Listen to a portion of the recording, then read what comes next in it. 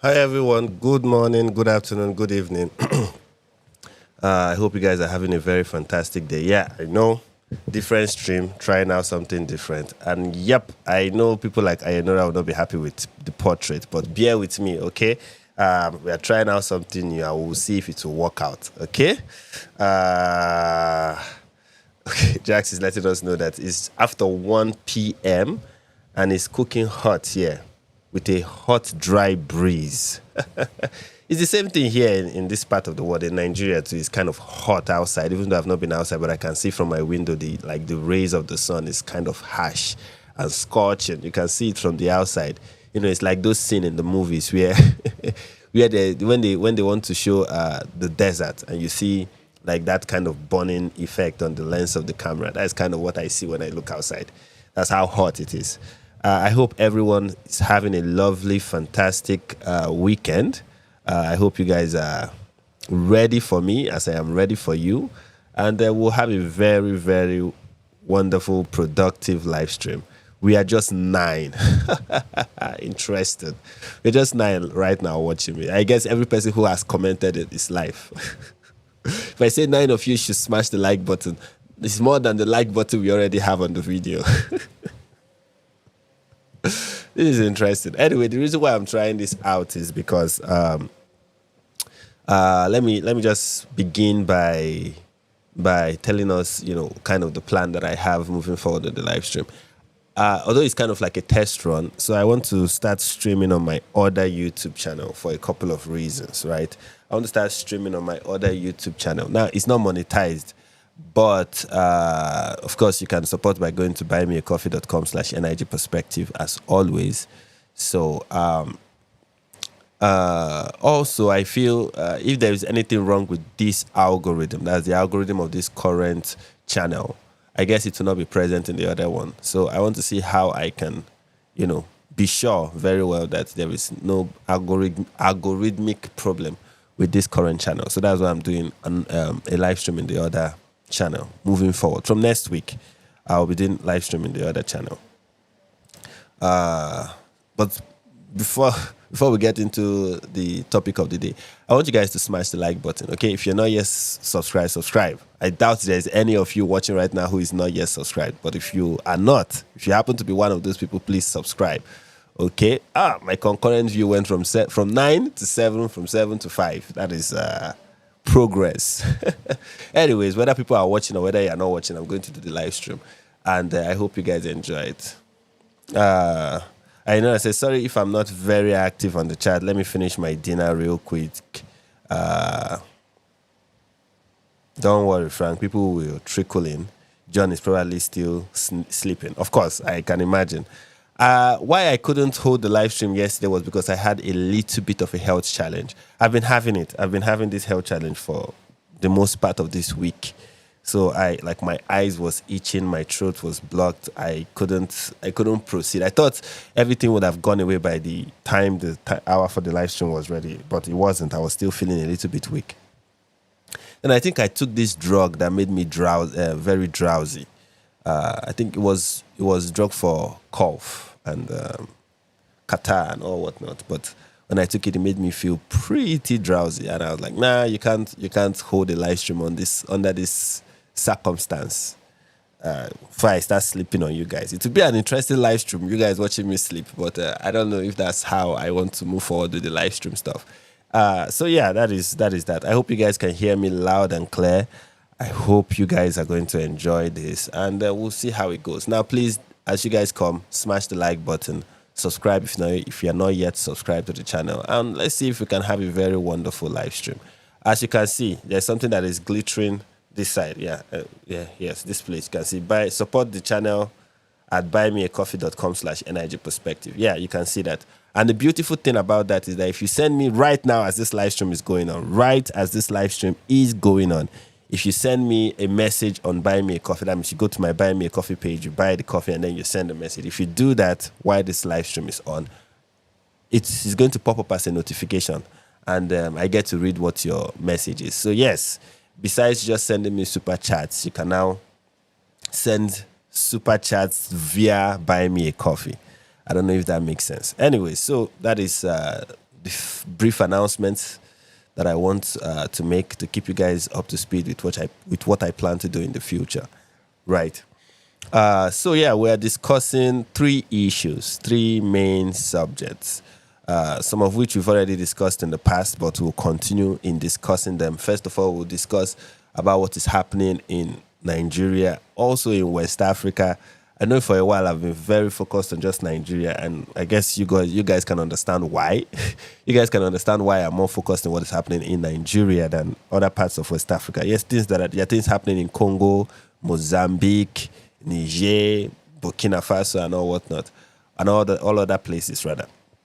But I've been focusing on Nigeria because I believe the issue with Nigeria has been gaining international attention, and it will be important to highlight that.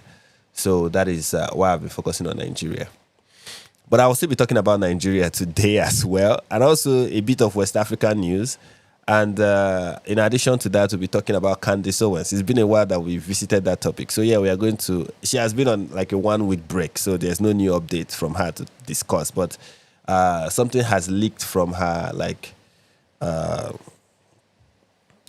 paid for live stream, where people pay money to be part of her inner circle, but I don't have fans that pay that kind of money, so I cannot do like inner circle, live stream where I divulge personal secrets, but we'll get there eventually. We will get there anyway. So yeah, we'll be talking about that, and also we'll be looking back at some of the updates and the conversation Matt Walsh has been having with other conservatives about this no enemy to the right conversation. So we'll be looking at all three of that. That's what this live stream will be about. So before we proceed, again, please smash the like button, destroy it, okay? Especially the one in the live chat. It helps with the algorithm, I believe. So smash that. Let people know that we are live. Just keep smashing that like button. Let people know that we are live, we are active, we are ready to rumble. This is going to be an interesting live stream. Let them know all of that by smashing the like button, especially the one on the live chat. And chat, I'm so happy that we are all here. And let's get into it. First of all, so we begin with this news. Give me a second.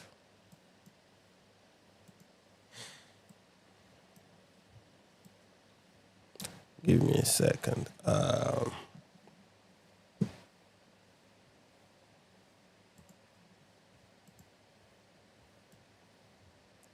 I want to position this very well before I share my screen.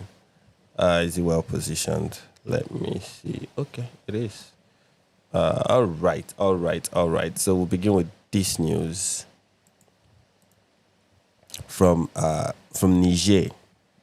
Niger is a West African country that borders Nigeria on the north. So that's Niger. And the news coming out from Niger is that an American missionary was kidnapped in Niger by suspected Islamic militants, sources say. The missionary was captured in the West African nation and likely taken north to an area controlled by the Islamic State, by Islamic State-linked militants, sources say. So I believe this is ISIS or probably ISWAP. Now, one thing people don't know, that's the Islamic State of West African Islamic State West African Province. They don't just operate in northern Nigeria and also in part of the Middle Belt. They also operate in Niger. And this Christian missionary was working in Niger and was kidnapped by suspected ISWAP members. That's, again, the Islamic State West African Province. All right, let's read the news story. The U.S. government is aware of the kidnapping of an American Christian missionary in the West African nation of Niger, U.S. official sources told Fox News. The sources told Fox News that they suspect that the missionary had been taken north to Islamic State-controlled areas where an offshoot of ISIS operates. We are aware of reports of the kidnapping of a U.S. citizen in this area in Niger, a State Department spokesperson said in a statement to Fox News. We are alerted of the situation. Our embassy officials have been working with local authorities. It is a top priority for the Trump administration to look after the safety of every American. and we are seeing efforts from across the U.S. government to support the recovery and safe return of this U.S. citizen. So that's from Niger. And the reason why, let me zoom this in a little bit so you guys can see what I have been reading, right? And the reason why this is a problem is because of Nigeria. The reason why this is a problem is because of Nigeria. Why am I saying that it is because of Nigeria? The insecurity in Nigeria is affecting other parts of the West African states, especially Niger and Cameroon, because you find out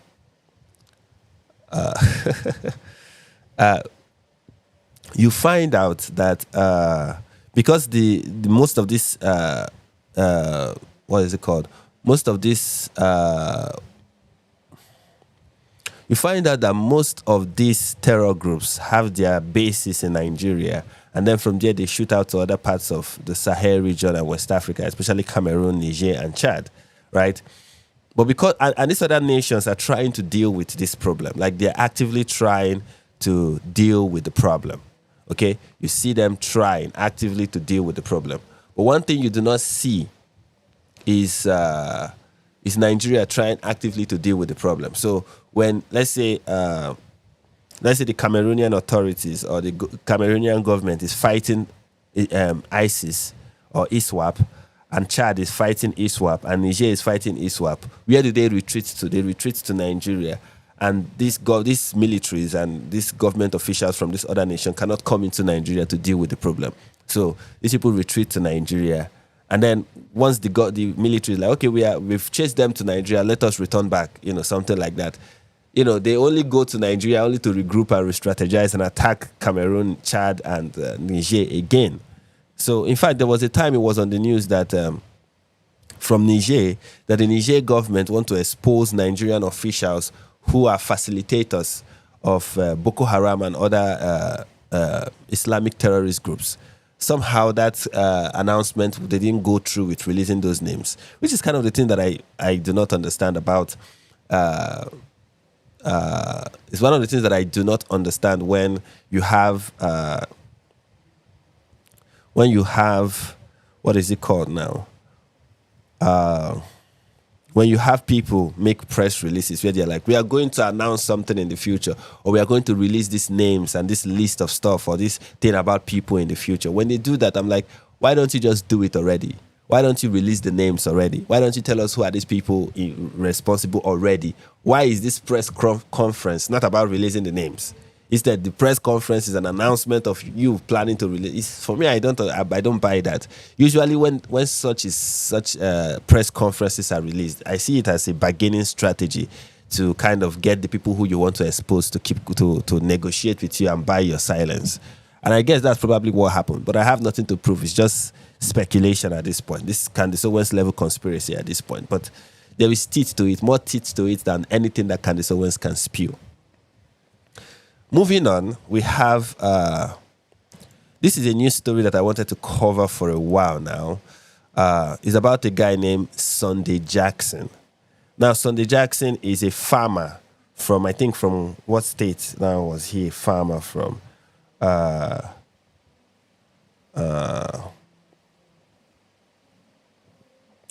think he's a farmer from Adamawa State or one of those northern states. Right, so Sunday Jackson is a farmer from one of these northern states, and he was attacked in his farm by Fulani herders. Okay, what happened actually is that the Fulani herders, he was in his farm, taking care of his farm, and some herdsmen with their cattle, or a herdsman with his cattle, came into his farmland and was leading his cattle to graze on this farmer's farmland. And you know how frustrating that can be. Maybe you don't know, but you can imagine, okay? Imagine that you spent hours, and this is not commercial farming. This is subsistent. This is like local farming where you use hoes and cutlass, and you have to bend down and you have to till the soil like you are the one cursed by God in the Garden of Eden to till the soil for your daily bread, right? So this is the kind of farming these people are engaged in. It's kind of manual labor, essentially. It's the kind that even so many prisons in America don't subject their inmates to. So you have to farm these large plots of land that are yours, your farmland, and the way you get to feed your family and stuff like that. So this is stuff you have to do. And after doing all of that, after farming, after tilling the soil and doing all of that, I don't know, maybe this is close to harvest, or it's usually when your crops are in bloom and they are green, your fields are green, and then you have a header who is rearing cattle, a nomad or a Bedouin. So those in the Middle East can understand. A Bedouin who is just roaming around with his cattle comes into your farmland and is leading his cattle, his head of cattle into your farmland to graze it. So essentially what those cattle are going to do is feed on your crops. The crops you spent hours laboring to grow, and see if from this you can feed your family. This is your source of livelihood. And then you have cattle inside this farmland grazing it. So the farmer approached the header and asked him to leave. Kind of like a conflict ensued, but he was pushing him out of his farmland, driving him out of his farmland. So the header turned around and pulled out a knife and stabbed the farmer. Stabbed him, I think, multiple times. And then, they struggled. There was this struggle between the farmer and the header. And while the struggle was going on, the farmer, Sunday Jackson, the farmer, was able to disarm the header, get his knife, and then to escape, he stabbed the header in the throat 3 times and killed him. So he died.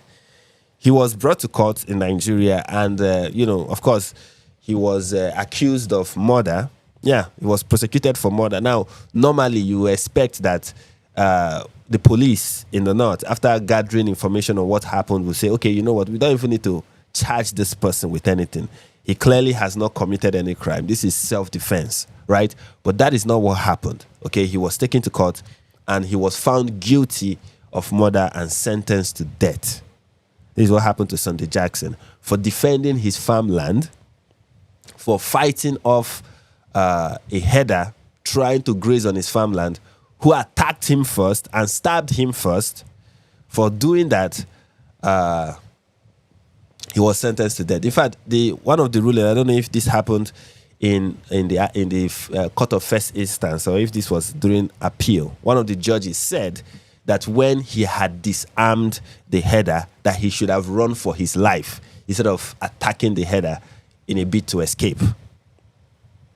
So, yeah. And this is ongoing. I think he even up to the Supreme Court, the death sentence, the capital the death sentence that was issued against him is still upheld. But let me read it so that I don't say something that is not true. I don't even think this is the one. I'm not sure I'm with the right.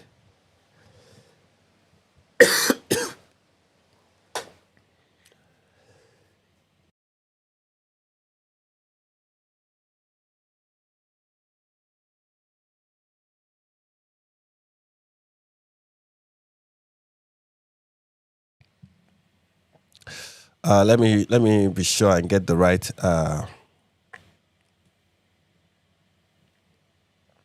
Let me be sure and get the right news story.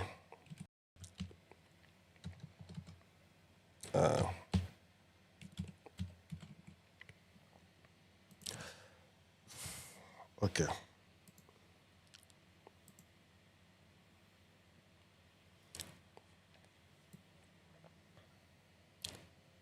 Okay, I think this is the right story. Sorry, guys. Sorry that I'm sounding a little bit sick. Don't worry, the show must go on. It must go on. Okay. On the 7th of March 2025, the Supreme Court of Nigeria upheld the death sentence. So I'm correct. The Supreme Court of Nigeria upheld the death sentence of Sunday Jackson, a farmer from Adamawa State, who was convicted for the killing of an itinerant header, Odo Baruro. It was in the course of his labor on his own farm that Jackson was accosted by Baruro. Baruro ushered his cows onto Jackson's farm, and when Jackson chased them off, Baruro then turned on him, wielding a knife. Jackson was unarmed and attempted to run. However, Baruro caught up with him and stabbed him thrice. A fight ensued. during which Jackson managed to seize the knife in the struggle. He testified that at the point when he seized the knife, he was exhausted and injured from the stabbing, and he stabbed the header in the throat 3 times to escape. Strangely, he was arrested and charged with culpable homicide punishable with death under Section 221 of the Penal Code Law of Adamawa State. Even more strangely, he was convicted and sentenced to death. What does the law say about self-defense? Now, this article was written from a legal perspective, so it's giving us a legal perspective of what is going on. The right to to defend oneself is recognized in multiple sources of the Nigerian law. We have Section 33, subsection 2, paragraph A of CFRN. I don't know what CFRN stands for, but I'm not even about to look it up. But what it says is a person shall not be regarded as having been deprived of his life in contravention of this section if he dies as a result of the use to such extent and in such circumstances as are permitted by the law of such force as is reasonably necessary for the defense of any person from unlawful violence or for the defense of property. So what this is saying is that every person has the right to self-defense. But here's the problem with this piece of legislation or this provision of this law is that it uses such force as is reasonably necessary. I think that's the problem, because who defines what is reasonably necessary is the judge in this case. And yes, you can try to provide evidence to suggest that this is reasonably necessary. But if the court say, no, we don't consider it so, then sentenced to death you are. Section 59 of the Penal Code says nothing is an offense which is done in the lawful exercise of the right of private defense. Okay, this is more explicit. And under this section, this person should not have been found guilty and sentenced to death. Section 61, paragraph A of the Penal Code, when the right extends to causing death. The right of private defense of the body extends under the restriction mentioned in Section 60 to the voluntary causing of death or of any other harm to the assailant if the offense which occasioned the exercise of the right is of any of the following description, namely an assault causing reasonable apprehension of death or of grievous hurt. So, I mean, this is based on this provision of the Penal Code. You can see that Sunday Jackson should not have been convicted if indeed the court accepts this narration of event. If the court accepts as fact that Sunday Jackson was what we just described that happened to Sunday Jackson actually happened. If the court accepts it as fact, then he shouldn't have sentenced him to death, and the Supreme Court should not have upheld the decision. But it did, and that is what we have in Nigeria. The Supreme Court upheld the decision of this. So in Nigeria, essentially, as Sunday Jackson, from the name you can see he's not a Muslim. He's obviously a Christian in the north trying to defend himself from an attacker who was trying to kill him. You don't even have the right to defend yourself against headers, against bandits. Okay, in this case, that's not a bandit. He's not a bandit, but a header. Probably a valuable member of the Mighty Allah Association in Nigeria. The Mighty Allah Association is the association of headers in Nigeria. Headers are people who carry their cattle and roam from one part of the nation to another, looking for grazing fields, which are people's farmlands, essentially. I know I said this is blatant injustice. Of course it is. But as we can see, nothing is likely to happen, because in this part of the world, nothing usually happens in situations like this. So moving on, just to buttress this point, I guess, here is just the point that I'm trying to buttress, by the way, is the point that defending yourself against bandits, defending yourself against terrorists, defending yourself against headers who are trying to attack in your farmland is something that the Nigerian government is opposed to. They don't support that. In fact, it is a crime. Okay? Why the government will not do anything about the insecurity issue when private citizens try to do something about this? They are labeled as criminals. Okay? Fighting criminals in Nigeria as a private citizen is a crime in itself. So this headline says, soldiers arrested our youths for defending their people. Plateau community leaders alleged in videos. Let me read it's not a long news story, so it'll be easy to read. I hope it's big enough for you guys. Okay, I think this is big enough. A community leader in Boa district of Mangu local government area of Plateau State have accused soldiers of arresting youths in the community for daring to rise up and defend their people following a recent attack perpetrated by suspected Fulani militants. The community leader who made the allegation while addressing the state commissioner of police who paid an on-the-spot visit to the area after an invasion narrated how some youths were picked up and charged with possession of weapons after they managed to procure locally made arms to ward off the attackers who had sophisticated weapons that could only compare with to what the security operatives handle. He wondered how and where the Fulani invaders get their weapons of destruction from and are not arrested. In contrast, the community youths would be arrested for possessing crude weapons which they used to defend their people from being killed.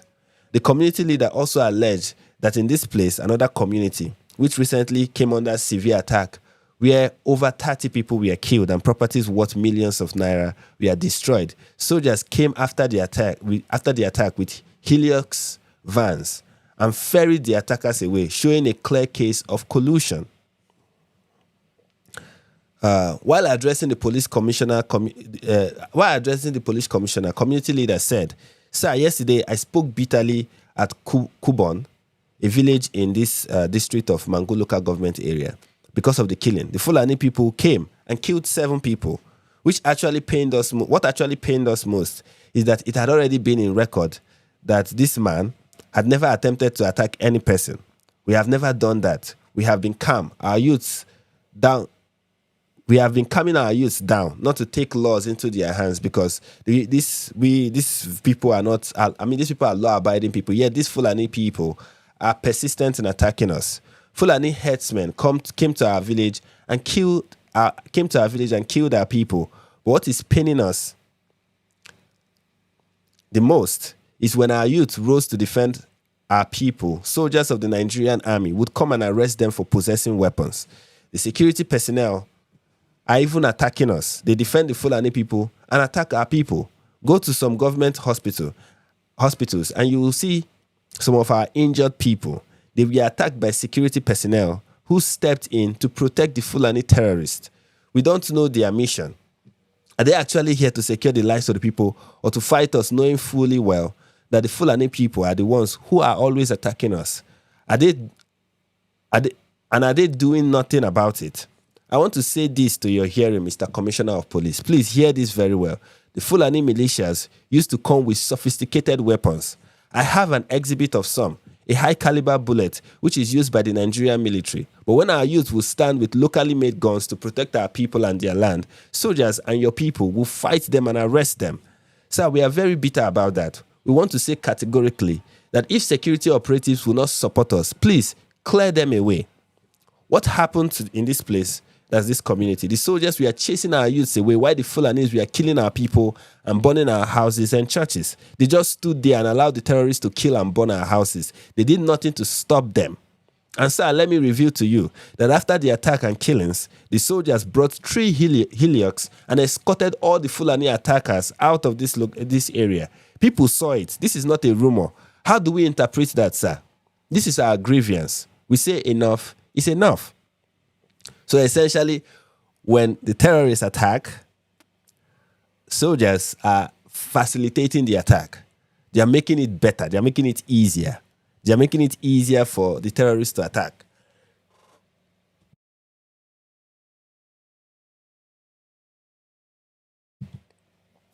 They are making it easier for the terrorists to attack. They disarm the community when youths stand up to protect themselves with crude, with just locally made weaponry. They are arrested for illegally possessing ammunition or weapons, right? Because of course in this country we don't have the right to bear arms. But the Fulanis, on the other hand, the Fulani militants, on the other hand, they have that right. Okay, that is why from what is being said here, when villages are being attacked, you will have the military present, doing nothing, standing by, watching. In fact, some of them escort the militants when they are done. Like, they grant them safe escort out of the community. That is what is being reported here. And this person who reported this to the commissioner of police said, we saw this with our own eyes. It is not a rumor. We saw it happen. How do you explain this? But of course, you already know the official statement of the Nigerian government is deny, deny, deny, deny. Pretend like it's not happening. Say that those who are propagating this are just liars, right?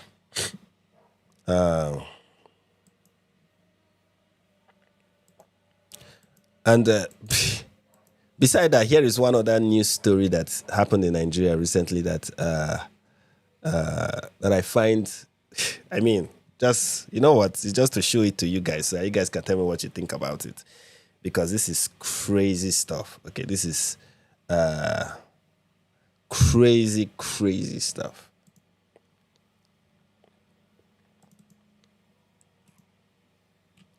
Let me find the clip. In the Federal Capital Territory, Abuja, a Christian property owner in a viral video alleged that the Sharia Court of Appeal seized and auctioned his shop to recover a tenant's unpaid debt, despite his possession of title deeds and the tenant's goods remaining inside. The incident, which occurred on Tuesday, has sparked widespread debate about jurisdictional overreach. Well, let's take a look before we come back for a discussion.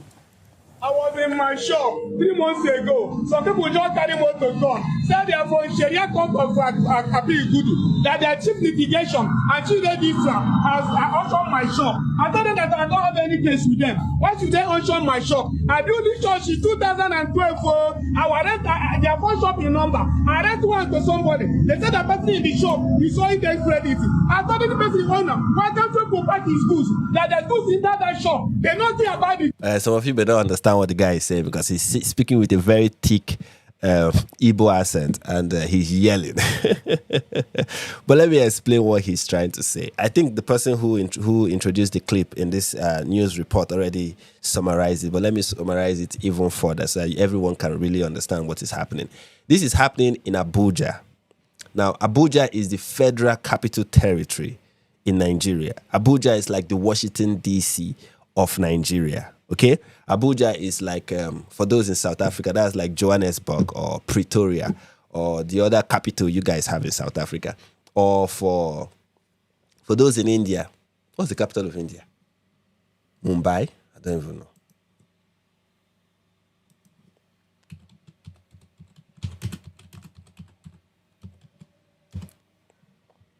New Delhi. Okay, so Abuja is like New Delhi for Indians, or Paris for those in France, or England for those in the UK. So this is like the Federal Capital Territory. Okay? The Federal Capital Territory.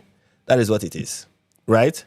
And in the Federal Capital Territory, which is like supposed to be a neutral area in Nigeria, where you don't have any, like, Nigeria is not one of those states that operates with the penal code, or as far as I know.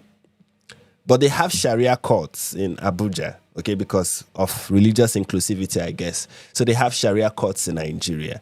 And so this landowner, and he owns a couple of shops in the land where in question, right? He owns a couple of shops in the land in question. And one of the shops is his, and then the other ones he leased out to other people. And he said he came one day to his shop and he saw that his shop has been sealed.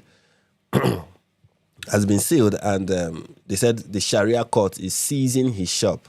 And he's like, I don't have any business with you guys. What is happening? Why is the Sharia appeal, the Sharia appeal court of Abuja sealing my property? What happened? What is it? And they said they are sealing his property because one of the tenants of his shop, one of the tenants of the shops that he built, is owing a particular person or something, and seizing the shop and is a way to recover the debt, even though the tenant is not the owner of the property.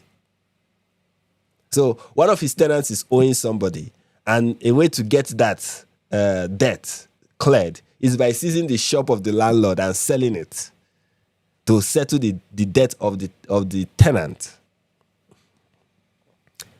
And by seizing the property, they seal every shop in question. Every shop in question has to be sealed.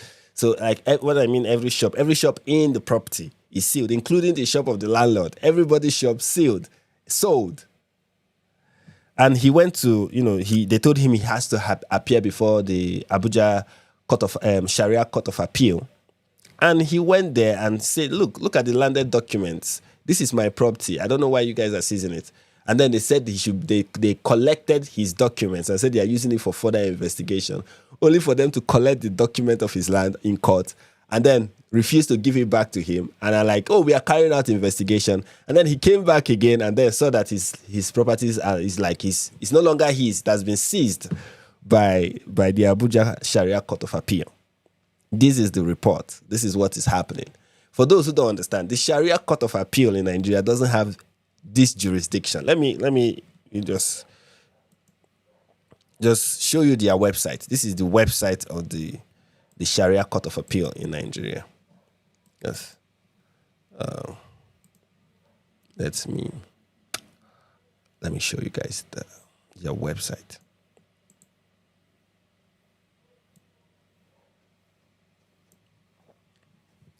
So this is from their website, so you can see Sharia Court of Appeal, FCT Abuja. And here you can see the jurisdiction. Let me zoom it in so everybody can see it. By virtue of Section 6 of Section 5, Paragraph F and G of the Constitution of the Federal Republic of Nigeria as amended, the jurisdiction of the court is wholly an appellate court, and Section 262 provides that 1.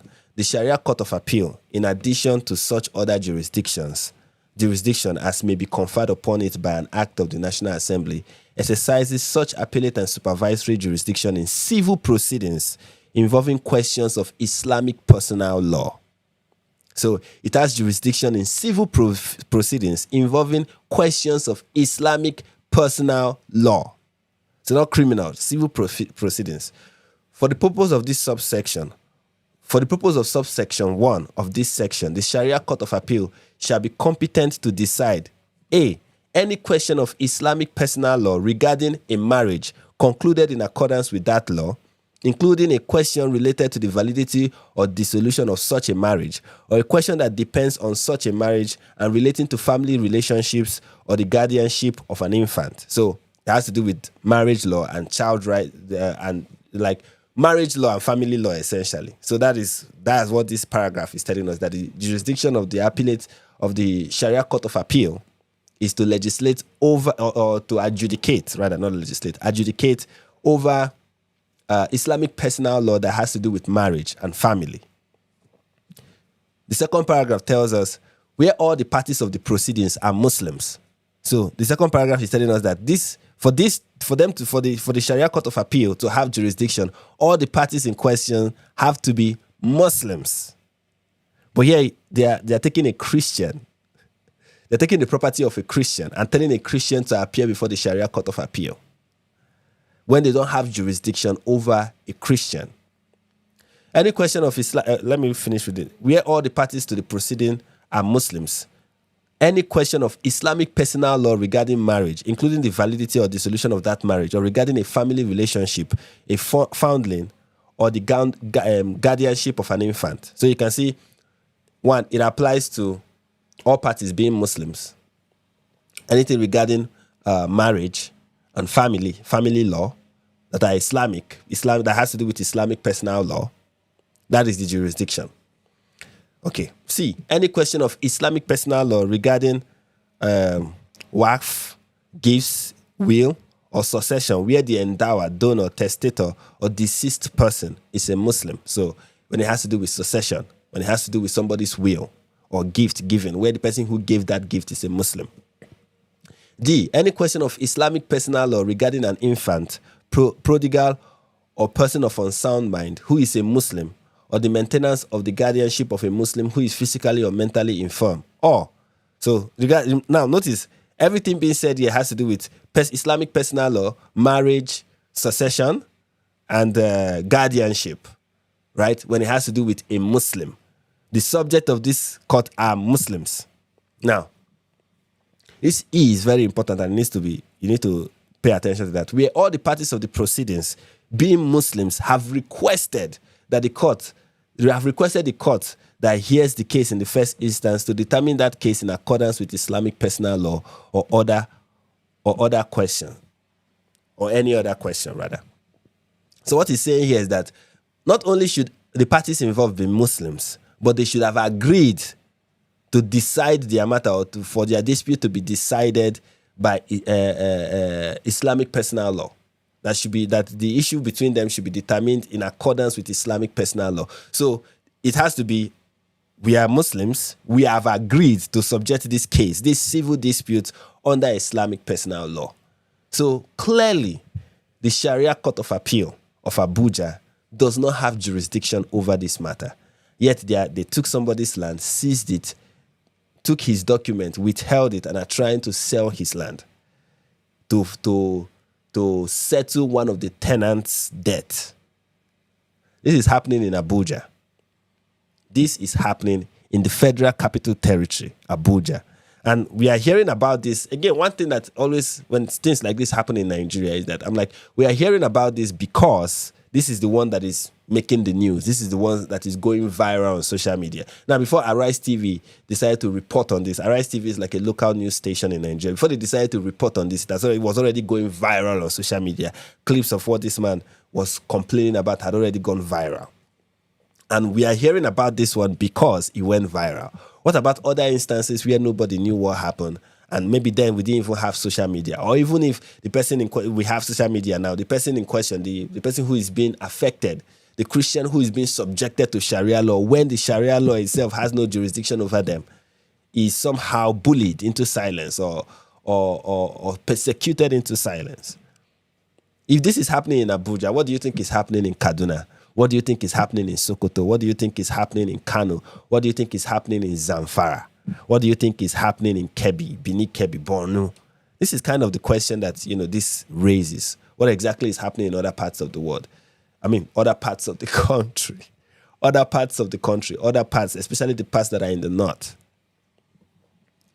And earlier this year, the Muslims in Nigeria were pushing for Sharia court to operate all through the 36 states of the country. They were pushing for it.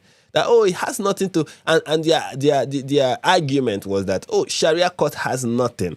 This was their argument, that Sharia court had nothing to do with non-Muslims. That is just for Muslims only. This Sharia court we're asking for, it's just for Muslims only.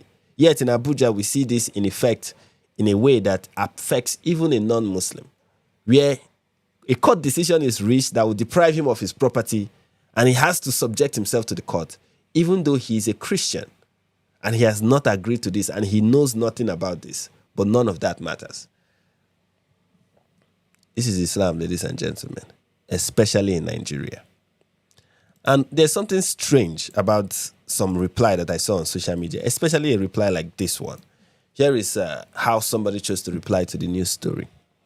When this was really, when it broke, here's how somebody chose to reply.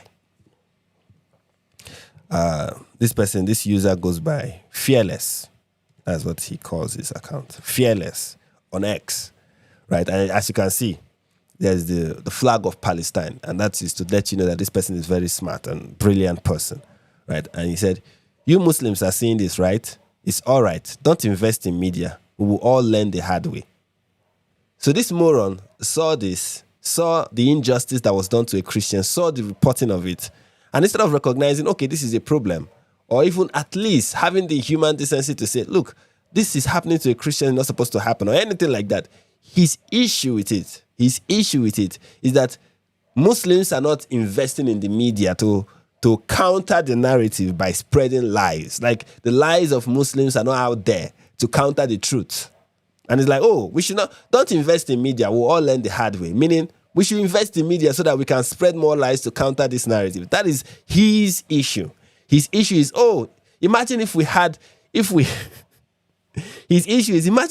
media, enough media presence to pump in enough lies on X, so that news stories like this will not even make it to the news, so that we can counter this narrative with as much lies in the media as possible. His complaint is, what if we have 10,000 Al Jazeeras to bury this story? And of course, he has the flag of Palestine. You know, interesting stuff. Anyway, moving on. What is the Nigerian authority saying? Now, Nigerian government has not, with regards to this story and even the story of Samuel Jackson, we've not had anything from the government. And by the government, I don't mean the judiciary, of course. From the Supreme Court, we've had that they are upholding the death penalty, the death sentence that was given to Samuel Jackson. And for government officials with regards to the land or the issue that I just recently talked about, that's the Sharia court coming to seize somebody's property. We've not had anything from like the minister of FCT or from the federal government or anything like that. We've not had anything to that effect because the government have more important and pressing issue. Okay, there's something more important to the government. And what is that? Of course, it is countering the narrative that there is a genocide in Nigeria. That is more important than anything.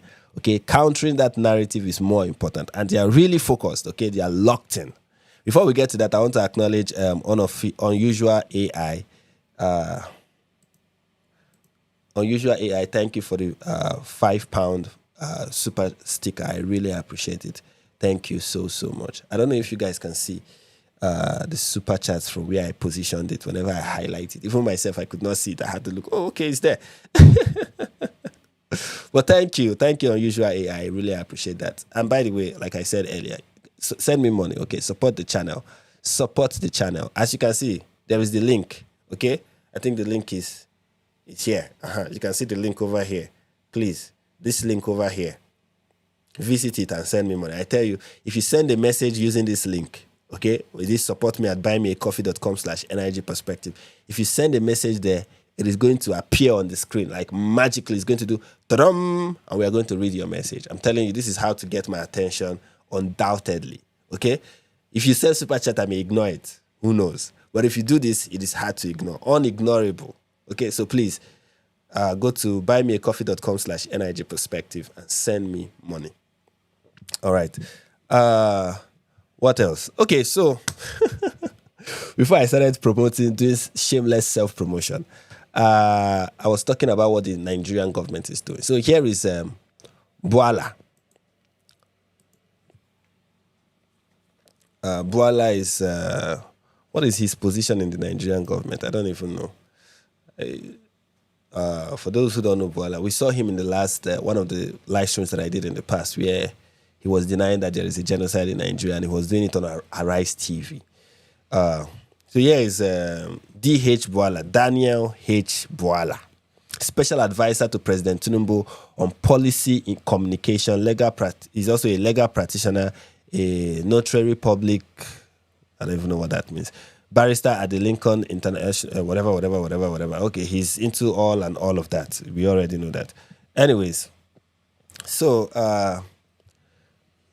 this is his tweet. This is his tweet in the new campaign to, let the world know and let Nigerians know that there is no genocide of Christians in Nigeria. And here's the tweet. He said, earlier today, I met with the leadership of the Charismatic Bishops Conference of Nigeria in Abuja, a global body with presence in over 52 countries. This engagement is part of our ongoing dialogue with faith leaders across Nigeria to deepen trust, promote peace, and counter the false Western narrative of Christian genocide in our country. I reiterated President Bola Ahmed Tinubu's commitment to tackling insecurity without bias to faith or region. The bishops, led by Archbishop Professor Leonard Kawas, commended Mr. President's proactive efforts and urged the international community to be fair in its report. We agreed that while we may differ on perspective, we must always find common ground to build a safer, more united Nigeria. And here are the photo ops to show that you see he's meeting with faith leaders. As you can see, the cassock wearing bishops of Charismatic Christian Association of Nigeria. You can see them. You can see the photo op. Of course, it is more effective to release photo ops than to than to actually tackle the problem of insecurity in Nigeria. Tackling the problem of insecurity in Nigeria is why do that when you can just go and take pictures and put them on social media and declare that you are, by doing this, you are fighting the Western narrative of genocide in Nigeria.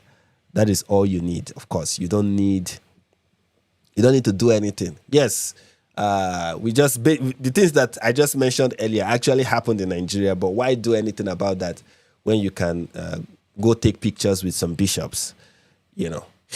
And I want to recognize a couple of super chats. Thank you, Amiti Anuka. Said the government also rather condemned Gaza pretendocide. Yes, they did.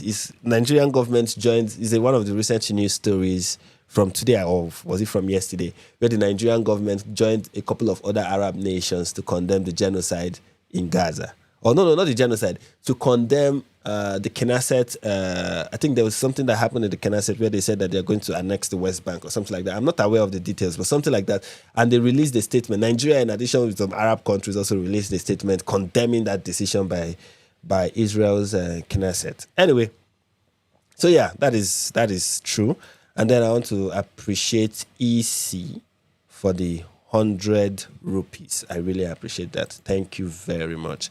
But this is not all that Voila released with regards to the, just the media runs he has been doing to demonstrate that there is no genocide of Christians in Nigeria. Here is another one. This is our case and why we are here today. We have always said, engage with the communities, with the Christian organizations for the purposes of changing any position that they hold. No, that's not why we are here. Khan had stated that they believe there is Christian genocide in Nigeria.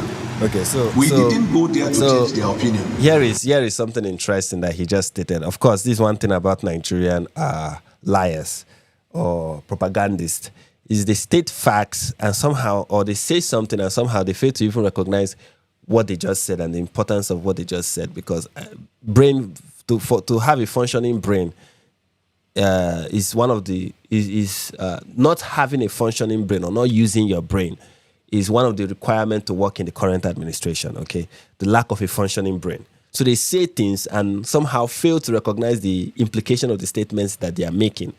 They just keep saying it, just keep acting like the things they just say mean nothing. So he just said here, okay, we are not trying to change anybody's position. We're not trying to change your mind.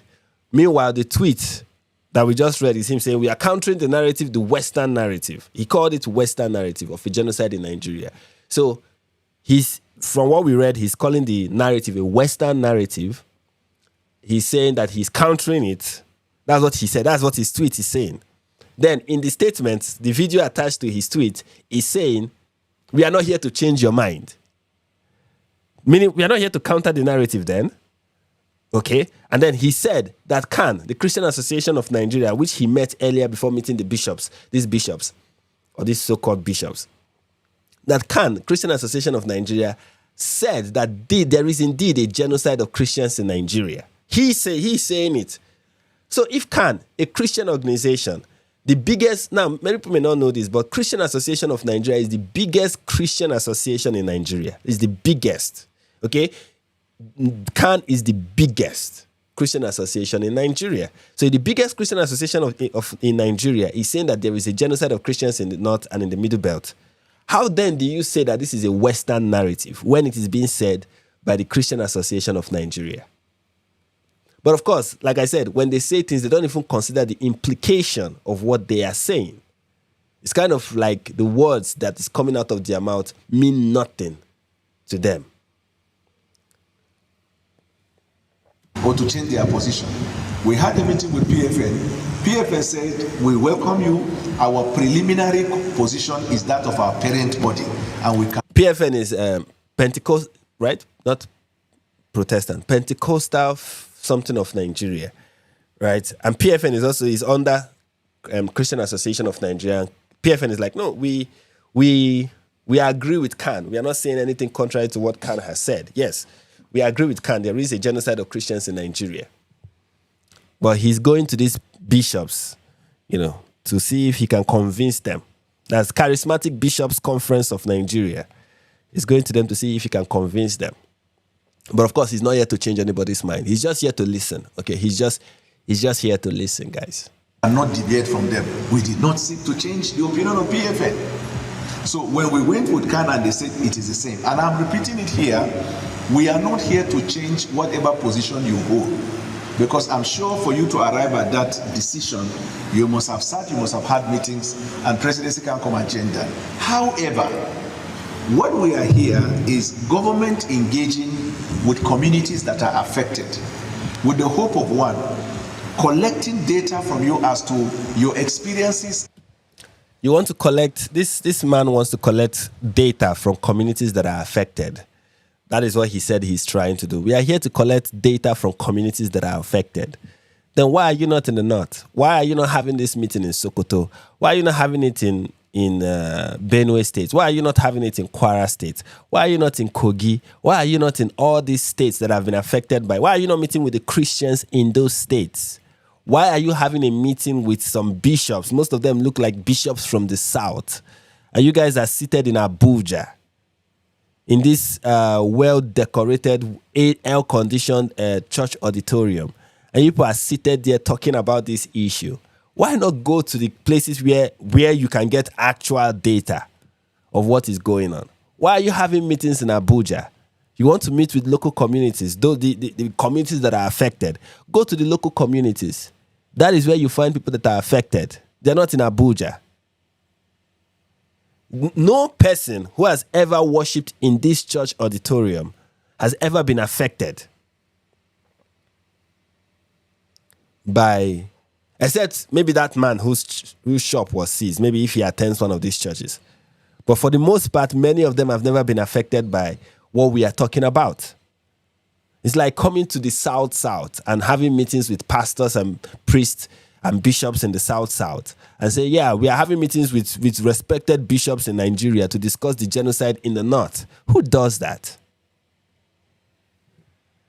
Your fears, your frustration, and your expectation of government. Even Mukesh is asking what's going on here.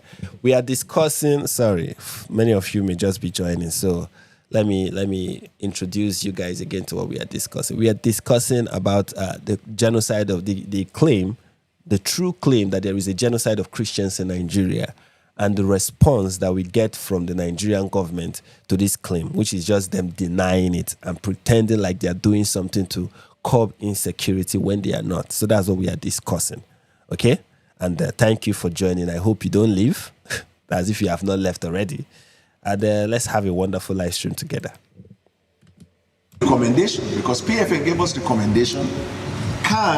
The meeting was not long enough to call for recommendation. However, they still gave their recommendation in terms of engagement. So let it not be misconstrued, most respectfully, that our visit is aimed at changing the position that religious bodies have had or have held or are holding. No. Our engagement is so we can deepen dialogue. Our engagement is so we can promote religious tolerance and cohesion. Our engagement is so we can get to synergize a common front against the evil of insecurity in our society. What I find very interesting is he's claiming here in this speech he's giving that, we are engaging with the community because we want to deal with the problem of religious intolerance in Nigeria. Okay, that's why we are having meetings with these bishops who are not experiencing any form of religious intolerance whatsoever.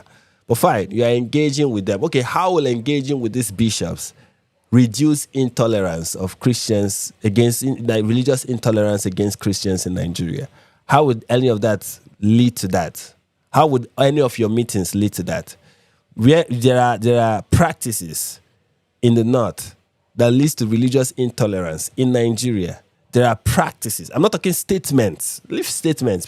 See, statements are very easy to find. I mean, there are ongoing practices that are happening in the north that is not stopping after your meeting and will continue after your next meeting, where Christians cannot build churches in the north, where Christians cannot buy land in the north, where Christians are not safe or secured in the north, where Christians are often falsely accused of blasphemy and burnt alive in the north.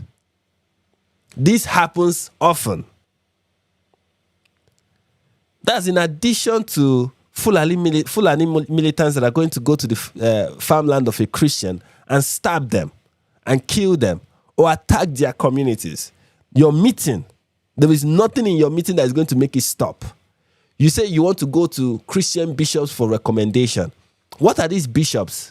Security experts? He said, oh, this conversation is somehow to curb the insecurity in our nation. We are meeting with the bishops to curb insecurity in our nations. What would these bishops tell you that will solve the insecurity problem in Nigeria? Are they security experts? What are they? Former FBI or former counter-terrorism agencies?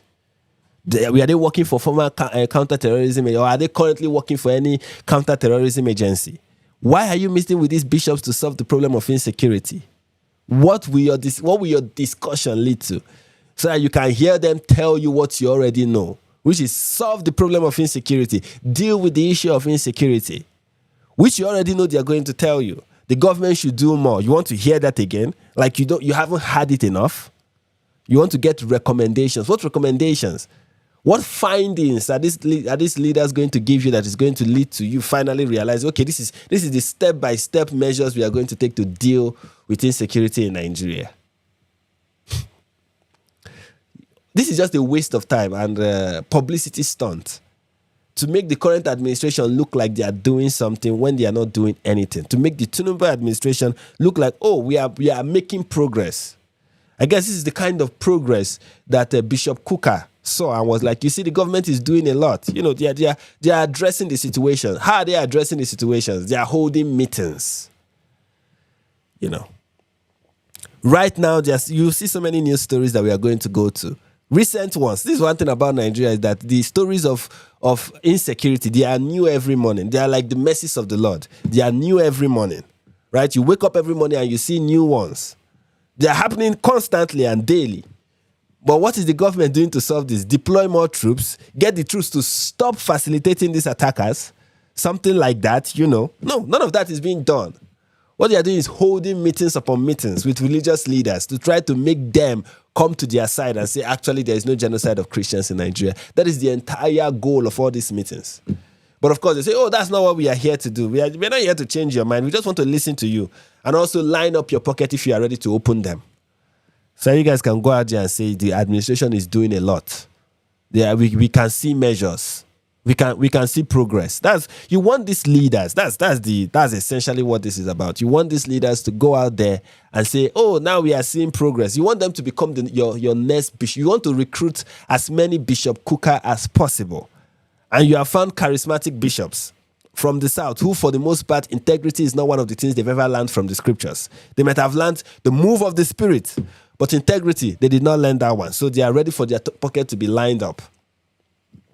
So you bring them to the meetings, you make them feel special, you give them thank you envelopes, brown envelopes, and then you wait for them to start releasing, to start appearing in the press, which you've also bought, to start making statements like, oh, there is no genocide in Nigeria. Or even if they will not say that, they will go out there and say, we can see that the government is doing a lot to solve this problem. Like, this government is not like the past administration.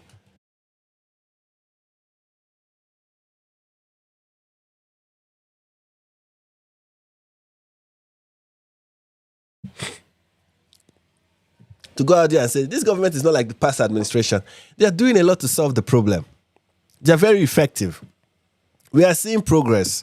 So don't designate them as a country of particular concern. Don't listen to Ted Cruz. This current administration is doing a lot. And if you end up designating Nigeria as a country of particular concern, you're going to make us regress back from the great progress that this current administration is making. It's not like we are not saying that there is a problem in this country. Of course, there is a problem. Things are bad, but we are seeing progress. Of course, that's what you want these people to end up saying after these meetings. But you of course, you want to let us know that we are not here to change anybody's mind. Please. Why don't you video the entire portion of the meeting, especially the part where you start giving them honorarium? Why don't you show us that part? Why don't you show us that part where money is exchanging hands? You think we are stupid in this country? Of course, it's not. This propaganda is not done for Nigerians. It is done for those outside of Nigeria who will not know that this is actually what usually happens in meetings like this. But ladies and gentlemen, don't be fooled. Don't be deceived. Okay? Do not be deceived. All this is just show. Okay? It's just smoke and mirrors. All right. Before we continue, I want to recognize this beautiful super chat. It's a beautiful. I'm talking like Donald Trump right now. It's very beautiful. It's beautiful. I mean, it's beautiful, more beautiful than any other super chat I've ever seen. And this is from John Conde. Thank you so much for the $5 super chat. And he said, love you, brother. God bless you, your wife, and your family. You see, it's only John that remembers my wife and family whenever he sends me super chat. This is why he's my brother indeed. Again, guys, you can see. I don't know if I need to make this bigger. I feel it's big enough, but should I make it bigger? Support me by going to buymeacoffee.com/NIG perspective. You can see it here. Should I make it bigger? Should I make it bigger for those at the back? So please go to this place. I'm telling you, if you send me, somebody should test it out. Test this thing out and see what will happen. Just go there, send me a message while you are buying the coffee, and you're going to see the message pop out. I'm telling you, just go and do it right now, and prove me and see if I will not open the windows of heaven. Anyways, thank you, John, thank you, everyone, and send more super chats. Anyway, if that's what you guys want to send more. I am here to receive all of them.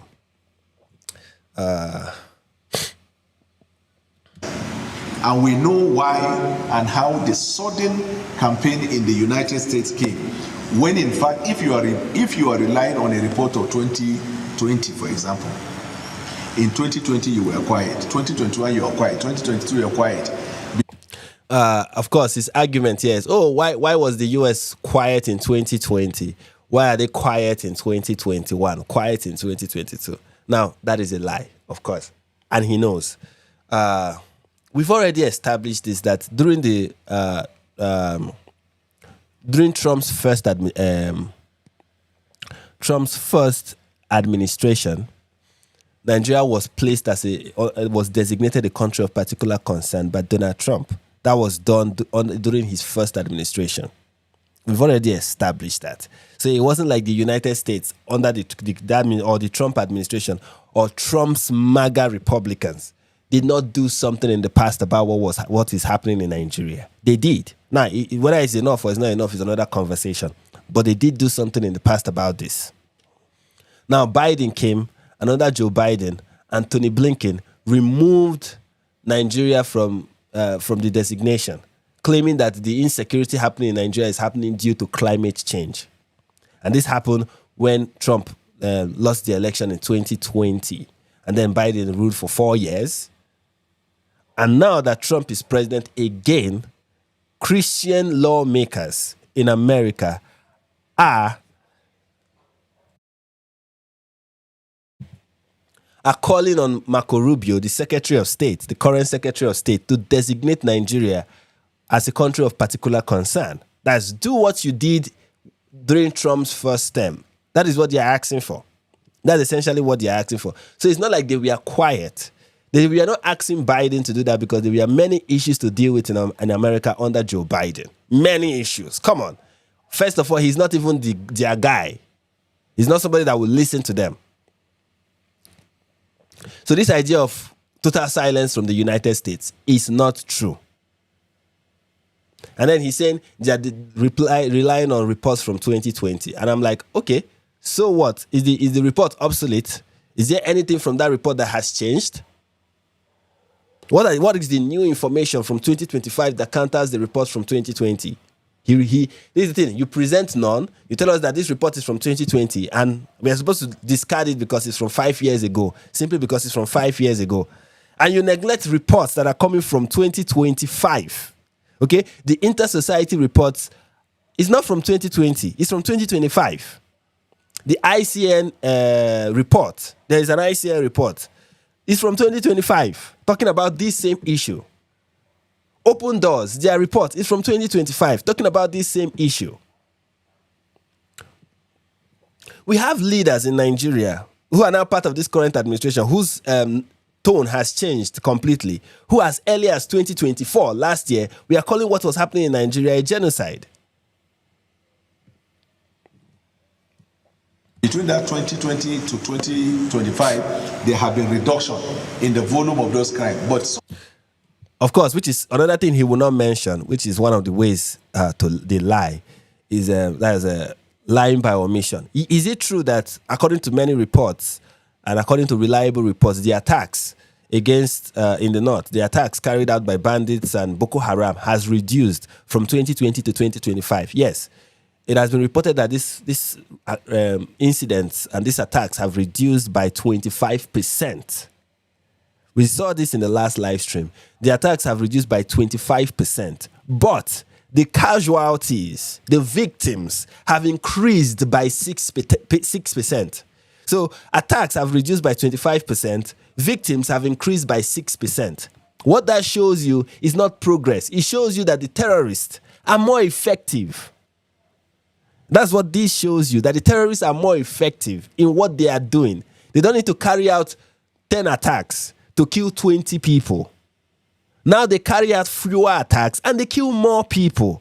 That is progress from the side of the terrorists. That does not help. This thing you are citing does not help to support your case. But of course, these people don't care about the truth. Never have they ever cared about the truth. Yeah, and more lies are coming. More lies are coming. Suddenly in 2025, you start crying. And unfortunately, you are not pointing at 2025 report as your basis for fight. You are pointing at 2023. People used to ask questions. You see, and also his dates are just all over the place. You are not basing it on 2025. You are basing it on 2023. You are basing it on 20. Which one are they basing it on? You are so confused. You are getting your dates wrong. You know what? That was fine. I gaff also, so I will not put too much on that. But the reports are not 2023 reports. Voila. The reports are 2025 reports. Inter-Society reports is 2025. Stop lying. Must be a reason. Why have you suddenly done that? Secondly, why is it that from this United States, a certain demographics are the ones pushing that? For example, Bill Maher started the whole thing. Bill Maher is an American comedian and a journalist, but Bill Maher is from the Jewish descent. Okay, first of all, it's not Bill Maher. And fine, even I don't know how to pronounce people's names, so I will not fault you for that, okay? But it's not Bill Maher, it's Bill Maher. Second, Bill Maher is not Jewish, you dullard. He's not of Jewish descent. Bill Maher is Irish. I will show you here. You know, just Bill Maher, Jewish.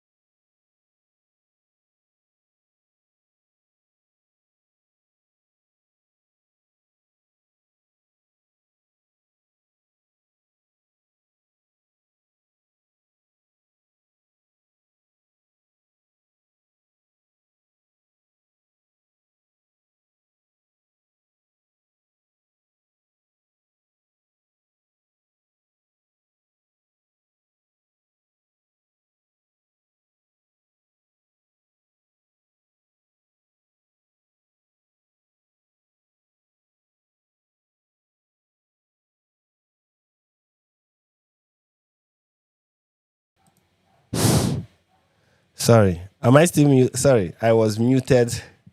I was muted. At what point was I muted? Sorry. Just let me know. What was I talking about when I went mute? What was I talking about? Just let me know what I was talking about so I can go back to it and say it again. Because I will say it again. What was I talking about when I got muted?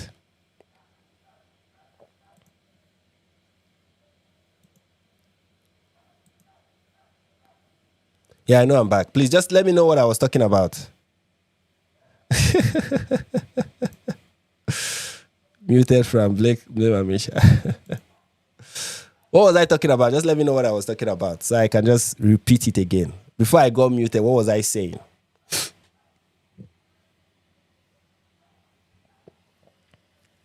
Let me know. I'm waiting.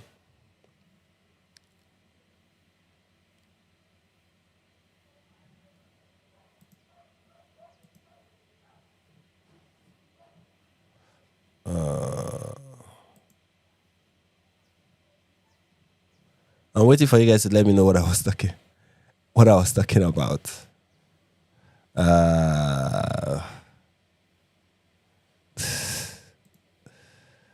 I'm waiting, guys. Let me know in the comments what I was talking about before I got muted so I can repeat myself.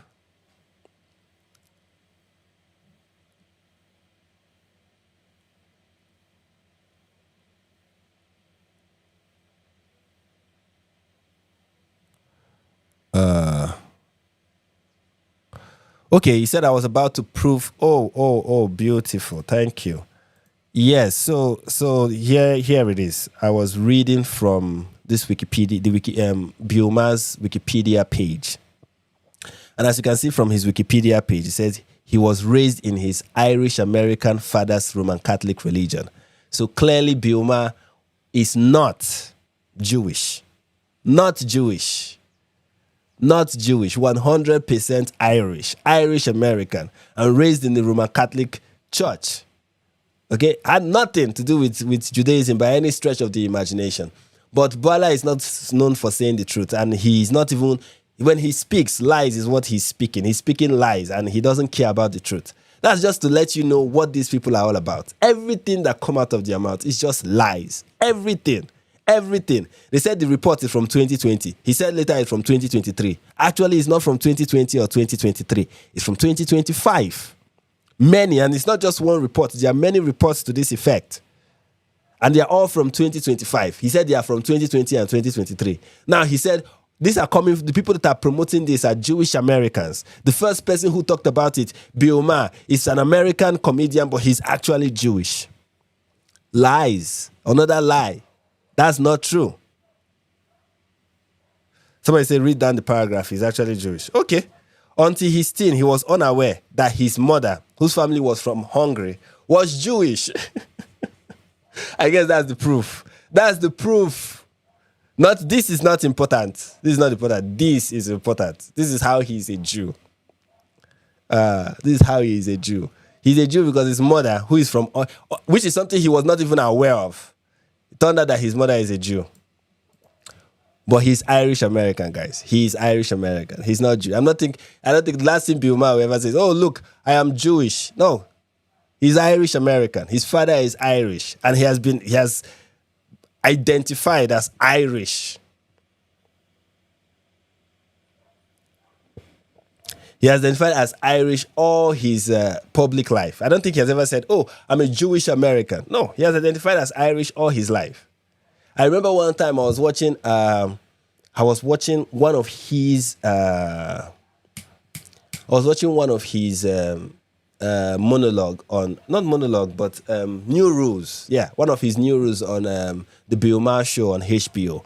And he was saying something to the effect of, people keep criticizing Jews, keep attacking Jews, but when are they going to attack his community, the Irish community? And that they are responsible for a lot, but nobody's spewing any conspiracy theory about the Irish, and nobody is targeting and attacking the Irish. And that the Irish have done a lot of things. I mean, the Irish had the mobs in New York. We did this, we did that. He was just saying so many things that the Irish had done. And he's like, why is nobody attacking the Irish? I remember that. That's why when he said Jewish, I was like, nah, Bioma is Irish. And then I went out, I searched it, and I was like, yeah, he's actually Irish. So this does not mean anything.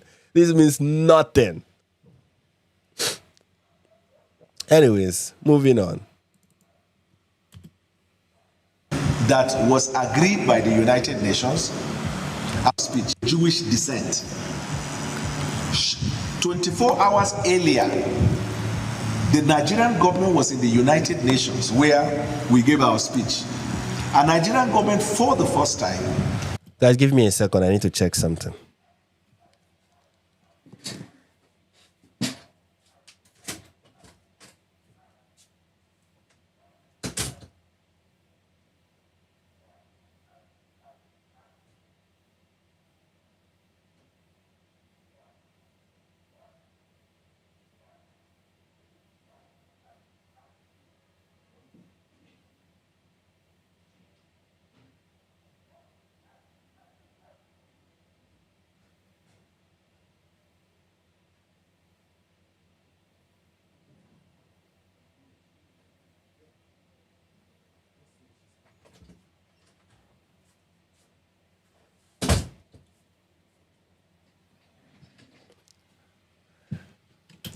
And I'm back. Sorry, I had to go check something.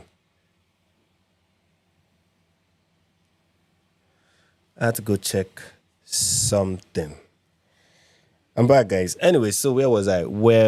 Okay, we were back to listening to this guy tell us what happened that led to people talking about the genocide. What happened that led to this talk about genocide of Christians in Nigeria in the Western media. He said Bioma, the Jewish guy, started this whole thing.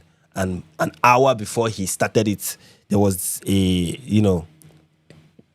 United Nations General Assembly, and Nigeria was saying something. So let's hear what Nigeria was saying. Said we advocate for two-state solution that was agreed by the United Nations, and we also condemn the inhumane treatment in Gaza. The inhumane treatment in Gaza is affecting everybody, including Christians. There are people who will not know. The block of supply. This moron. Continue. Price of food and the rest. Now, it is only a fair comment we made. We don't have armies there. We don't have military. We are not members of the Security Council. Apart from saying that we do not have any infrastructure to say we are going to fight Israel.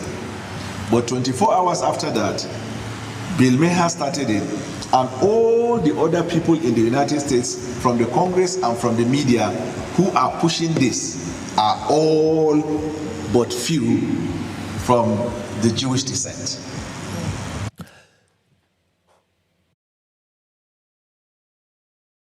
All right, you had the claim. Everyone who is pushing this are of Jewish descent. Every single person who is pushing this. All right, let's get the list of some of the people who are pushing it. Let's start with Riley Moore. Maybe we might learn something. Let's see. Riley Moore. Is Riley Moore of Jewish descent? Let's find out.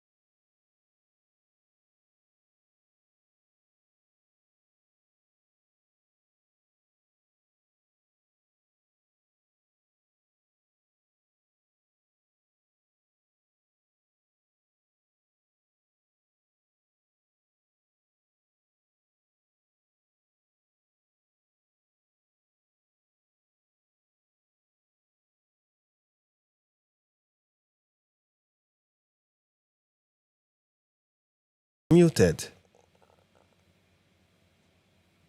Why do I get muted? Let me understand why. Because it's not me. I'm not the one muting it. It's just like the stuff is muting itself. Why am I getting muted? I'm not the one muting it. I can see the mute happening. But it's not me that is muting it. It's the thing muting itself. Why is it muting itself? What is going on? John Tavo said that the the Vatican turned your sound off. Yeah, they are responsible for it. You can blame the Vatican. Usually I blame the Jews, but sorry guys, I don't know why. I don't know why I get muted. And I'm not the ones muting it. It just mutes itself. Anyways, so I was just reading I'm just reading what is it called? I'm just reading this person's what would I call it now? Just reading his Wikipedia page to see if he's indeed a Jew, because he is one of the people who are raising concerns about this. Let's talk about the head of the whole thing, like the person whose voice is the loudest. That's Senator Ted Cruz. Maybe Ted Cruz is a Jew. Ted Cruz.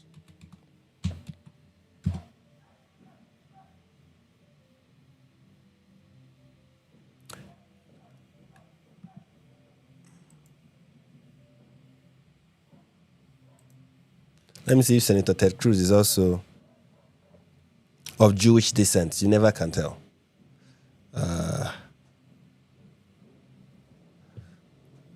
Let me see. Let's go to his personal life. Raphael Edward Cruz was born on December 22, 1970 at Foothills Medical Center in Calgary, Alberta, Canada, to Eleanor Elizabeth and Wilson and Raphael Cruz. Cruz's mother was born in Wilmington, Delaware. She's 3/4 Irish and 1/4 Italian. Okay, so we know Jew thus far, and earned an undergraduate degree in mathematics from Rice University in the 1950s. Cruz's father, Raphael, was born and raised in Cuba, the son of a Canary Islander who emigrated to Cuba as a child. So no Jew here. Who else have been talking about this? Another person who has been talking about this is, let's see, Mike Arnold. Okay, we already know that person is clearly not a Jew. But let's see if he even has it.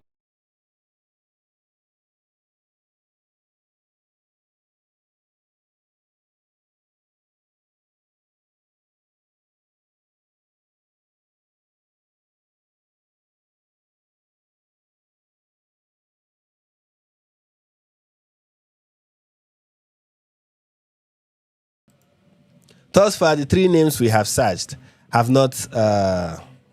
You guys will have to bear with me. I don't understand why my stuff keep muting itself. This is very, very annoying, but it just keeps happening. I know. I noticed it and I unmuted myself. In fact, I have to start keeping my eyes on this stuff to make sure it is not muting itself. I don't know why it keeps doing that. I don't know why. I just do not know why.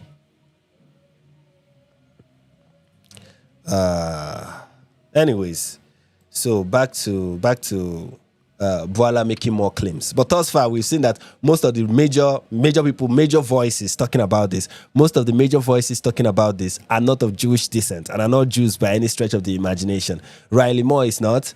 Ted Cruz is not. Biuma is not. Okay?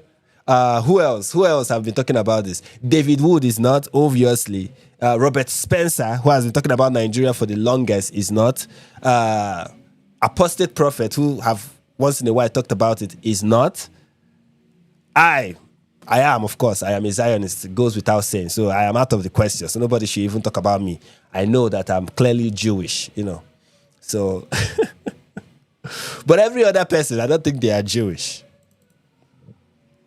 So now, suddenly you now want to fight Nigeria and you're picking religious, and all the reports that not other reports that were carried out by independent people in Nigeria, the report that they themselves were relying on were reports that can be controverted.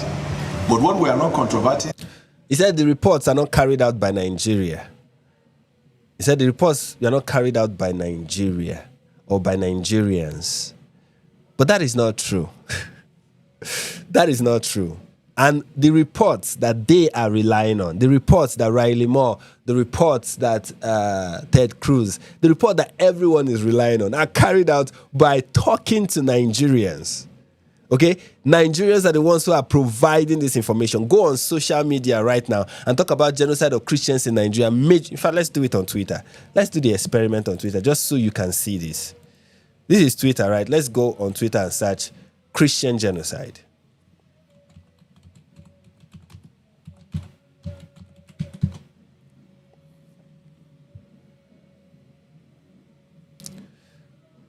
Okay, we have this guy, Dr. Maloff. I guess this is a Jew, but let's look at other people. This is Tony Soruga, of course. This one is working for the CIA. So let's not look at that. There are Nigerians that report this. We have my Nigerian brothers and sisters reporting on this.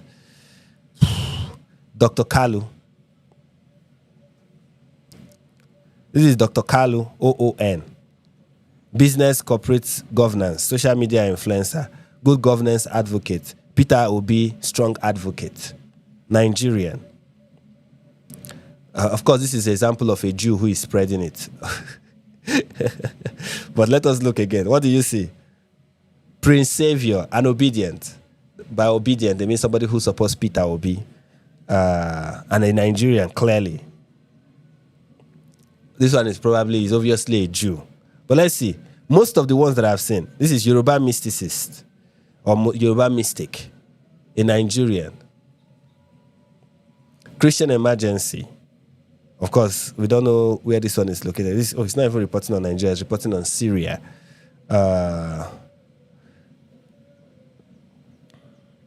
You know what? The search is not giving me what I want because it's just showing me most of the people I follow and what they've said.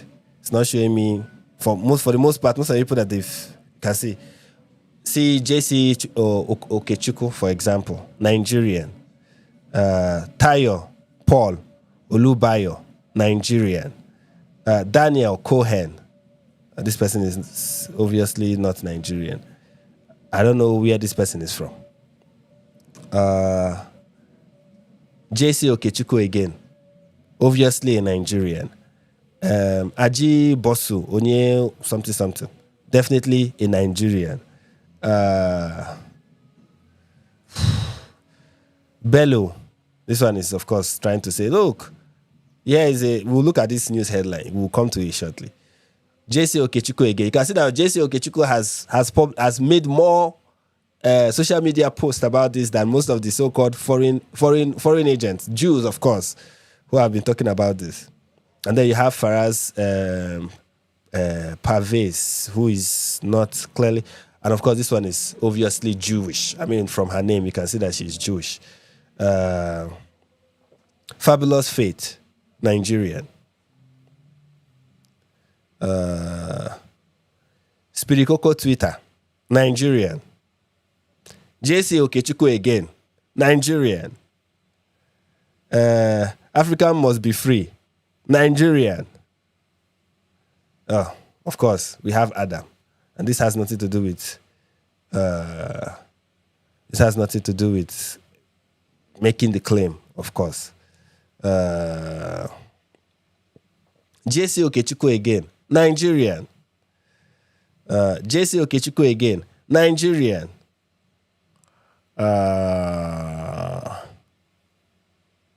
Citizen Observer, from his profile picture, you can tell he's a Nigerian. JC Okechukwu again, Nigeria. Don Tobechukwu Ade, Nigerian. Zarihi Yusuf, Nigerian from the north. Let's see. Nigeria is gone. This username is funny. Nigeria is gone. Nigerian. I hope the point is becoming clear. Timmy Tom, Nigerian. Yeah, like if you check my feed, just my feed, not just like let's say I go to my feed right now and you check so many people who talk about this issue just on my feed, on my Twitter feed, you'll see that many people who talk about it, if they are going to talk about the genocide of Christians, will be Nigeria. Here's another foreigner who talks about it, Sean Nelson. And Sean Nelson is clearly not Catholic, but we'll check his profile just to be sure, But just see people who are talking about it. Yeah, here is somebody from Nigeria talking, and here he's talking about the problem of Islam and what is happening in Nigeria. Malik is in Nigeria. Let's see. This is another person talking about the issue. Sometimes my country and the headline writers can be gullible. Blanco is a tiny town from... who is asking you? Here is another person talking about it. Dasuki, Nigerian.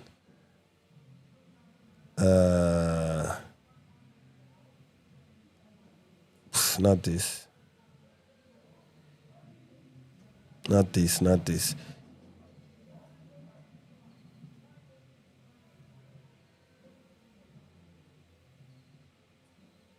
This person is another person who is like, it's not true. These are counters of the narrative. Oh, the Islamization did not work. Now they are saying it's genocide. Foolish person, as if the genocide and the Islamization are not the same thing. Who else? You see the kind of things that are plaguing my feed.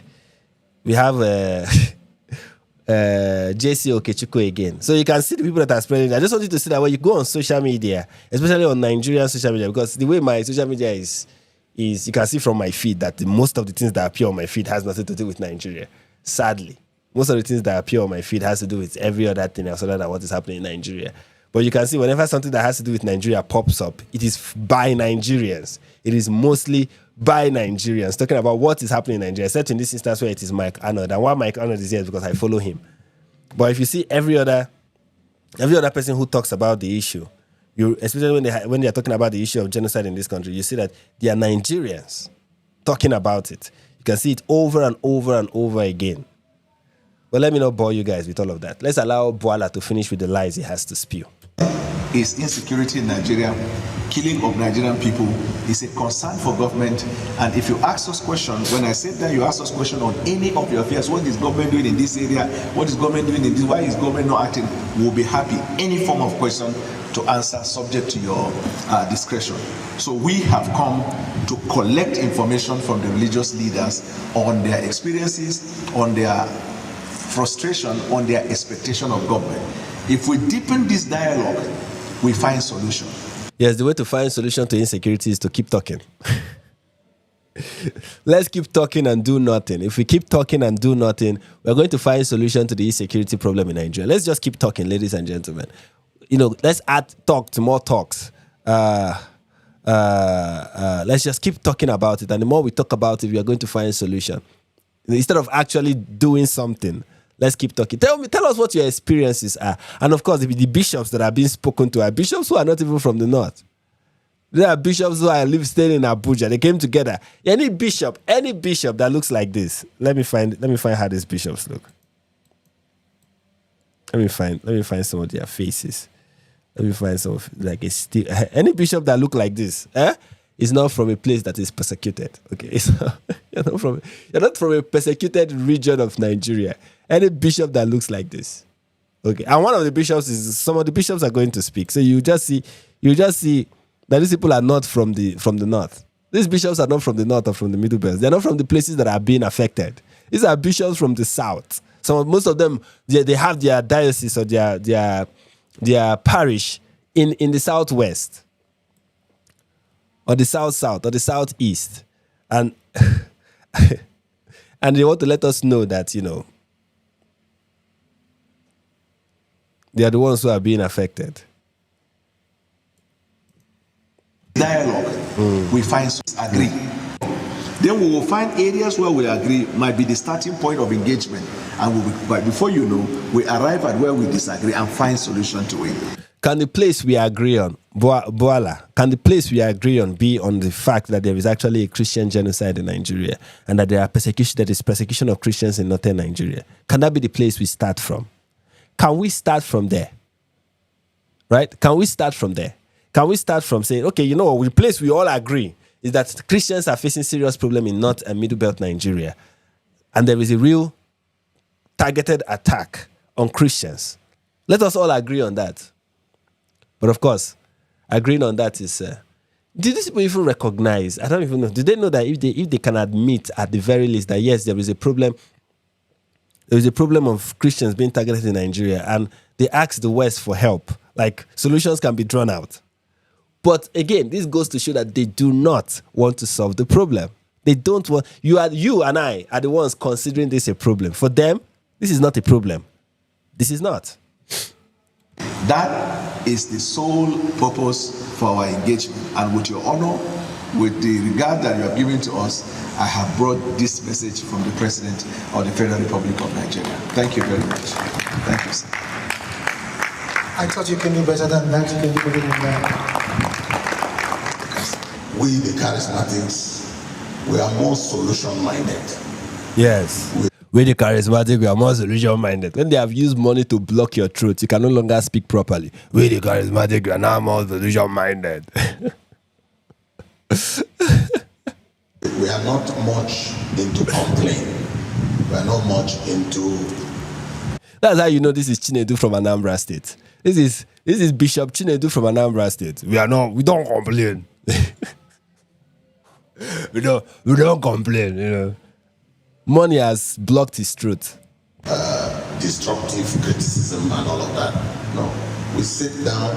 Yeah, we are not here to talk about we're not here to offer destructive criticism. We sit down, we talk about solutions. Okay, we are the charismatic. That's what we are known for. It's not God that will punish you. Okay, it's not God. Yeah, God will just offer you grace. The grace of the Lord may it abound towards you, that you will repent from this wickedness you are performing.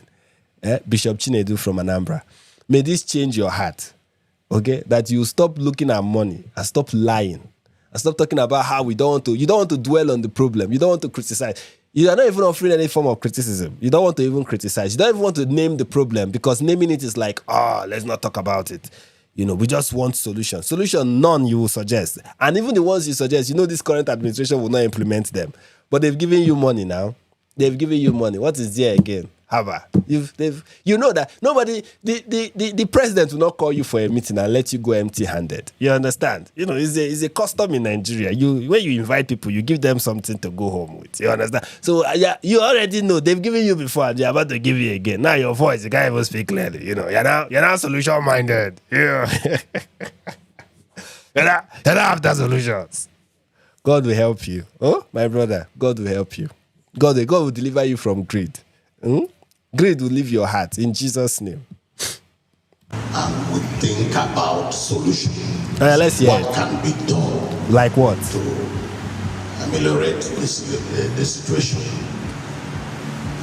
And so let me start by presenting our position. No, I think let's start by saying, if they kidnap you, I think if they sell that chain, that gold chain of that cross that you have, that gold chain. Whenever I see bishops in Nigeria, especially non-Catholic bishops, when I see them wear that gold chain, I'm like, if only somebody can just yank that chain off your neck, I think the true gospel will come out of your mouth that day. You carry that thing and you let them kidnap you. That chain is enough ransom. It's enough ransom. Let's talk about what is the thing he said he wants to talk about. Let's listen to more of what he has to say. Our position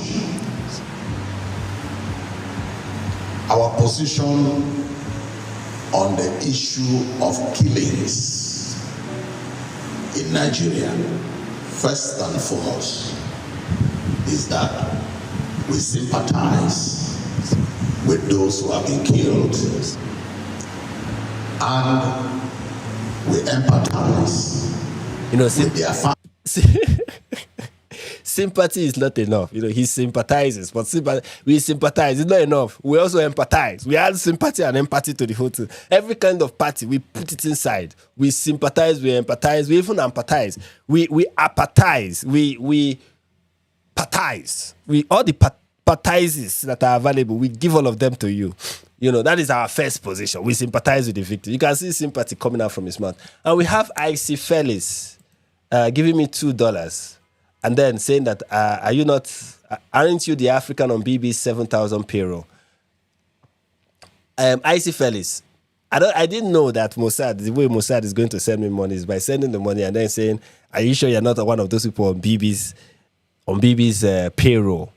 usually those who give me money on this channel are accused on being on BB's. It's like the accusation that I receive, and what people usually say is that when I receive super chats, that is Bibi Netanyahu paying me. So when you send the super chats, is that what Bibi told you to say when you release the money? I don't know, because you tell me, was it Bibi that sent you to give me this $2 super chat as part of the $7,000 payment? Okay, because it usually comes like that. It comes. This is how it comes. So are you part of them? Tell me. Let those in the chat know if Bibi sent you. You are in a better position to tell us. Did Bibi send you to pay in this money? Just so you can say something that I will have seen without you sending it via super chat. But by the way, if you want to reply, you can also reply through a super chat. Okay, you can increase the money from like $2 to Australian dollar to like 10, 50. You know, it makes it more. It makes it pop out more. You understand? So yes, do that, and I'm looking forward to your reply. Moving on. And we condole and console. Is it he condones and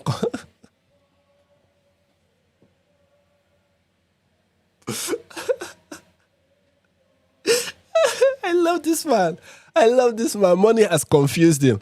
Money has confused this young man. He condones and consoles. It's just I con everything.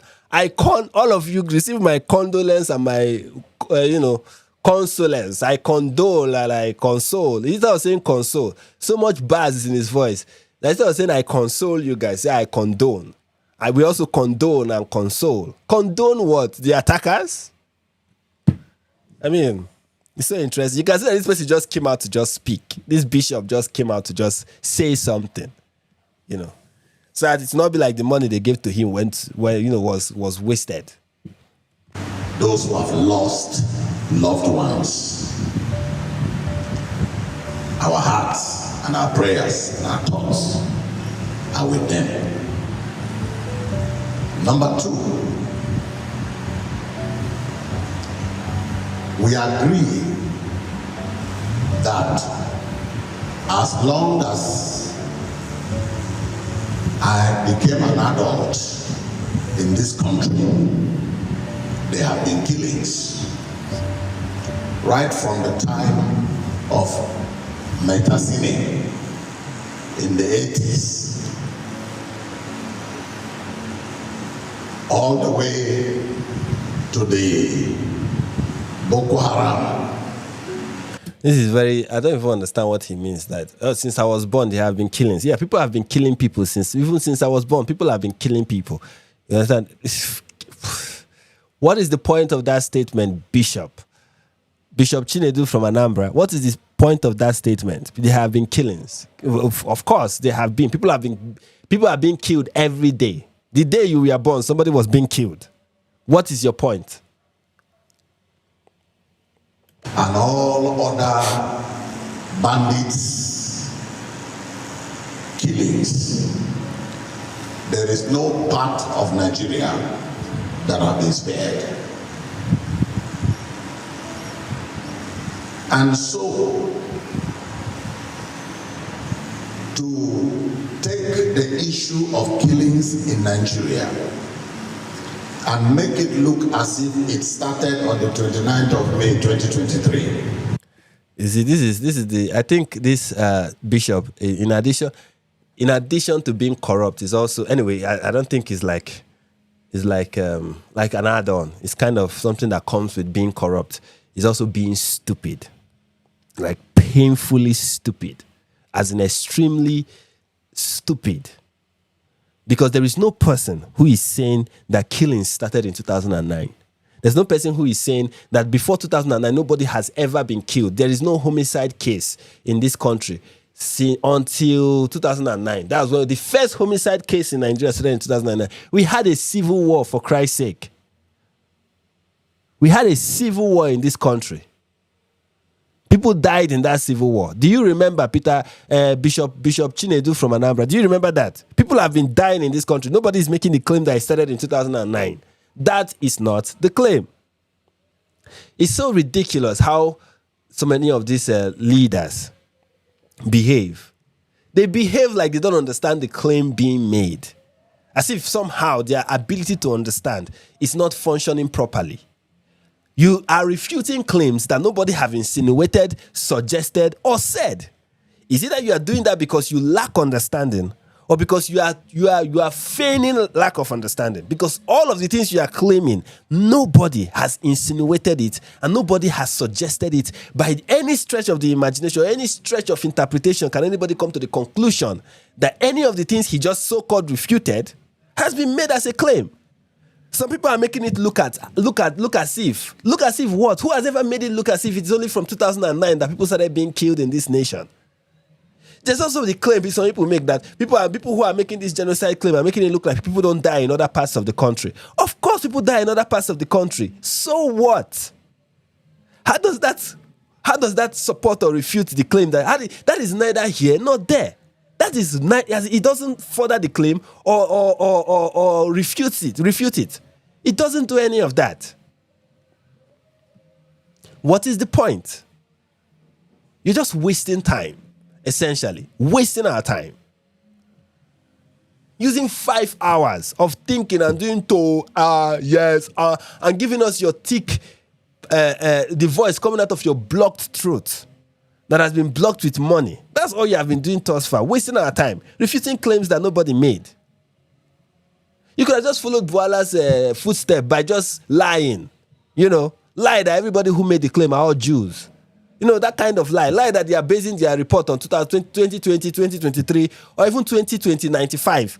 Whatever you want to do, you could have done something like that. It is more honorable. That kind of lie is more honorable than this rubbish you are doing with your cassock that you are wearing.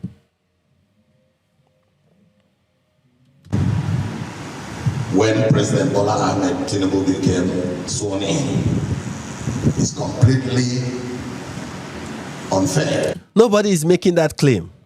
In fact, the claim that many people are making is that this has been going on for a very long time. That is the claim. Nobody said, the genocide started when Tinubu became president. Nobody has ever made that claim. Is it that you're not paying attention, or is the money Tinubu paying you blocking your ears?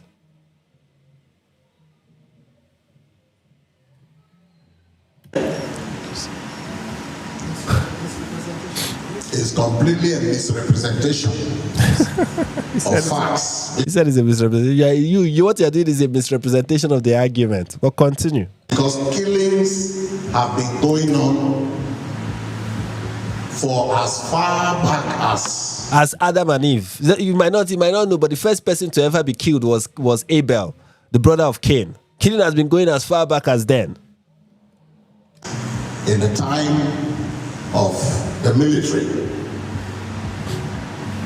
it became worse as soon as President Obasanjo became president because of the Boko Haram emergence.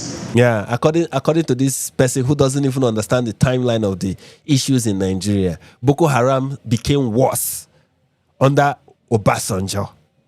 Sometimes you wonder, these people live in this country. Boko Haram became worse. The emergence of Boko Haram. Yes, Boko Haram started during Obasanjo's time, but they were not violent under Obasanjo. They were not. There was not a single Boko Haram attack under President Olusegun Obasanjo. Not one.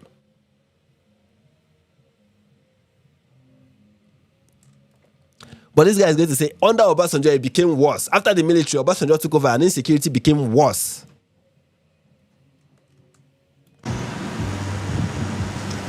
And then subsequent presidents had their fair share of grappling with that problem.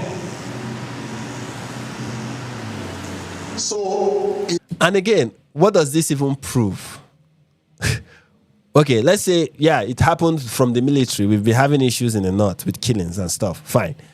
And let's say you are right. Boko Haram became worse under Obasanjo. And after Obasanjo, Jonathan, Buhari, after Buhari, now Tinubu, it was just going from bad to worse, and it was just getting bad and bad and bad and bad. It just continued to exist. Okay? So what does that prove? What does that demonstrate? What have you wasted our time trying to demonstrate, to show us? Has there been killings? Yes. Is killings good? No.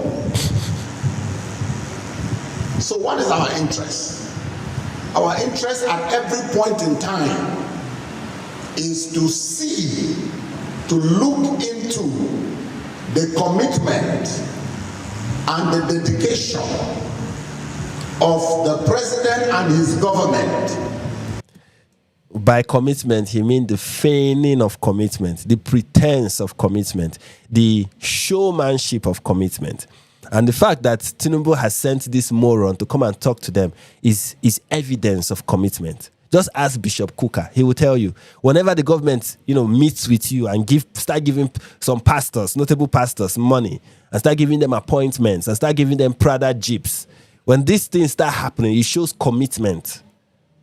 It shows that the government is committed to quieting them. Whenever the government shows commitment to keeping us quiet, then they are doing something. That is what he's trying to say. Shameless people. And he's calling himself a bishop. To see to it that this problem does not engulf the entire nation. So you see, he's like, the goal is not to even deal with the problem, to make sure that insecurity does not exist in this nation. It's insecurity in Nigeria is like diabetes. There's no cure. You just have to manage it. That's what he's letting us know. All we are interested in is the government doing its best to manage the situation. Which, by the way, if they're even treating it as diabetes, they're not managing it well. So people in the north should get used to the fact that they are going to be attacked. People in the north and in the middle belt should get used to the fact that, bandits are going to keep attacking them. It's going to be a problem that will not go away. According to him, it started from the creation of this nation and is going to continue till Jesus comes. So the only thing we should look out for is the government's commitment to solving this problem. And what does that commitment look like? Bribe? Because the government is willing to bribe you and buy your silence. That's what you are looking for. That is the commitment. And for the present government of President Bola Ahmed Tinubu, we have seen that commitment. Did you see it? We have seen commitment. Not progress. Not the problem has subsided. The problem is gone.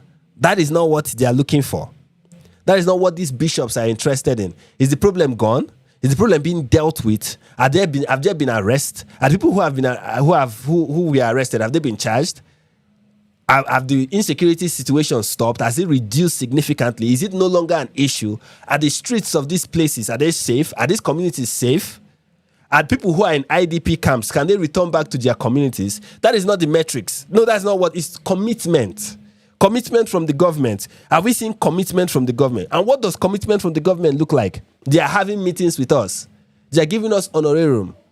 They are giving us appointment. Recently, Tinubu reshuffled the military cabinet and put a couple of Christians as head of the military now in Nigeria. So that nobody will say the military is facilitating this because, look, there are Christians there. Even though everybody down, lower, everybody after the head, like let's say you have like 4 people who are head of the military. They are all Christians. Every person after them are all Muslims. You think that's going to solve the problem? The fact that the military in Nigeria is predominantly Muslim is going to somehow cease to be an issue because you have a few Christians as head of the military. As if T.Y. Danjuma, who was pointing out earlier that the military is complicit and facilitating these terror attacks. T.Y. Danjuma was not the former chief of armed staff. And he was a Christian. And as former chief of armed staff, he was letting us know, as head of the military, that the military that I was once the head of is complicit in this thing. And even as the head of the military, I could not do anything to stop it because of how widespread it is.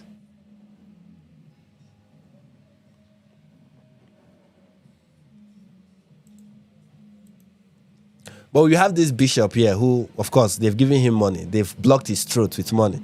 And now the money in his throat is now producing words. We have seen that dedication. When a president can get up from here and travel to a troubled area like Benue there and stood there, and I saw him charge the chief of army staff, the chief of defense staff, and told them, I want to see arrest. Have you seen Mumu? Have you seen arrest? He went there. He said he wants to see arrest. He visited Benue State. He said he wants to see arrest. Have you seen arrest? Is this the first time in your life? In this country, you will see a minister of transportation. A minister of transportation will go to one of the bad roads, bad federal roads in Nigeria, and look at how bad the road is, and will cry on national TV. Cry and say, this is an evil thing. This, what I'm telling you, happened in this country. The Minister of Transportation went to bad roads and cried when he saw the bad road. He was crying on national TV as he was giving speech about the bad road. And was like, we are going to, this will cease to happen. Gave this powerful speech and will shed these very powerful tears. And that road was not fixed. More accidents happened in that road. Is this the first time we are seeing this theater? This performance, this drama? Is this the first time? Tinubu went to Benue and said, Chief of Staff, I want you to do something. I want to see arrest. Have you seen any arrest? Since he last went there, have you seen any arrest? Is it not on the news again that there have been another attack? Has anything stopped? Or is commitment just lip service? People come and just talk. Don't come to me after a problem. Come to me with results of what you are doing to bring this problem to an end. That is commitment. That's his definition of commitment. Speech. Delivering speeches. Once you go out and deliver speeches, you are committed. That is his low bad definition of commitment. Giving speeches. And his fellow cassock-wearing bishops are clapping. He just said they just had the voice of an angel. Wisdom greater than that of Solomon has just spoken. And they are clapping. And they end everything with a very heartfelt prayer. You know. Who came in from the government side, you help them know that they will be able to communicate. And you can see all of them, the way they are even talking. They can't even speak properly. Speaking like people that have been smoking marijuana all their life. Speak properly. To the president, all that have been discussed in this place, Lord, we pray that you will help this country, Nigeria. Thank you, Jehovah. From Jesus' name we pray. Shamelessness is just the things people do in the name of God. God have mercy on them. God have mercy. Mercy on them. Because it's so it's so unbelievable what these people are doing. And then you have this live from cable news. This is another effort of the government to silence. First, you know, we had Boala saying that Boala was saying that, oh, this is from Jews. You know, Jews are the ones who are spreading this news on social media, making it prominent, making it get to the attention of the West, and making it popular in the Western media. It's Jews that are doing this. And then you have insight from cable news saying social media amplifiers of Christian genocide claim in Nigeria affiliated with IPOB.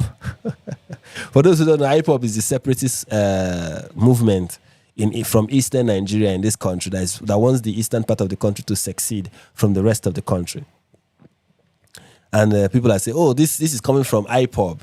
It's IPOB. Even though many of the bishops, many of the people we have listened to, many of the videos that we've listened to are coming from people who are in that region, from that area. Those are people we've been listening to. Those are people that have been telling us what is happening.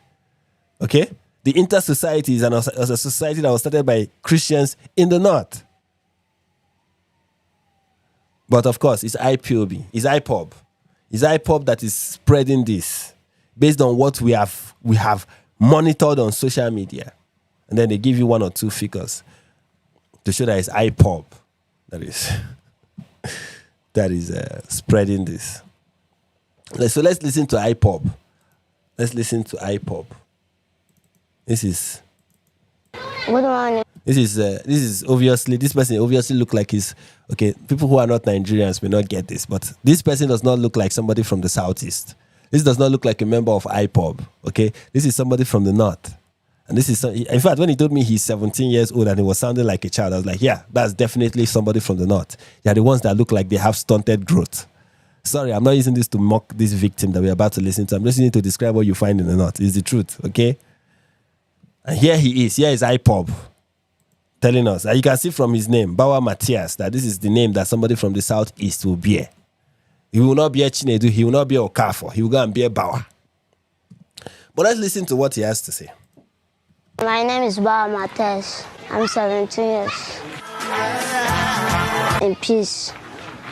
Once we are living in peace, we don't know how to fight or whatever. We are living in peace. Boko Haram now came and started shooting. All of us, we are jumping through fence so that we can guide our life. That is how. We run onto a mountain. They see no one in the house. They now follow us up into the mountain. They were killing people, slaughtering them like a goat. We were walking in the dead people.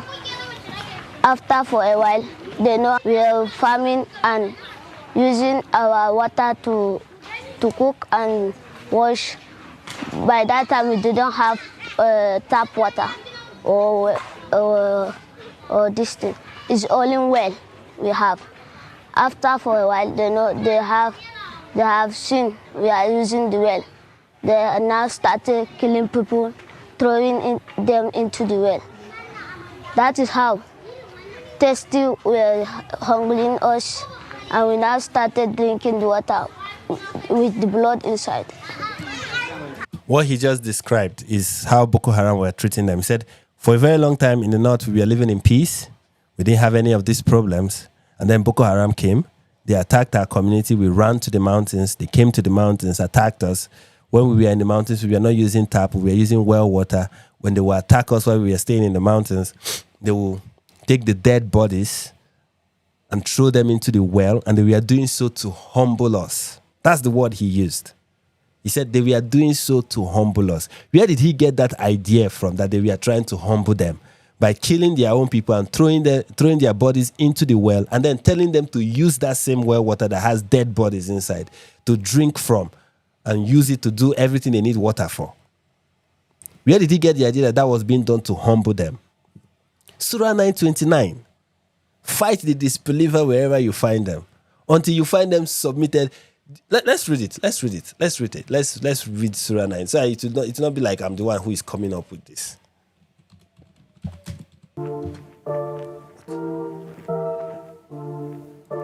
Sorry about that. Sorry about that. Sometimes my system kind of operates itself. Where was I? Surah 9. Surah 9, verse 20. What is this? Did I use... Give me a second, guys. Bear with me.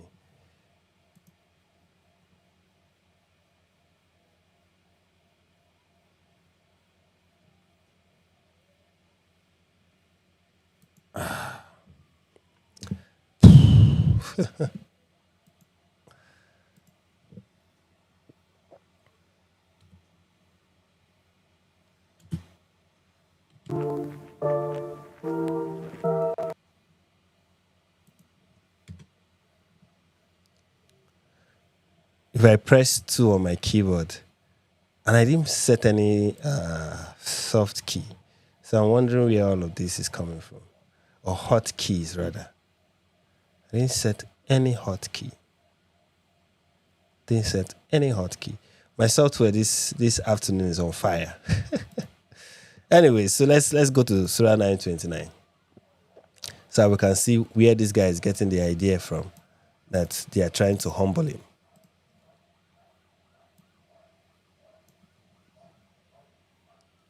Surah 9:29 says, fight those who do not believe in Allah and the last day, nor comply with what Allah and his messenger have forbidden, nor embrace the religion of truth from among those who we are given the scripture, until they pay the tax, the jizya, willingly submitted, fully humbled. Willingly submitted, fully humbled. Boko Haram was doing all this to this guy and his community because they wanted to humble them.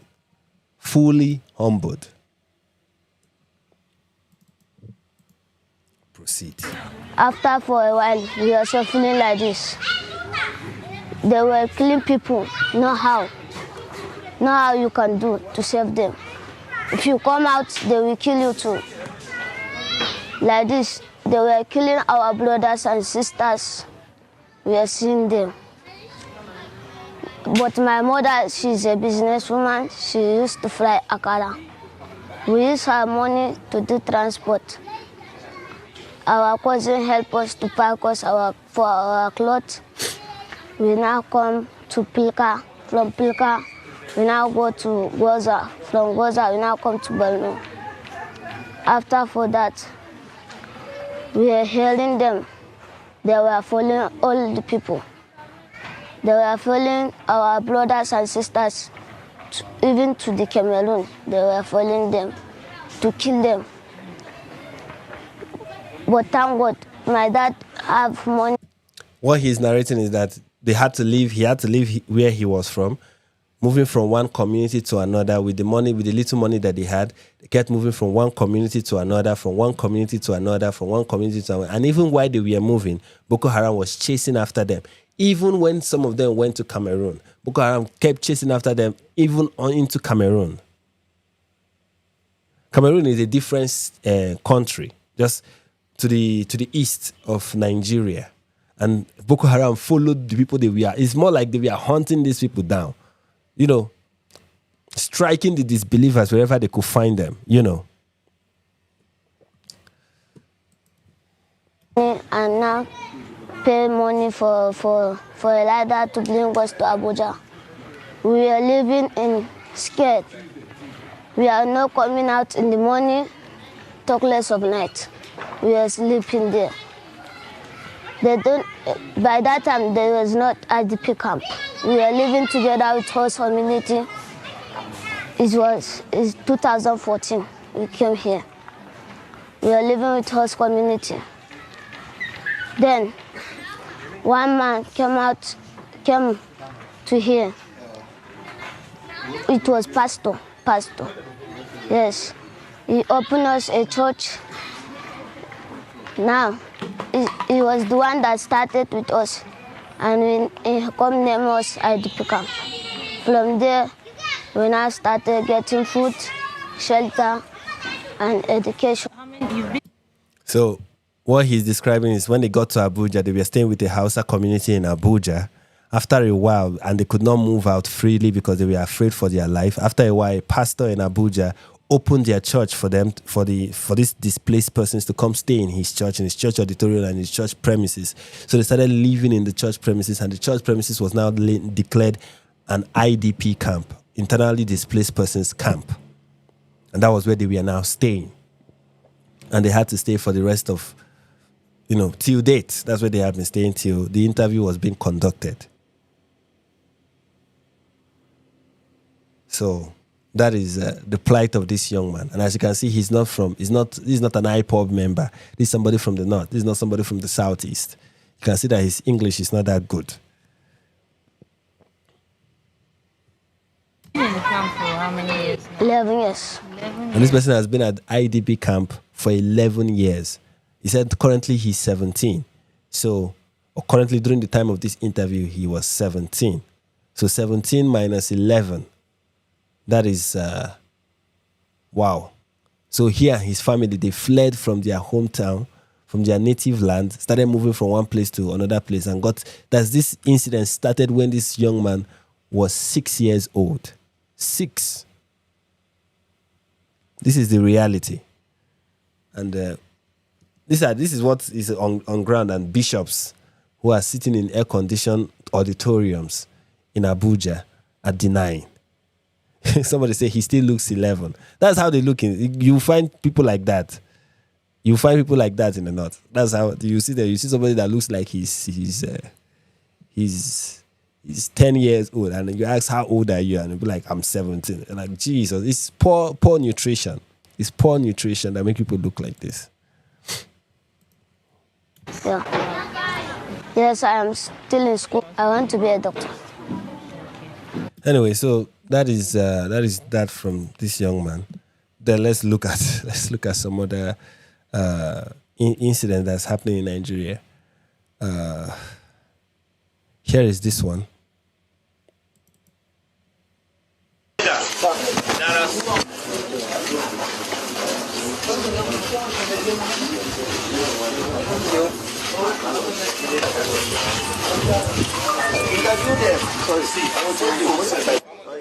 These people are being detained. These people are being detained in the northern part of this country for various issues. This is like under Sharia kind of detention, So, Dr. Hassan Yusuf. Dr. Hassan Yusuf, yeah. This person is a doctor. His name is that for a doctor. It's not like he's a medical doctor. He's a PhD holder, a doctor. And listen to his story. His name is Dr. Hassan Yusuf. Listen to his story. Doctor, are you a medical doctor? PhD, energy economics. Okay. Yeah. Why are you here? I decided I became a Christian because I spent 16 years in the UK. I married there. So I got back to Nigeria to come and settle with my family. And the extended family came and told these people that I became a Christian. I've converted. I'm trying to convert my children to Christians and the rest. I just found myself here one night. So he went to the UK for his doctorate. He graduated, was still remaining in the UK. He has been in the UK for a long time, got married in the UK and all whatnot. And then he came back to visit his family back home. And he was arrested because his extended family came and told the people that he has converted to Christianity. This is happening in Nigeria. Converted to Christianity, was detained for 2 years in chains, under detention for 2 years because he converted to Christianity. One morning, about 2 years ago. About 2 years? Yeah. Okay, what has been your experience in 2 years of being very hectic. Since I was in military school, I've not seen anything like this. He said he graduated from military school, and even while during military training, he did not see anything like what he has seen since he has been detained for 2 years. I went to military school, so since that experience, I've not seen anything like this. And this is worse because of the age. I'm diabetic, no drugs. They keep you incommunicado. You can't talk to anybody to bring drugs or medicine for your diabetes. So I've just been surviving. These small boys, there are some small boys around that. He's diabetic, and they keep still holding him hostage, not giving him his treatment, necessary treatment that he needs. Live around here. They're the ones that get us this zogale to chew and soak and drink. That's how I've been surviving with the diabetes. The food is just carbohydrates, the same thing every day. Stones and look at. So that's from that guy. Now here's a report from when it comes to Nigeria, there's just so many things to go through. Why the bishop is letting us know that things are getting better, because of meetings. Here is headlines from Nigeria. Okay, 150 terrorists invade Kano border. Kano border communities on motorcycles. Residents flees. Why am I reading this like I was educated in northern Nigeria? 150 terrorists invade Kano border communities on motorcycles. Residents flee as killings, looting spread. That is the headline coming from. This is from October 2024. October 24, 2025. Today is October 25. So this is yesterday. This is news from yesterday. Residents of this local government area in Kano State are gripped by fear after a deadly invasion by armed terrorists who stormed the area 2 days ago on about 50 motorcycles, each carrying 3 persons, roughly 150 attackers. According to News Agency of Nigeria, the assailants, believed to have crossed into Nigeria from neighboring Katsina State, killed several people, and made away with livestock and farming equipment, throwing the entire community into panic. The communities situated along the Kaduna-Katsina border, these are the communities, have suffered repeated raids in recent weeks, Villagers said the terrorists frequently entered through bush paths, looting and abducting residents with little or no resistance. Farmers and local leaders lamented that the worsening insecurity has crippled both farming and commercial activities, forcing many people to abandon their homes. And here is a picture of the attackers. And see the ammunition that they are carrying while they are on motorbikes, invading these communities.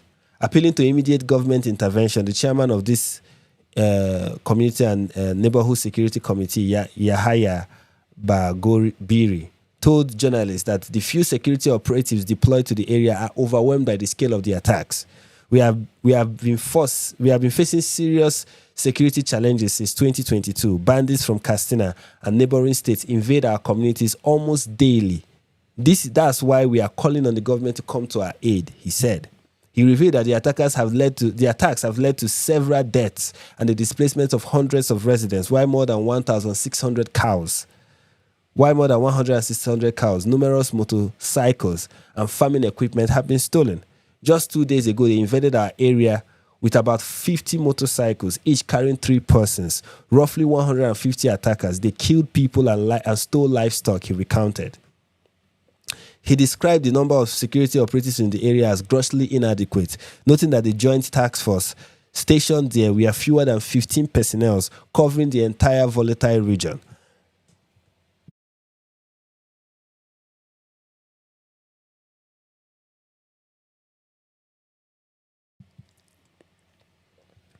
Residents have called on the President, Bola Ahmed Tinubu, and the Kano State government,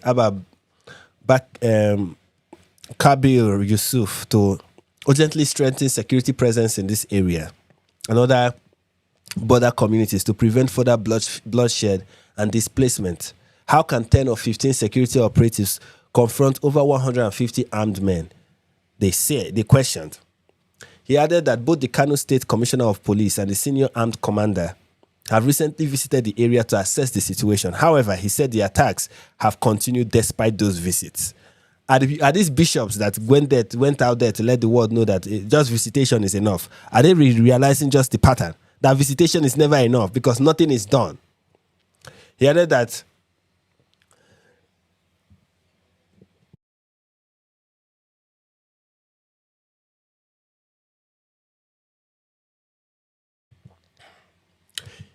both the Kaduna State Commissioner of Police and the Senior have recently, we've read that part. Bagobiri also disclosed that some victims were forced to pay huge ransom to secure the release of their kidnapped relatives, just like Mohammed did. One of our residents, Alhaji Haruna Gatali, paid 15 million to secure the release of his wife, he lamented. We sincerely hope the authorities will act quickly to restore peace and security to our community, he added. That is a report from yesterday. Okay? But please bear in mind, okay, that Tinubu is working. Okay, we've seen commitment, according to the bishops. We've seen serious commitment, according to the charismatic bishops. Here's another report we are getting from those in the military. Speak about commitment. This one is from the military. Soldiers raise alarm as Nigerian army forces them to work with repentant Boko Haram fighters they don't trust. Yes, that's another report from Nigeria. So repentant Boko Haram fighters are those who they claim we've repented, we are surrendering, or they get arrested, and after they are arrested, they finally repent, or they claim to have repented, and they swear on Allah's name because Muhammad and his followers are known to keep their oaths. So they swear that they will never return to terrorism again, to jihadism. They will never be engaged in any act of jihad. They will never do anything like that. And then the Nigerian government, in their wisdom, decided to put them in the army or get the army to work with them. And now we get reports like this. According to multiple military sources who spoke exclusively to Sahara reporters, the soldiers said their commanders were forcing them to patrol, share intelligence, and even live in the same camps with former Boko Haram members who surrendered to the government despite deep distrust and repeated cases of betrayal. Several Nigerian soldiers have expressed anger and fear over what they describe as a dangerous policy by the Nigerian army, compelling troops to work alongside repentant Boko Haram fighters in parts of Yobe and other states in the northeast, Sahara reporters have learnt. According to multiple military sources who spoke exclusively to Sahara reporters, the soldiers said their commanders were forcing them to patrol, share intelligence, and even live in the same camps with former Boko Haram members who surrendered to the government despite deep distrust and repeated cases of betrayal. In our camp, we have repentant Boko Haram members, those ones that surrendered. They are working with us. We go on patrol together so they can give us information about Boko Haram fighters still hiding in bushes, one soldier said. The source explained that the arrangement, which was introduced as part of the Nigeria's military counter-insurgency strategy, has left many soldiers uncomfortable and suspicious. There are normal vigilantes and there are repentant Boko Haram. The soldiers continue. Some of these people help us to navigate the bush because they know the terrain, but we don't trust them. Many of them have run back to the bush to rejoin Boko Haram after gathering information from us. That's why we don't believe they are truly repentant. Another source disclosed that why not all army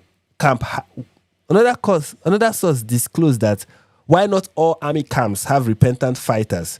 Those that do are given separate accommodation with military bases that are supported by both the army and the state government.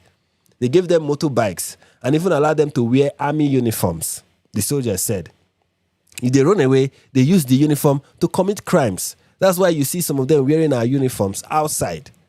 The soldiers allege that both the Yobe state government and the Nigerian army are providing the ex-fighters with food and stipends. Sahara reporters learned that such benefits have caused resentment among regular troops who risk their life daily.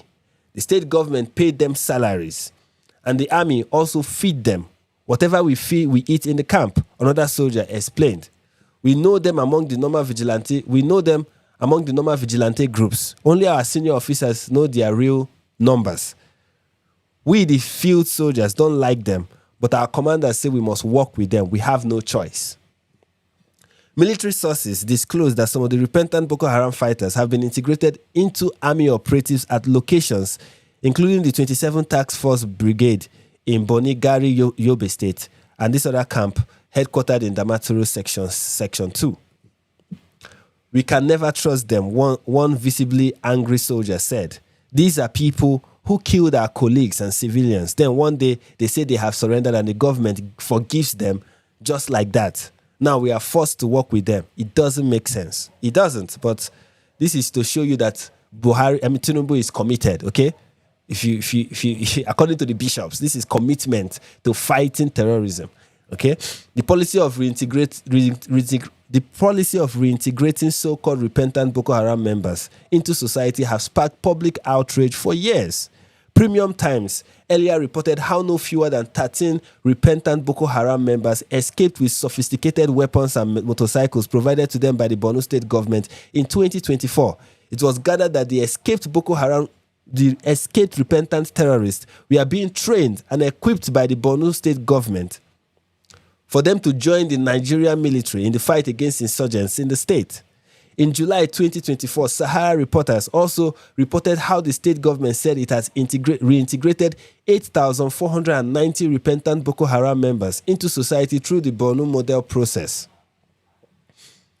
And this is how you know that these people are ready to fight insecurity. You arrest Boko Haram members, they tell you that they have repented. We've never heard of any Boko Haram member that have been sentenced. We've never had any news. This so Boko Haram member have been sentenced. They are arrested and all of them suddenly, give their life to Christ. They see the light. They have their Paul to Damascus moments once the army has captured them. And then they swear on the Quran that they will never again commit acts of terror. And the Nigerian government are like, you are hearing it, folks. These people have repented. And then they put them under like rehabilitation program and then equip them with military equipment and all whatnot. Even give them military uniforms. Our Nigerian military uniforms are given to these people. And then some of them escape and go back to join Boko Haram and share information that they get from the Nigerian army. And this continues. It has not stopped. Because the northern government and the northern leaders do not want to... They do not see Boko Haram the same way the rest of us see Boko Haram. These people are not just terrorists. They are their brothers and sisters in the faith. So, there is that.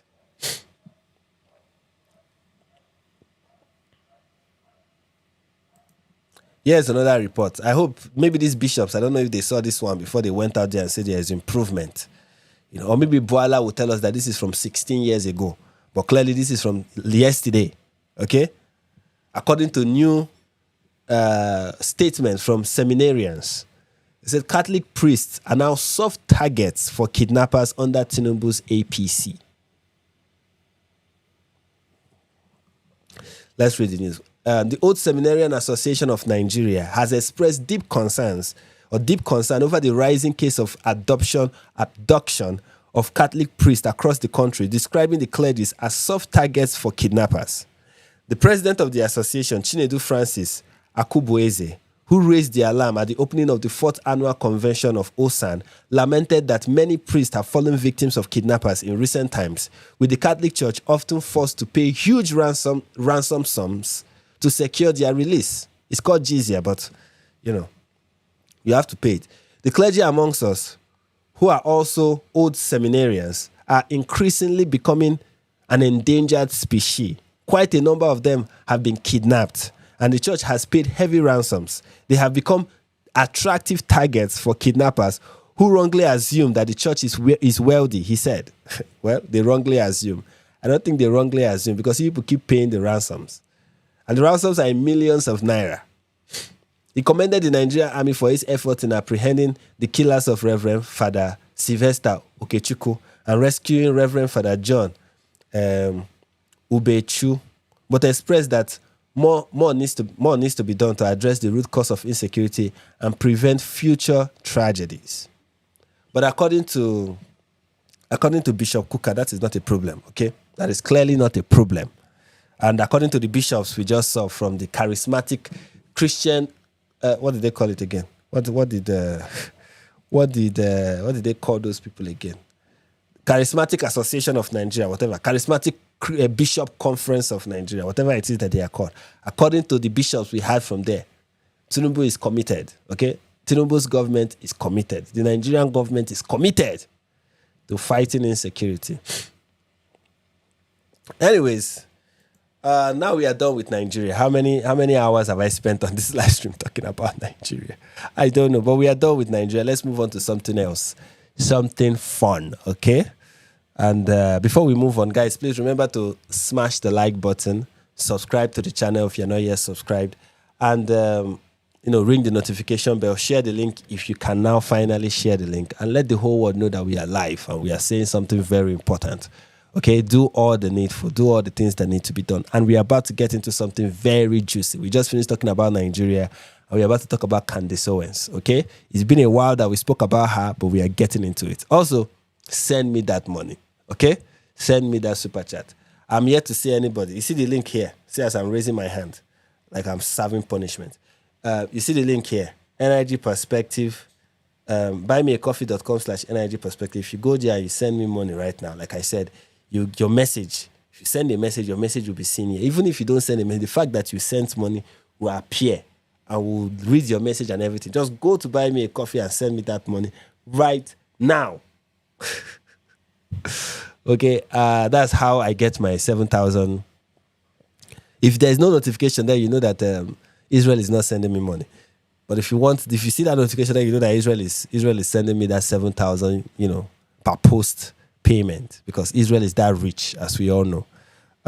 So please use this link, okay? And God will bless you richly. So now to Candace Owens. Here's where I will start with the Candace Owens issue. I will start with this.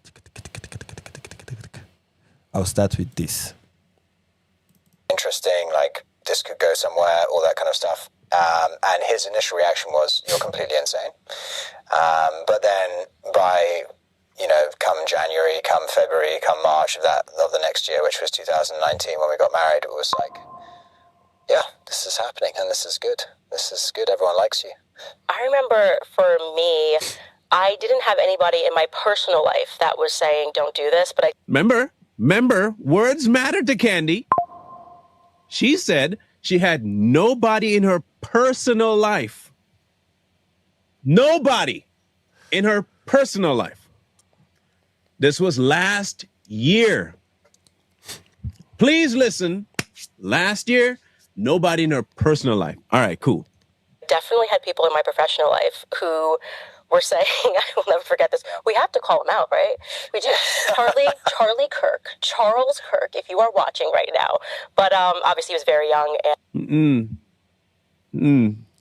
Now hear me. Do you guys notice what just happened? Candace Owens said when she wanted to marry Josh, the person she ended up marrying, when she wanted to marry that person, she said that nobody in her personal life was opposed to the marriage, but that there was one person in her professional life. So somebody that she had a not a personal relationship with the person, but a professional relationship. And this clip was from last year. So she's saying it was only one. There's just one person who she had a professional relationship with, who was not in support of her marrying her husband, the person she ended up marrying. And that person was Charlie Kirk. So Charlie Kirk was not a personal friend, but a professional friend. So there was nothing personal. It was professional. Their relationship was professional. And this is important because you've all been hearing Candace. This person was like a friend to me. He was my best friend. In fact, he was my Lord. We are this close. The only person more close, the person who is the closest person to Charlie Kirk is his wife. After his wife is like Candace Owens at this point, right? That is the goal of all the things she has been telling us thus far. And that is why she's so invested in this and cannot watch her best friend's mother just not be questioned and exploited for financial gain. Okay?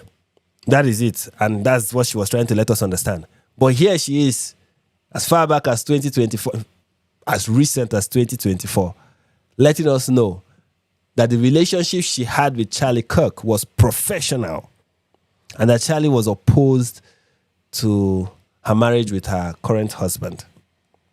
Hear me out. Charlie Kirk was all about marriage, wasn't he? Charlie Kirk was all about making sure that you get the family dynamic moving. Kids, family, mom, dad, the whole... He was all about that. Mm-hmm. So why would Charlie tell you don't do that? Exactly. And why would you? That's a very serious question. Charlie, we know, is somebody who is all about marriage. Get married. Start a family. Have as many children as possible. But when you want, and he has always been like that. It's not like it's something he developed over that. He has always been about get married, have kids, start a family or whatnot. He has always been about that. That's his life. That's what his life has always been about. And then when you wanted to get married, he was not in support. Why was it? Why was it that he wasn't in support with your marriage? Something that, I'm just asking questions. I'm not suggesting anything, but I think there's something there. Something is there. We need to explore that. We need to question that. Okay? Any person who is saying you should not question this, that person is suspect. So question everything, okay? Question. Don't just go with the official narrative. We need to prod the narrative, okay? So let's prod that narrative. You refer to Charlie as a professional relationship and not a friend. Weird. I thought you said that you were one of the bricklayers for TPUSA. Mason. Yeah, she said she was one of the masons. She was one of the architects, the builder, the foundation layer. She did everything, okay? She gave her life to Charlie Kirk. She sacrificed her primary productive years serving Master Charlie, Even. And you and Charlie, man, y'all are like peas in a pod. I'm telling you. Now all of a sudden, you're referring to him as a business guy. All right, so that's the first clip. Now, the next clip, this one is not as funny. The next clip is this one. Just really needed to just take a breather and really process everything that happened with Charlie and what it kind of means in terms of where we are. And I think it is a circumstance where we just know. We just know that he was. Yeah, we don't but we know. Okay, it's a gut thing. It's a gut thing. So was truly betrayed in one of the most egregious ways that I think I've ever seen. It has made me lose faith in politics. It has made me fully. he's saying that Charlie was betrayed in the worst ways that she has ever seen. She doesn't know, she feels, but now she's seen. So anyway, so it can fluctuate from feeling, knowing, and seeing. So just bear with her. Sometimes it's kind of, that's how it happens, but just bear with her. But here she's saying she can feel it, that Charlie was betrayed in the worst way she's ever seen. Feel, seen, know, just ignore the inconsistency. Lose faith in Trump. And this has made her lose faith in Trump, of course, because, And my heart aches for the fact that he gave so much of his life to Trump and to politics. And they just were like, nope, that is it. It serves us or it doesn't serve us, and we want to move on. And so here's a holiday, bro. Yeah, so, the Trump administration and all whatnot, they betrayed Charlie. He's no longer useful to them, so they decided to get rid of him. That's what she's saying. Now her fans are going to be like, oh, she's not saying that. She's not saying that. She'd not say Trump killed Charlie. She'd not say that. But come on, what is the implication? If they try to give me a holiday, what is with them giving people a holiday after they kill them? Why is that a thing? You know what I mean? They're like, oh, Martin Luther King, what about this holiday? What about this boulevard? Anyways, let me knock it off. They're going to give Charlie Kirk a boulevard. They already did. They did in Israel. They gave him Remember what she said? Once they give you a holiday, then you just know that they've killed you. That's what she said. Let's go back again and listen to it, Them giving people a holiday after they kill them. What is it about giving people a holiday after they have killed them? So after they, whoever they is who? Trump, the Trump administration, the feds, Israel. Who has given Charlie a holiday? Whoever has given Charlie a holiday are people who are responsible for killing him. That is the insinuation. But of course, you are going to get the defenders of Candace and say, that's not what she said. Okay, then what is she saying? After listening to her, what did you take away from what she was saying? Why is that a thing? You know what I mean? They're like, oh, Martin Luther King, what about this holiday? What about this boulevard? Anyways, let me knock it off. They're going to give Charlie Kirk a boulevard. They already did. They did in Israel. They gave him freaking boulevard. It's like, as soon as they give you a boulevard and a holiday, they definitely killed you. So who killed Charlie? Who killed Charlie was Israel and Trump. The Trump administration and Israel, or the Likud party and the MAGA Republican. Trump's Republican Party and Trump's administration, they are the ones that killed Charlie. That's the insinuation. Question. They killed you. There's no way. That's like their signature thing. It's like that's what they do. It's the Fed signature. It's how they sign off after they murder you. They're like holiday in a boulevard. And it's never on a nice side of town either. Like Charlie Kirk Boulevard is not going to be a nice side of town. Anyways, I will be back on the 27th, you guys. Thank you guys for all the support throughout these couple of weeks. I really think that, people are often wondering if Candace Owens really is crazy. I really think that she's, in my opinion, I don't think she's really crazy. I think it's performative. I think it is. I think this is just performative. I don't think she's crazy. I don't think she believes any of the things she's saying. She's performing. Really kind of 6 weeks since Charlie died. And we will see you guys then. All right. So there is that. Now, here, many people have been responding to this. And I didn't even have the strength to give too much of a response to so many of the things that Candace have been saying. So I will just get other people to respond for me. Here is from Melissa Doherty. I hope I'm pronouncing Doherty. I don't know, but she has a YouTube channel, and in her YouTube channel, she usually exposes all these like false preachers and like the, those prosperity gospel preachers. So you might know her, you might not know her. But here is what she had to say about, what this. So she's responding to the clip we just saw, and here's what she has to say. She said, "I remember when." Let me just increase this a little bit so everybody can see it. All right. I remember when the Moscow, Idaho murders happened in 2022. Brian Kohlberger was arrested and charged as the suspect. There was overwhelming evidence linking him directly to the crime.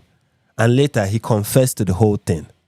During this time came a TikTok psychic named Ashley Ashley whatever, yes, a TikTok psychic. Apparently, adding TikTok to your title automatically make you an expert. Move over, TikTok theologians. Anyway, this lady accused University of Idaho's professor Rebecca Schofield of being the real killer, basically destroying her life. And how did she know any of this? The cards, that's the tarot card, the cards told her so. She has secret spiritual insights. Her tarot readings and intuition supposedly revealed that Schofield ordered the killing to hide an affair, despite police clearing Schofield multiple times, and no evidence outside of good storytelling, intuition, and argument from silence. Gillard kept repeating the allegations online until Schofield finally sued her for defamation. When presented with basic facts, she denied them, doubled down on her baseless claims, and ruined an innocent woman's life, all the while trivializing the victims by making their murderer look innocent. Crazy, right? Now imagine TikTok psychic had millions of devoted followers. These people believe she has secret insight into what really happened, and that it is all a massive cover-up, despite rock-solid evidence against Kohlberger and his own confession. Thousands now insist he is innocent. Meanwhile, Schofield receives daily death threats and lives in fear of leaving her home. Who cares how the victims' families feel? Besides, they are in it too. And the only evidence these people have, whatever one prideful, narcissistic person tells them, any truth must come through her and her alone. Everyone is the enemy. Sounds familiar? It should, because I believe this is what we are watching happen. This is what we are watching happen with Candace Owens right now. Her followers believe that she has special insight into what is really going on, truth that only she can see, and that everyone else is too blind or corrupt to recognize. Any fact or correction are brushed off as lies from the system. Any disagreement means you are part of the problem. The Candace Owens effect is wild to me. It mirrors exactly what the political left did. They made outrageous, unproven claims untethered from reality. But loyalty kept people silent, and they became completely gullible. They normalized the nonsense instead of calling it out. The lies eventually became so normalized that speaking basic truths sounded radical. This looks completely crazy to more than half of the country. This was their downfall. It's not brave to enable destructive behavior just because the person doing it is on your side. It's not virtuous. It's not virtuous to cover up deception for the sake of the team. That's how moral rot happens. When people convince themselves that protecting the brand matters more than protecting the truth. This is the essence of cover-up culture. The left did this under the banner of inclusivity and compassion. Now the right risks doing it under the banner of loyalty and courage, I guess. But I say true courage is holding even your own side accountable. I encourage everyone to pray for Candace Owens. I'm starting to genuinely wonder about her mental health.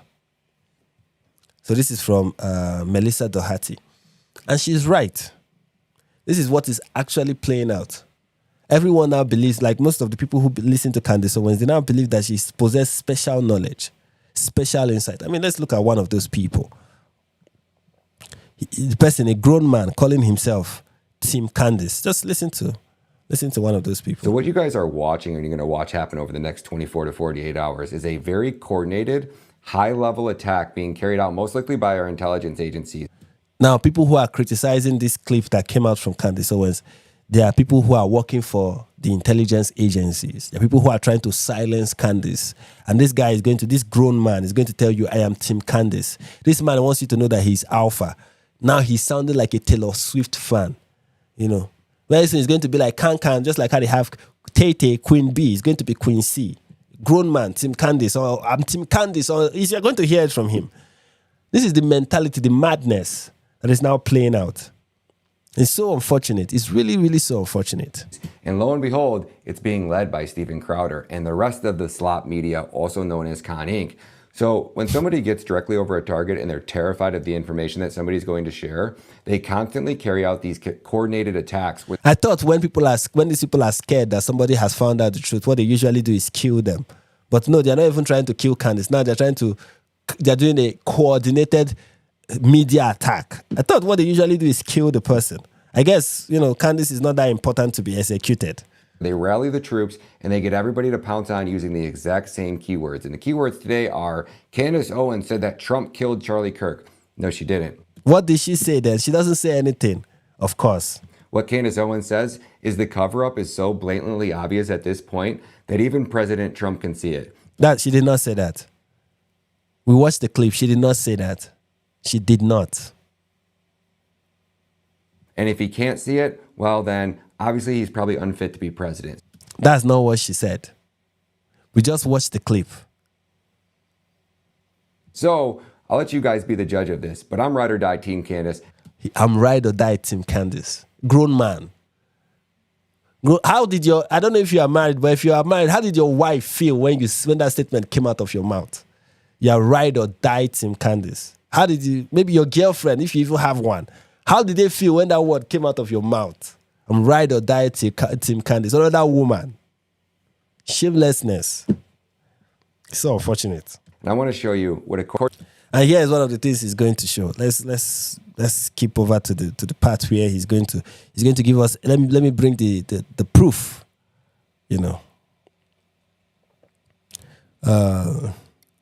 This is from Steven Crowder. This is Steven Crowder's response to Candace Owens. Where is that? Crowder.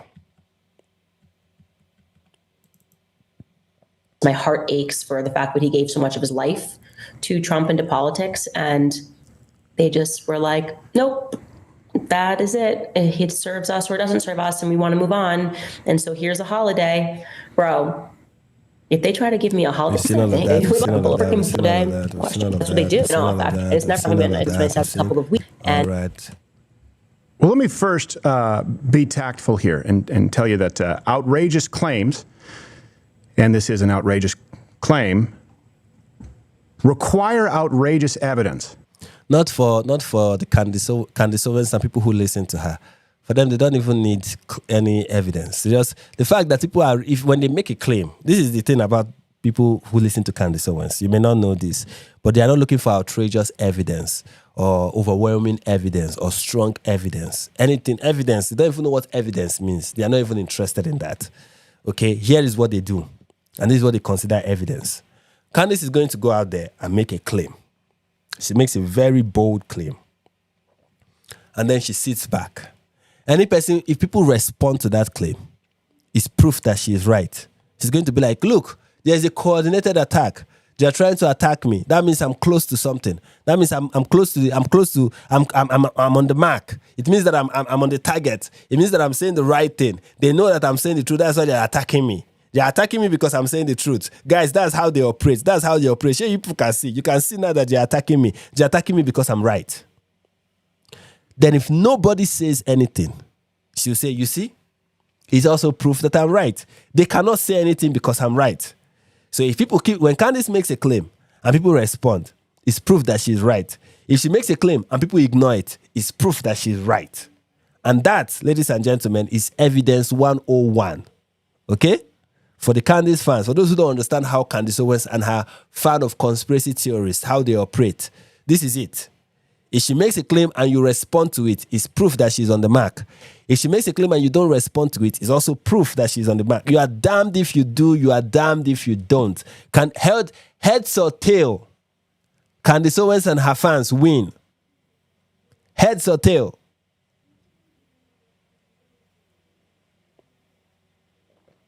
Heads, she wins. Tail, you lose. Of course, as is par for the course, none has been presented. And I know that there might be an out, a weaseling here saying, oh, well, I said the Fed, not the Trump administration. I said a boulevard in Israel. It's pretty clear, not clear. What she said was, they, the Fed, give you a boulevard that's a sure sign that they have killed you. You know that they have killed you. He was betrayed in the worst way possible, giving so much of his life to the Trump presidency, to politics. The federal government, the Trump administration killed Charlie Kirk is the claim. Now I'm going to tell you how I feel about it, what I think about it, because you know who else would have to be involved? And this is the implication, of course, by design, and you can see the response with people out there saying, oh, well, then anyone who's close to, this is an inside job. You know who's really close to President Trump, and you know who people are now saying stood to gain? Well, Charlie's wife, Erica Kirk, who has now been put, Candace with that language, with this accusation, has put the wife of Charlie Kirk, and she'll say, that's not what I tried to do. It is. It's the result. Erica Kirk in the crosshairs. It's not like you have to look through 6 degrees of separation.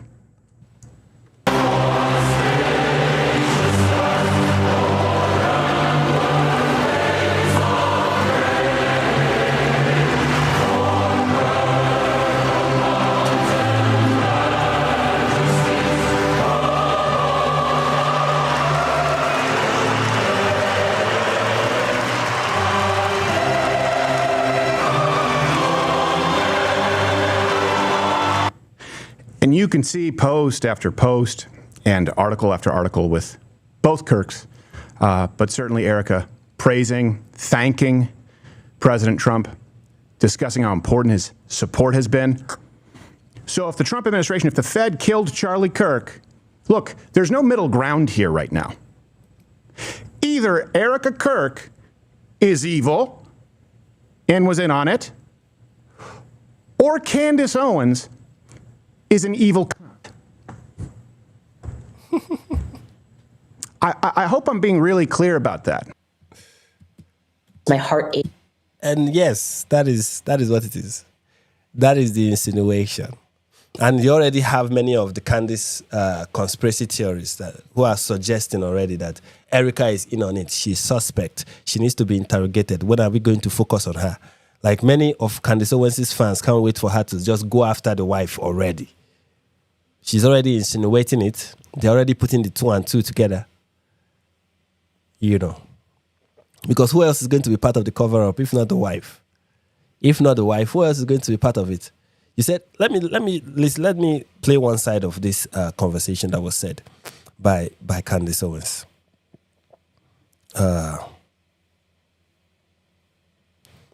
Let me just get this one. Let's listen to this. Obviously took a little more than a week off here from the show. Kind of like I said, when I left the podcast, was just like kind of needing to hit the reset button.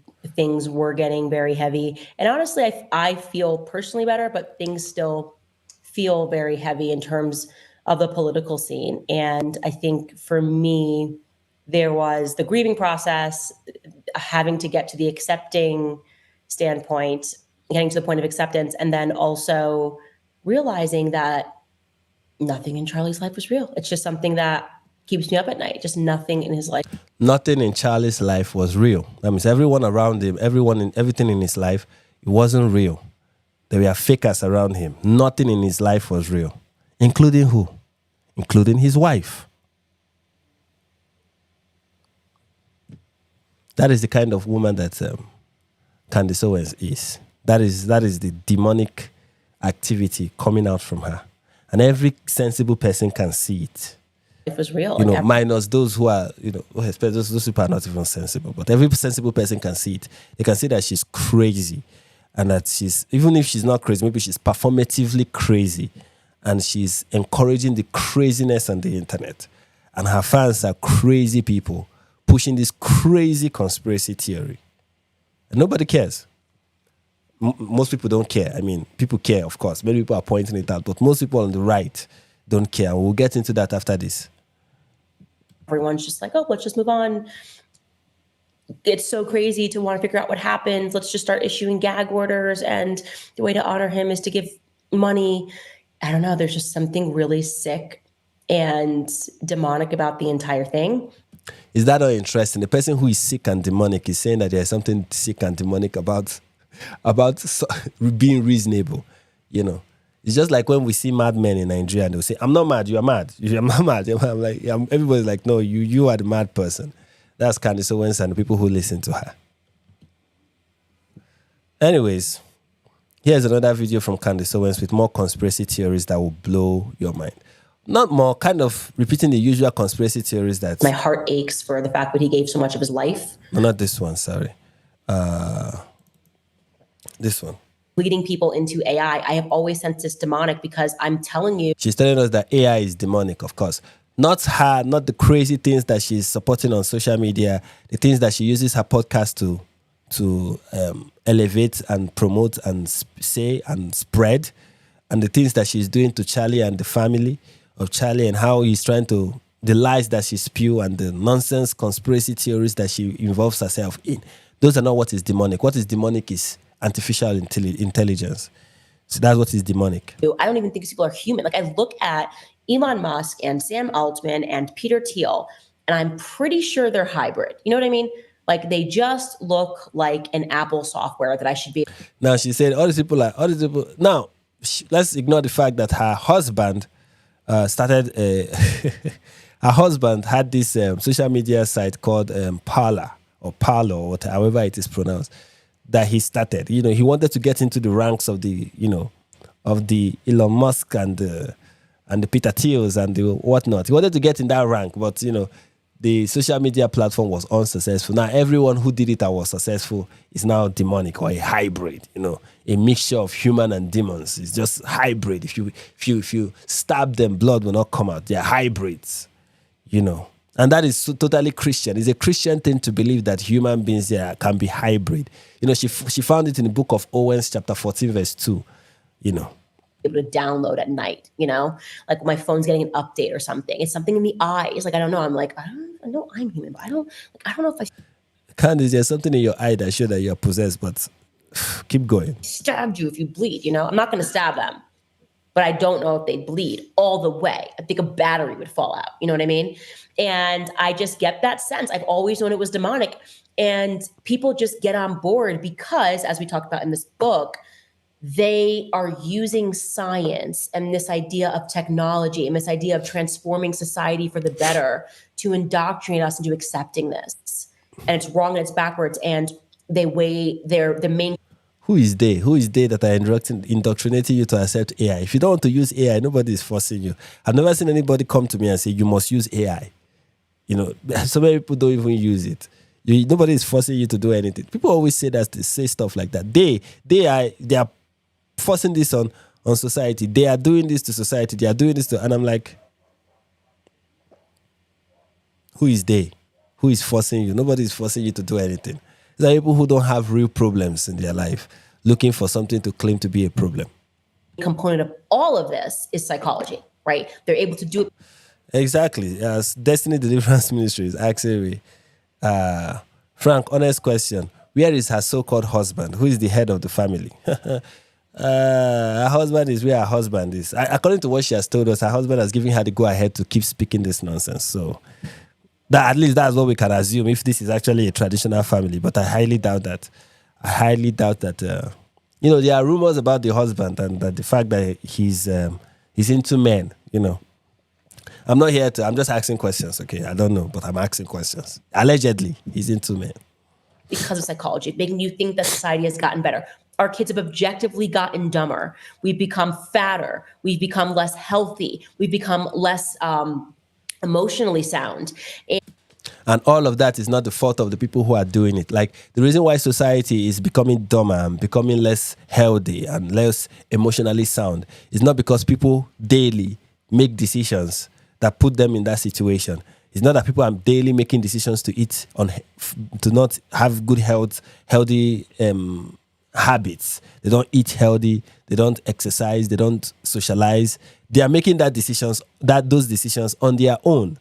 Okay, nobody is forcing anybody to make those decisions. People decide. There are people who have decided to be healthy and they are healthy. And then there are people who have chosen not to be healthy and they are not healthy. Okay? Surprise. Most people in society, when given options, bad options and good options, when they are placed before people, most people will choose the bad option. And that's how people have been living their life for a very long time. Once there is a bad option, people flock towards it, especially when they don't get to suffer so much for doing that.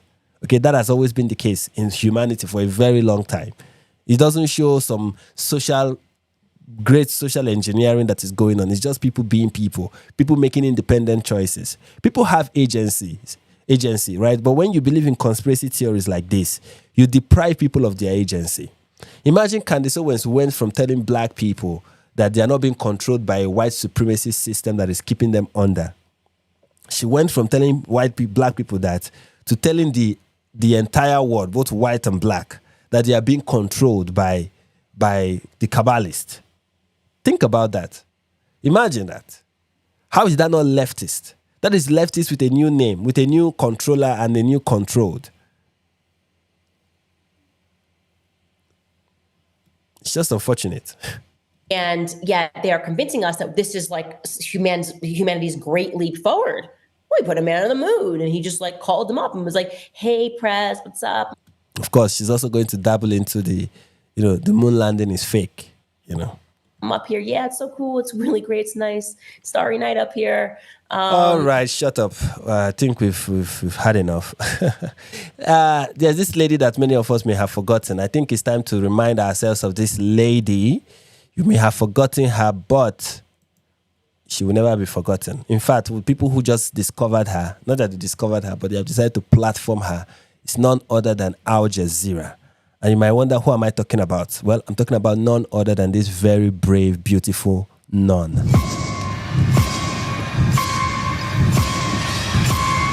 They tried to make us think that this conflict between Israel and Palestine is a religious one, between Muslims and Jews, and that Hamas is a jihadist organization, something similar to Daesh, to ISIS. All my years there, I've never seen anything that would give me a reason to think that. I don't know, maybe because your glasses have problematic glasses. You've never seen anything to give you the insinuation that Hamas is a terrorist organization and the conflict has a religious dimension to it.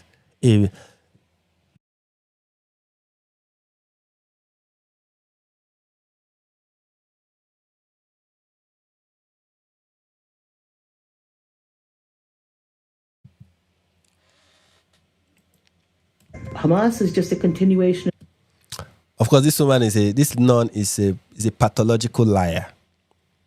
I mean, and of course, it's not something new to what we've been discussing. We just saw bishops lie.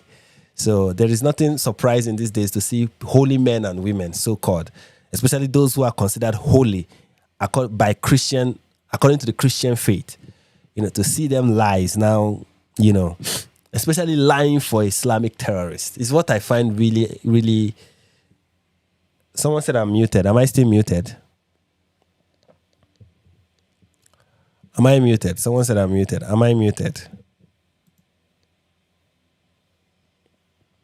Am I muted, guys? Come on.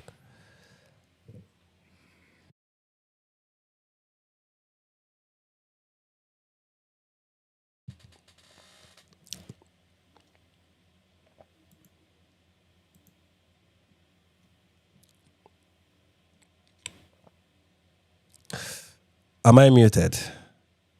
All right, I am not. All right, thank you. So these people, to see clergymen and women lie these days, it's now normal. That's the new trend, right? That's the new trend. It's now something we hear all the time, to see them just lie shamelessly. And this woman is a very, one I call pathological liars. You can be pro-Palestine all you want. You can be pro-Hamas. No, let's not say pro-Hamas. You can be in support of a two-state solution, whatever it is. You can be all of that without lying that Hamas is a religious terrorist organization. Without lying that Hamas has. You can even say that Hamas have hijacked the Palestinian cause and given it a religious fundamentalist undertone, and that their major goal is just to kill Jews. You can say all of that because it is true. Why still advocating for a two-state solution? But this woman is a very pathological liar. And I think she really is a liar. Deep, as in, Like, there is a way human beings will lie, and you will say, no, this is demonic. There is lie that someone lies, and you're like, okay, well, they are mistaken. But there's lie, like people will lie, and you're like, no, this is demonic. And I think the lies coming out of this woman's mouth are very demonic. Because when you read the Hamas charter, just their charter alone, and then the things that they say, you cannot come to a contrary conclusion other than the fact that these people are driven by Islam, and that they are doing this for the sake of Allah, and that this is a death cult. It is obvious from their very charter that is what they advocate for. But this woman has repeatedly gone on podcasts, Tucker Carlson podcast, now Al Jazeera, to say that is not true. And of course, Al Jazeera will platform her because, I mean, what if Al Jazeera does not tell a lie, what else would they be doing? Of the resistance. The first Intifada began in Bet Sahur, in Shepherd's Field, which is a Christian town on the outskirts of Bethlehem. That was the first of one form of resistance. And then they clean the we have spit at the edge of your this thing.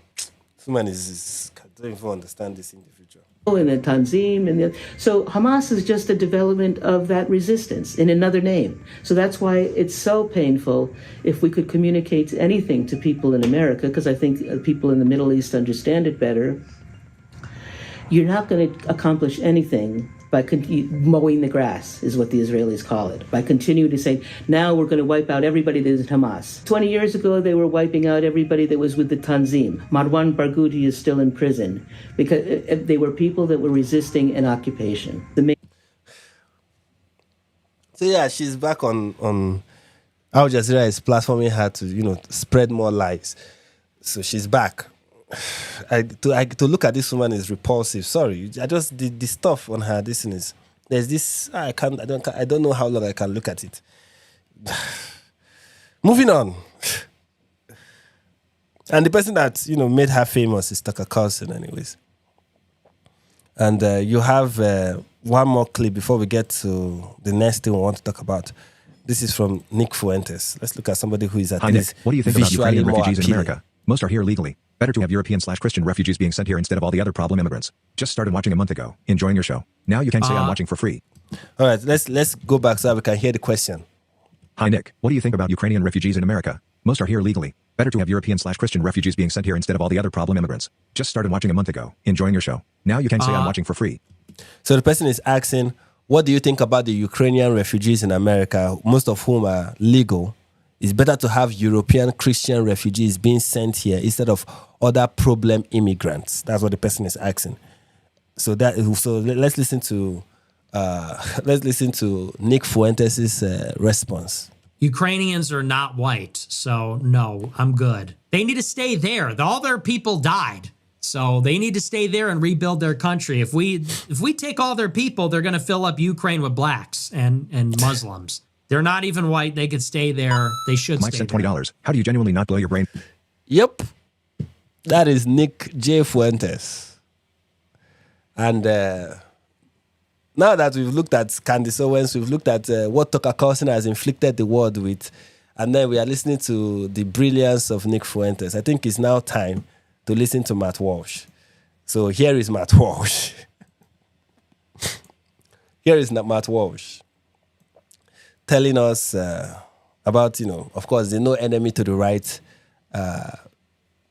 argument. And this is his latest installment into that argument. This is his tweet from October 22nd. And yeah, he said, sometimes I like to reminisce back to the ancient times of last month when I posted this and it got 175,000 likes and elicited precisely zero outrage from the right at all. Just a few weeks later, this exact same sentiment set off an outrage circle that has lasted for days on end. My, how times change. So he was saying, oh, look at how times change. Times are changing. Just a few months ago after Charlie's assassination, I called for unity on the right. This is the tweet, Oh, no, not the tweet. This is the tweet. Where he is like, I called for unity on the right, and nobody, was against it. Nobody said anything against it. Even though we have somebody here saying, back then, I can't unite with the left or the groypers. And so this somebody say, and then you had And then you have Groypas, of course. And you see how people say, we got to talk about your video game hate. But I agree wholeheartedly. You have a lot of people who are like, yeah, it is impossible to coexist with those who want you dead. Agreed.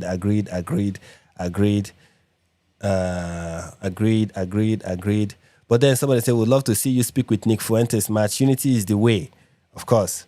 We are so back. Evan Kilgore. This is somebody who once praised Hitler. But, of course, you can see Groypas like, yeah. We are ready to, people are like, yes. Somebody was like, Matt and Groypas shaking hands.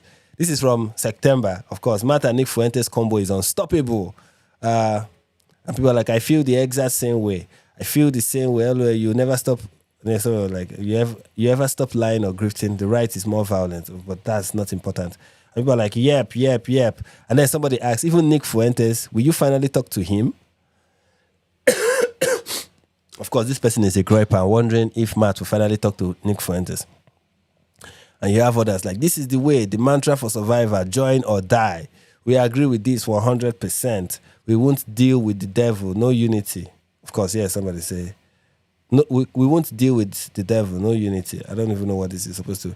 You have Sam Parker, which is also another Groypa account, saying, when are you going to unite with nationalist rights with guys like Nick Fuentes, Lucas Cage, and Kevin McDonald? Are you going to people are even asking back then, are you going to unite with Nick Fuentes? And time to unite the whiskey and cigar all around, unite the right, blah blah blah. But he's going to ignore the fact that someone like Abby Libby was saying back then, I can't unite with the left or the Groypas and adjacent Wellborn and Tate crowd because they want me dead too. Explicitly over and over for 2 years threats and wishes of death on me and my baby boy. I am begging you to tell me you aren't calling the right to unite with them. This is from September 13. And this lady was already asking Matt, please, when you said unite with the right, I hope you are not saying we should unite with the Andrew Tate crowd or the Groypa crowd or the Wellborn crowd. Where exactly do you want us? Please tell me you're not calling for us to unite with them. And when he said this, she also said, when he made this tweet saying, oh, just a few weeks ago, a few weeks ago, I said the same thing I've been saying and, nobody said anything negative. But now people are attacking me without end, while I double down. People are attacking me while I double down. He will not add that part. But Abby Libby is saying again, no, I left a comment on that 12th post with the exact same sentiment I have. Continue to try to communicate with you about not uniting with Groypas who want me and my children dead. But what I like most is this response from Seth Dillon. And he said, I reminisce about how we used to all recognize and reject evil no matter which side it was on. And this is an article from Matt Walsh. This is a Matt Walsh article that he wrote in 2017 that was published on Blaze Media. And here is the title of the article. From Matt Walsh. Dear alt-right white supremacist and leftist Antifa thugs, you deserve each other. So Matt Walsh is saying that the alt-right, that's the Groypas, and the leftist Antifa thugs, they both deserve each other. And they are both the same. Now, listen, let's read the article. I have already made known my feelings about white supremacists who gather in Charlottesville. Their idiocy is overshadowed only by their moral depravity. The one thing they lack more than jobs and girlfriends is a semi-coherent understanding of history. How many of these neo-Nazi punks even realize that Hitler would have marched them to the gas chamber right along the blacks and Jews, the black and Jewish Americans they despise? How many of them had grandfathers and great-grandfathers who stormed the beach to defend the very movement they now wish to resurrect? Part of me hope their grandfathers are dead so they don't have to witness what's become of their families. Parts of me hope they are alive so they can take their cane and swat these brats across the head. I don't condone violence unless it's a World War II veteran delivering a grandfatherly whooping to a vile, ungrateful Nazi grandson. Which is this is Matt Walsh back then. Very, very direct, very strong against for his dislike of neo-Nazis and the Groypas and the white supremacists. it will be very difficult to go too far in criticizing the sorts of men who rally this weekend. I am forced to put the word men in quotes because they are only men in the most literal sense. In any other sense, they are cowardly, pathetic little boys desperate for attention. I am not interested in hearing, as I have heard from some, that these imbeciles were driven to this point because of all the racism and hatred on the left. There is racism and hatred on the left, a lot of it, and we will get to that in a second. But that does not even begin to excuse them. I have said for years that leftists ought to be able to express their disapproval of police shooting without burning down a convenience store. That really is not a high bar to hurdle. In the same way, these people ought to be able to protest radical double standards or Confederate status removal without becoming actual Nazis. To answer racism or perceived racism by becoming racist is about the dumbest and most indefensible response possible. This is Matt Walsh. This applies to the racists on both sides of the fence. Both feel they are justified in acting this way because people on the other side are acting this way. I am so tired of that demented third-grade logic that I could vomit. If you want to be the good guy, you need to be better. If you have no desire to be better, then you are just as rotten as whatever evil or perceived evil you purport to oppose. On that note, it must be emphasized that the despicable beliefs and actions of white supremacists do not vindicate those on the left who have been rioting in cities and on college campuses across the country and committing acts of senseless brutality and politically motivated violence for years now. There are those who want to pretend that the Nazi terrorist cowards who got in his car and plowed through a crowd on Saturday did something unprecedented. Sadly, this is not the case. Have we already forgotten about the Black Lives Matter march in Dallas that ended with 5 Dallas police officers being executed in the streets? Or the many hundreds of police officers and journalists and citizens who have been beaten or pelted with stones at leftist protests? Or the business owners who have had their stores looted and touched? Are we really going to pretend that none of that ever happened? I mean, this is Matt Walsh back then, being able to say, oh, you can criticize the left and the right, and doing so. Like, he even started by criticizing the right and then went to the left. Matt Walsh of 2017 was balanced. He was able to see that there is problem on the left and there's problem on the right, and was able to call the problem. I mean, look at the strong language he used for those on the right. He said they were not even men. That to call them men, he had to put it in quotes because they are only men in the most literal sense. But in not every other sense, they are little pathetic boys with nothing going for them, jobless and in no relationship. Losers was what he was calling groypers on the right, white supremacists and racists on the right. He was calling them losers. But let's continue reading. I did not bring this up in order to minimize the most recent atrocities, but to paint a more complete picture of the situation. It is especially important that we look at the whole picture because the picture is only going to get worse. Leftist rioters now feel vindicated, so they will grow bolder and more dangerous. These alt-right racists and Nazis are equally as likely to have a change as unlikely to have a change of heart. Back and forth we will go as our culture cycles the drain. You will notice one thing. As death spirals get faster and faster, the terrorists on both sides will become even more indistinguishable. As they clash with one another in the streets, it will be hard to tell one from the other. The only thing that will mark them as distinct is the flag they carry. But apart from that swastika or that hammer and sickle, they will be and currently are virtually identical. Look at that. Matt Walsh is recognizing that groypers are identical to Antifa rioters. Wow. Indeed, the similarities between the alt-right white supremacists and the leftist Antifa thugs are impossible to miss.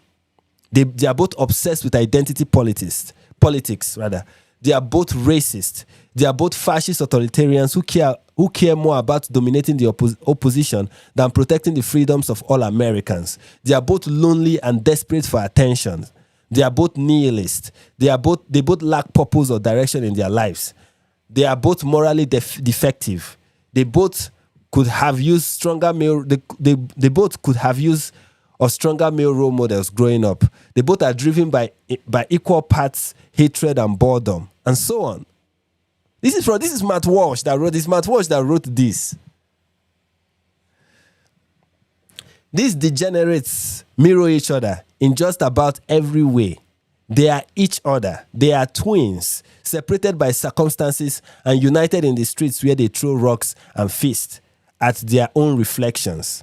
I am not convinced that either groups really care all that much about their respective ideologies. I think they mostly just want to shout at people and burn stuff. Nihilism and indifference is what fuels them. The problem is not that they care too deeply about an issue, or even that they care in the wrong way and are about the wrong things, but that they don't care about much of anything at all. They have led aimless and directionless lives, and in the banners that they are taking up and the chaos that they bring to our cities, they find a little spark of life in their darkened souls. They find nothing to do, a purpose, even more important, an enemy, and the enemy they have found is exactly like themselves. They deserve each other, and I am sorry to say, we deserve them. This is from Matt Walsh in 2017. And then he said, God help us more. And then you're like, to see more of Matt Walsh, fishes the blaze, blah, blah, blah. And this is from Matt Walsh, 2017. What changed? Well, he's going to tell you what changed. He's going to tell you what changed.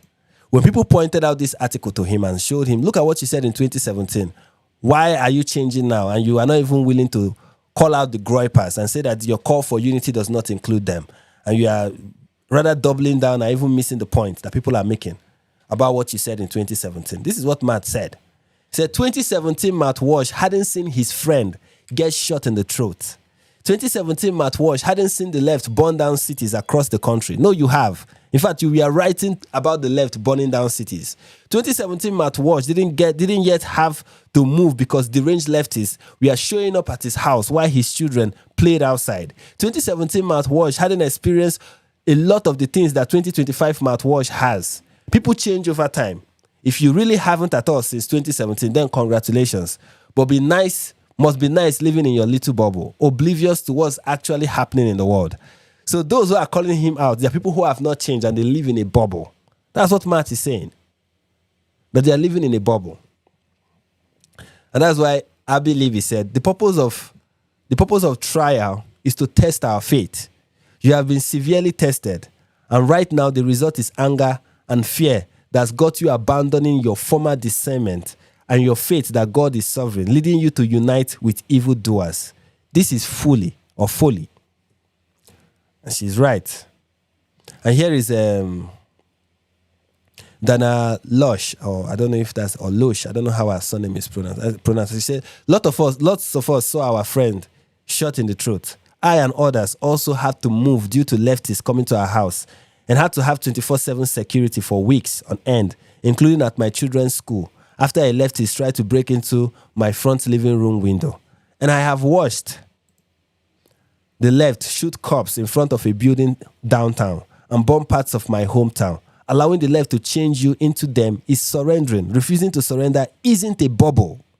Which is what Matt is saying. He's saying that every other person who has not changed their position are living in a bubble, which they are not. They are not living. In fact, Matt, you are the one living in a bubble. You are living in a bubble where you are not affected by groypers on the right. They are not attacking you. But they are attacking every person around you, and you are ignoring it, pretending like it is not there. Which is unfortunate to see somebody like you who used to be a person of integrity and a person of principle abandon those principles because of you claim that, as if you are the only one who saw leftists burn down cities and saw leftists try to kill, as if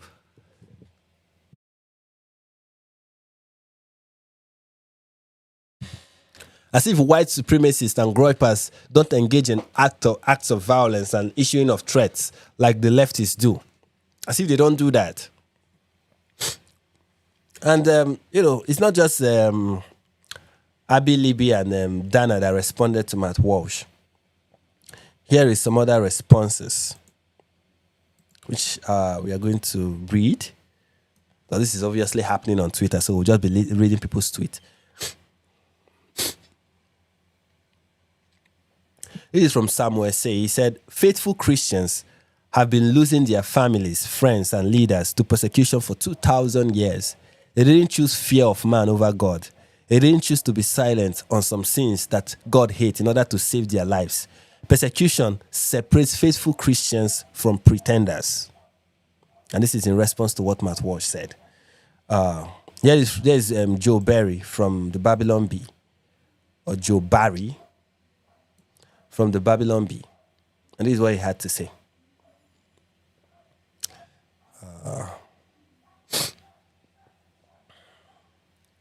He said, do not be overcome by evil, but overcome evil with good. Because essentially, Matt Walsh is, what he's saying here is, I have been overcome by evil. I have changed because of the evils that I have seen. My perspective have changed because of the evils that I have seen. My principles have changed because of the evils that I have seen. I'm now willing to unite with groypers who in the past I saw as nihilistic as the people on the left, who I say deserve each other. But now I have changed my principles. And I'm willing to unite with the Nick Fuentes of the world, even though he will say now that he has not said that he wants to unite with them. But of course, he has chosen also not to clarify his position. People have called him and said, try and clarify your position. Let us know exactly what you mean when you say you are willing to unite with people on the right. Who are the people on the right that you want to unite with? People have asked him to make that clarification, and he has refused. Instead, he keeps doubling down on his no enemy to the right, no enemy to the right. We should unite on the right. We should unite on the right. Unite with whom? He will not specify, which is unfortunate to see from Matt Walsh. And he's pretending like which is kind of sad to see. He's pretending like I'm the only one who is fighting those on the right. Every other person on the right is just fighting me. It's unfortunate to see, you know. And here is I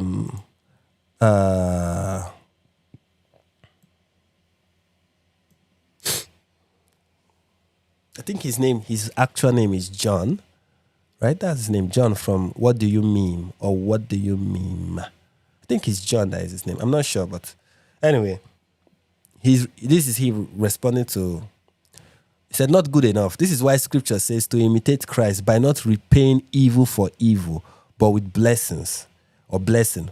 We are no greater than Christ, who suffered far worse and still didn't change, allowing evil events to radicalize your group works. Your group works for the world, but not Christians. Meaning that what you're just saying is how people of the world will respond. As a Christian, this is not how you're supposed to respond. You're not supposed to allow evil to overcome you. And the shamelessness with Matt Walsh, where he's ignoring the fact that he's changing his position, he's changing his stance because of evil he has seen the left perform and perform brazenly. And the fact that he doesn't just see how that contradicts Christian principles, and he's bold to voice it, for me, is interesting, to say the least. Now we're going to listen to this video from What Do You Meme? We're going to listen to, like, the end of this, we are going to listen to 3 videos. Okay, we are going to listen to 3 videos. One from What Do You Meme? The other from Dana and Seth. Another one from Seth and Dinesh. And on the last one will be from Dinesh and Trigonometry. So let's take them one after the other. Starting with What Do You Meme? Earlier this week, a group chat leaked from high-ranking young Republican leaders. The chats were full of racist, cruel... All right, let's start from the beginning. Earlier this week, a group chat leaked from high-ranking young Republican leaders. The chats were full of racist, cruel, and dehumanizing statements and jokes. But the disturbing part wasn't just what was said, it's also how many people refused to condemn it and how quickly that silence spreads. On October 14th, Politico published nearly 3,000 leaked Telegram messages from young Republican leaders across multiple states. The messages were from about a dozen leaders, including one state senator and a senior Trump official, with the chat containing over 251 slurs. And when the story broke, the messages were indefensible. They were racist, anti-Semitic, and violent. Some joked about gas chambers, they called black people monkeys, others joked about grape, praised Hitler, among other things that I can't even talk about here. But as bad as that is, the part that really exposes where we are as a society right now is just how people reacted. Alan Rosen tweeted out, "Our future is bright." And not only am I okay with what was said in the group chat, those messages have my full endorsement. There were also several other endorsements from Proud Boy members, some Groypers, and so on. But this sort of stuff has sadly grown more common today, especially on places like X. So what was shocking was not really how many people defended the chats, but how many people refused to condemn them. Vice President J.D. Vance came under criticism for saying this. Focusing on what kids are saying in a group chat, grow up. I'm sorry, focus on the real issues, don't focus on what kids say in group chat. But the reality is that kids do stupid things, especially young boys. They tell edgy, offensive jokes. You know when he has to, somebody said what shocked me most was J.D. Vance. You know what is interesting about J.D. Vance? J.D. Vance does not know that the Groypers, or that people who make the kind of Groyper joke that he's defending, they hate him. Like the Groypers, the Nick Fuentes fans of the world, they hate J.D. Vance. They hate him. They always point out that he's married to a Hindu woman. And they hate him. They feel he's a traitor to America. They hate him. The people you are defending, J.D. Vance, maybe you think you'll get their vote in the future. They will not vote for you. They hate you. But please, by all means, just keep defending them. You see this chicken? It will come home to roost. It will.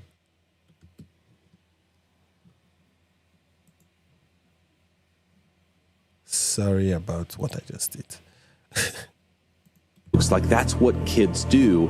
And I really don't want us to grow up in a country where a kid telling a stupid joke, telling a very offensive stupid joke, is cause to ruin their lives. And at some point, we're all going to have to say, enough of this BS. We're not going to allow the worst moment in a 21-year-old's group chat to ruin a kid's life for the rest of time. That's just not okay. So he called them kids there, and later in a tweet, he called them college kids. But people responded by pointing out that these were grown adults in their 20s and 30s for elected officials, state chairs, campaign advisors, and even a former Trump administrator. Guys, give me a second. I'll be with you guys shortly. Just give me a second.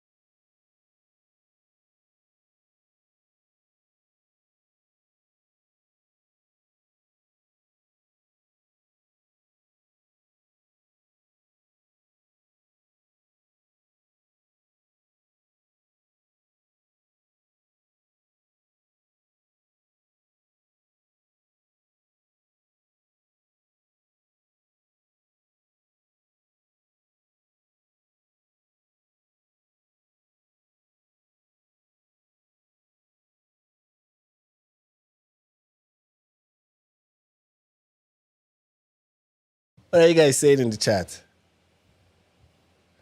Freak, who is Kaya? That's you for saying should be freed. Anyways, where was I?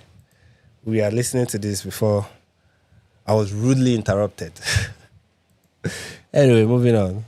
Administration staffer. But even more telling was the response from Charlie Kirk's producer, Andrew Colvett. Colvett's also a national spokesman for Turning Point USA, who also refused to condemn these chats. Just think about this. We saw these Nazi group chats, which I'm sure you condemn, right? this Nazi group chat? Well, we can talk about it. Do you condemn it?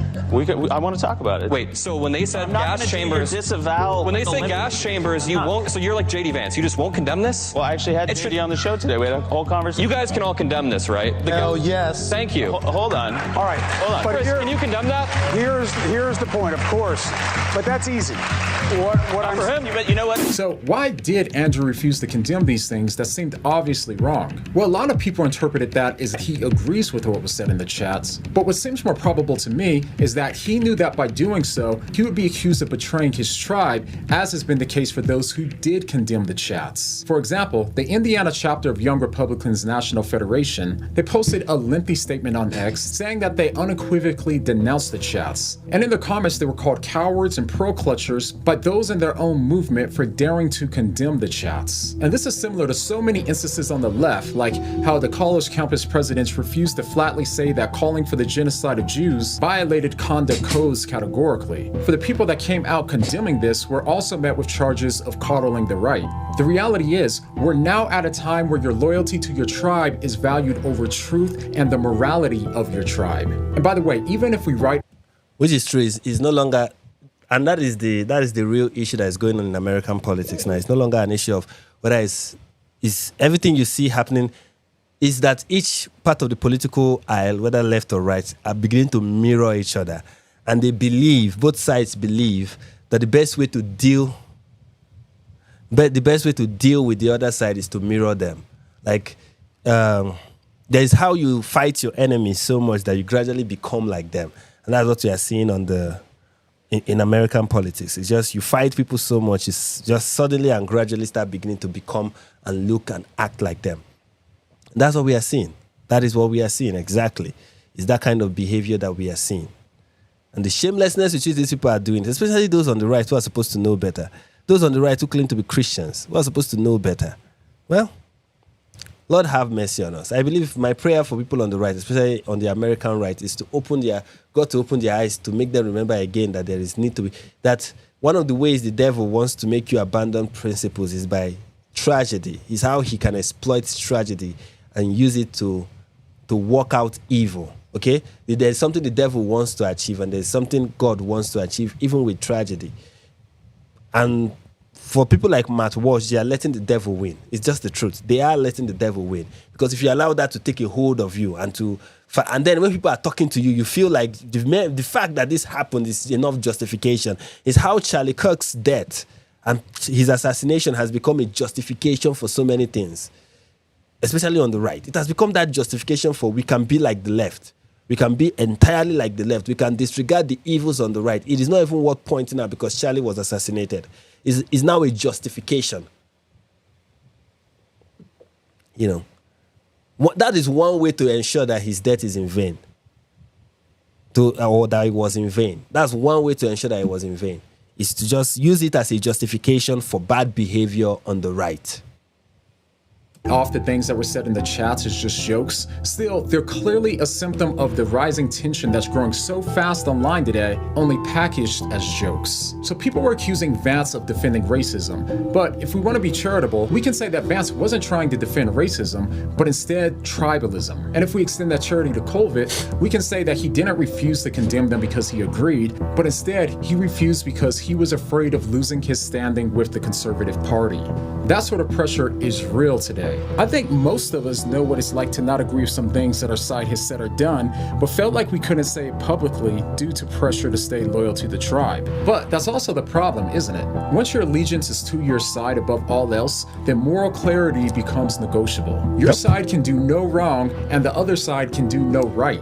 In fact, every time that our side gets called out for doing something wrong, we just point to the other side as doing things that were even more wrong, as if that justifies it somehow. Exactly. What this results in is an utter lack of accountability. When the other side does it, we capitalize on it and show why that side is evil and can't be trusted. But when our side does it, we either ignore it, downplay it, or we say other reasons for why it's different when we do it. We're justified in doing it. At the end of the day, we can accuse... And that is one thing that the right used to accuse Democrats of. You know, they used to say D stands for different. It's different when we do it. You know, but now they are just like the Democrats. It's different when we do it because You guys don't have a Charlie Kirk. We have our own Charlie. We have a Charlie Kirk, and Charlie Kirk was assassinated. Didn't you see him assassinated? That is the difference now. That is the difference now.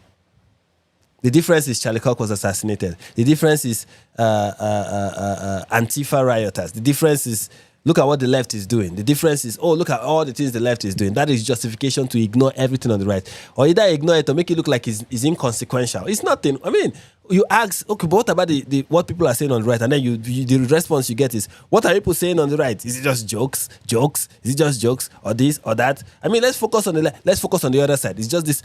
And this is something that Matt Walsh pointed out in his 2017 article. That you just see each other pointing at each other and then they're just mirroring each other. Essentially, you are mirroring each other now. You point on the left, the other person point on this side, this point on this side, this person point on this side. You are mirroring each other.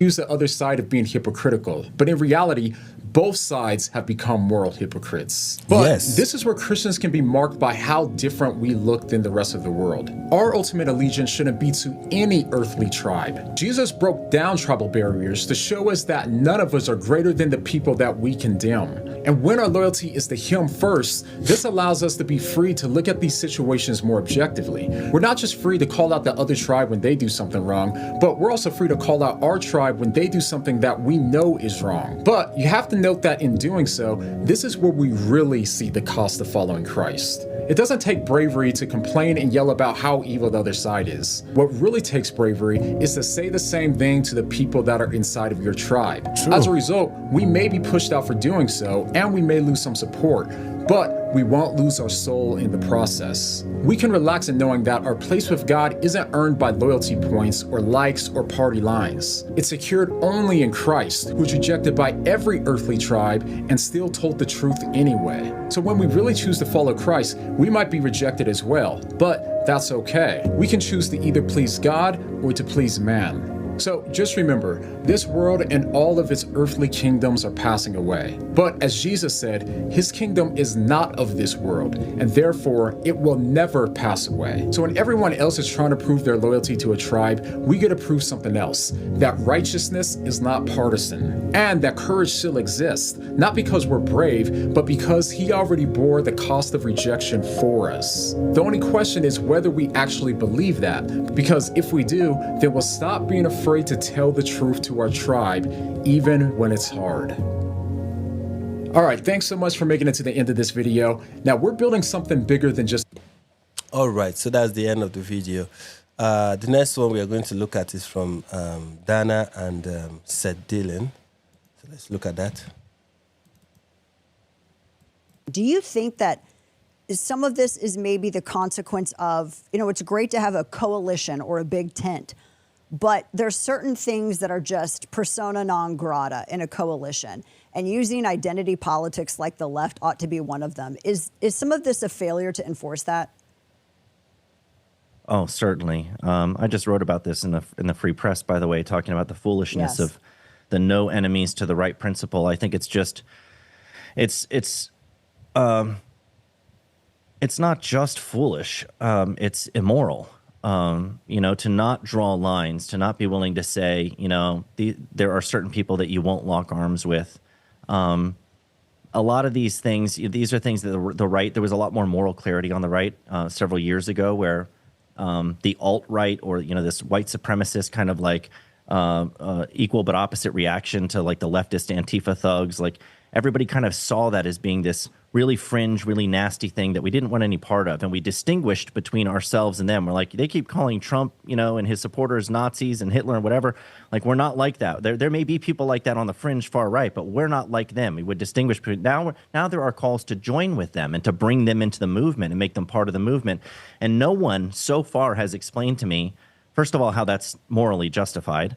But also, how is it politically expedient? How does it help us? How could it do anything but hurt us? It doesn't help. It doesn't. That's the funny thing, is that, it's just like that thing Jesus said, that any person who tries to gain his life will lose it. It's like that thing you are doing to gain your life will make you lose it. That thing you are trying to do to save your civilization will make you lose your civilization.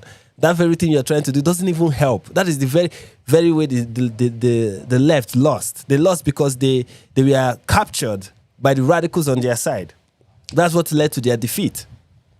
So how is it even expedient? Or even then, how is it even moral? It is not.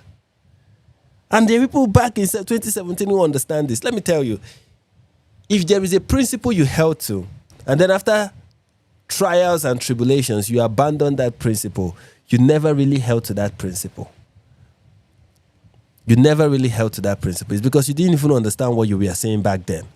And now that you face trials and tribulation and you are now abandoning your principle because of that, because of what you faced, then you never really had those principles to begin with. The trial did not change you. It exposed you. So all this violence and the killing of Charlie Kirk did not change Matt Walsh. It exposed him. It exposed him. And I hope he can see it right now that, look, I am a very tribalistic person and it's time for me to repent. To bring people who are collectivist, yeah, they engage in these race-based grievance things. They're supremacists. They're just filled with bigotry and hatred. They have authoritarian impulses. They're collectivists. Like, you add all of these things up, and it's like, how could we possibly benefit from having them in the conservative movement? That doesn't make any sense. This is a real reckoning for conservatives to decide what is our identity. What is a conservative? That's the next question that we need to be asking. We had that question about what is a woman. Now we need to have it about what is a conservative. True. 100%. That is a very good question. You want to unite with the right. Then who are on the right? It's now the question that needs to be answered. Who is on the right? Who are the people on the right? And here is set with Dinesh. You were pushing back, I think, against some forces on the right that are taking the view. I'll identify this loosely with Megyn Kelly, but there may be others who have the same view. It's a position that you describe as no enemies to the right. To summarize kind of what Megyn said, she basically said, look, I'm not going to criticize Tucker Carlson because she said he's a really good friend of mine. And so whether he's an anti-Semite or not, I don't really care because he's a good guy as far as I'm concerned. And with Candace Owens, she said, well, she's a young mom. She's got a bunch of kids. She's facing a lot of issues. And so if she's a raging anti-Semite, I'm just not going to go there. Our enemies are on the left. Now, it's her prerogative to say that, but I'd like you to analyze that position for a moment. It certainly hasn't been my position, but there are people who push back on me and go, well, Dinesh, why are you taking this kind of position? Why are you calling out people on our own side? How do you kind of adjudicate responsibility? We are in a fight with the left, and there is a sort of reasonable position that says, hey, listen, if we are two teams, our team should come together in taking on the bad guys. And if we divide our own forces, that will be to our own detriment. How do you make sense of all this? Well, it's funny you say to take on the bad guys. I think it's a mistake to think bad guys can only be on one side.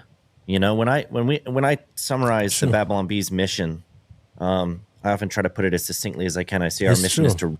It's true. And I think that's the real problem. The real problem is the belief that one of the problems, there are many problems, okay? Of course, I think the root of all of this is just tribalism, good old tribalism. You know, being tribal, being tribalistic in your thinking, such that you are not even willing to concede any ground whatsoever. Even when doing so is not, you feel everything you are doing is always in response. You now become reactive. You're not active, you're reactive. Everything you do is in response. Every of your move is determined by your enemies. Your enemy is the one determining everything you do. You're no longer defined by what you stand for, but for what you stand against. Your entire life is now driven and defined by what you stand against. And I think that's the real problem. That's the real problem that has led to this tribalism. That's the real problem that has led to this tribalism. And the more people have that mentality, you become so tribalistic. And at the end of the day, you become what Matt Walsh talked about in his 2017 article. You begin to mirror the other side. They move left, you move left. They move right, you move right. They go up, you go up. They go down, you go down. You are now them. You demonize your enemies so much that you become like them. You demonize your enemies so much that you become like them, unwilling like they are to get rid of radicals on their side. And it's so ridiculous, it's so shameful that all of this is happening because of Charlie Kirk's death. This should not be his legacy. The legacy of Charlie Kirk, will not be that people on the right will become radicals or be captured by radicals. Because radicals on the right, we are part of people he fought against. Especially Nick Fuentes. Yes, he was silent about Candace Owens. And yes, he platformed Tucker Carlson. But we know that he was opposed to this Jew hatred that is now rising on the right. He was opposed to the Groypers on the right. We know that for a fact. And now he's dead. You want his legacy to be this? Let's unite with everybody. Irrespective of the fact that these were the very people who, when Charlie was alive, they spoke against him. They never supported him. They thought he was a sellout. They thought he was evil. You know, after his death, after his assassination, Nick Fuentes came out and was like, hey, we had our disagreements. No, you did not have your disagreements. You called him evil. You called him despicable. You had the harshest words for him. You were so much against him and everything he stood for that you were willing to see Kamala Harris become president. That was how these Groypers were. And now that Charlie is dead, Matt Walsh is like, yes, let's lock arms with the Nick Fuenteses of the world. Let's pretend like they don't exist, because the only thing that matters is that teacher who was caught on camera doing the gesture of trying to mock Charlie Kirk's death. That's what matters. And I'm not saying that is not a bad thing. Nobody is. What we are saying is that that's not the only bad thing that exists. But of course, this tribalism, the real enemy of the right now is not the real enemy on the right. Is not the Groypers. It's not the conspiracy theorists. That's not the real. I don't mean. Let me phrase this correctly. The real enemy on the right is not white supremacy. It's not Nazism. It's not neo-Nazism. It's not conspiracy theories. No. The real enemy, the real demonic ideology on the right that I see is tribalism. Because if the right chooses not to be tribalistic, it will be able to stand against the neo-Nazis, the conspiracy theorists, the Jew haters, the anti-Semites. It will be able to stand against them if it refuses tribalism. But if it becomes tribalistic, it will become a big tent for neo-Nazis, for conspiracy theories, for people who are doing everything within their power to undermine what is happening, all the progress being made by the right. Candace Owens, how do you listen to Candace Owens and say she's on the right? I mean, what has Candace Owens said in the past month, in the past year? What has she said that you had and you were like, yeah, she's definitely right-wing? Attacking Brigitte Macron and calling her a man? Was that right-wing? Making conspiracy theories about the moon landing, was that right-wing? When was the last time she called out the left? When was the last time she called out all leftist ideologies? She has spent most of her podcast talking about Kabbalists and whatever. Even since Charlie's assassination, what has she done that you say is of benefit to the right? The right of Matt Walsh, of course. What have she done? Undermine the investigation, claim that the feds did it, or Trump did it, or Israel did it, or carry out her own investigation that essentially is try to prod the narrative and find someone else and point to someone else other than Tyler Robinson. Is that not something that should be problematic? As in, what exactly is the gain of not calling out the right? There is no gain. I mean, not calling out people on the right. What exactly is that gain? What exactly does the right profit from it? Nothing. Absolutely nothing. The Groypers. When was the last time the Groypers called out the left? What the people the Groypers are constantly attacking are people on the right. Constantly. So what does the right gain from gripers, whose only objective is to destroy the right and take over the right and take over the nation and not even allow Ukrainians into the country because they too are not white?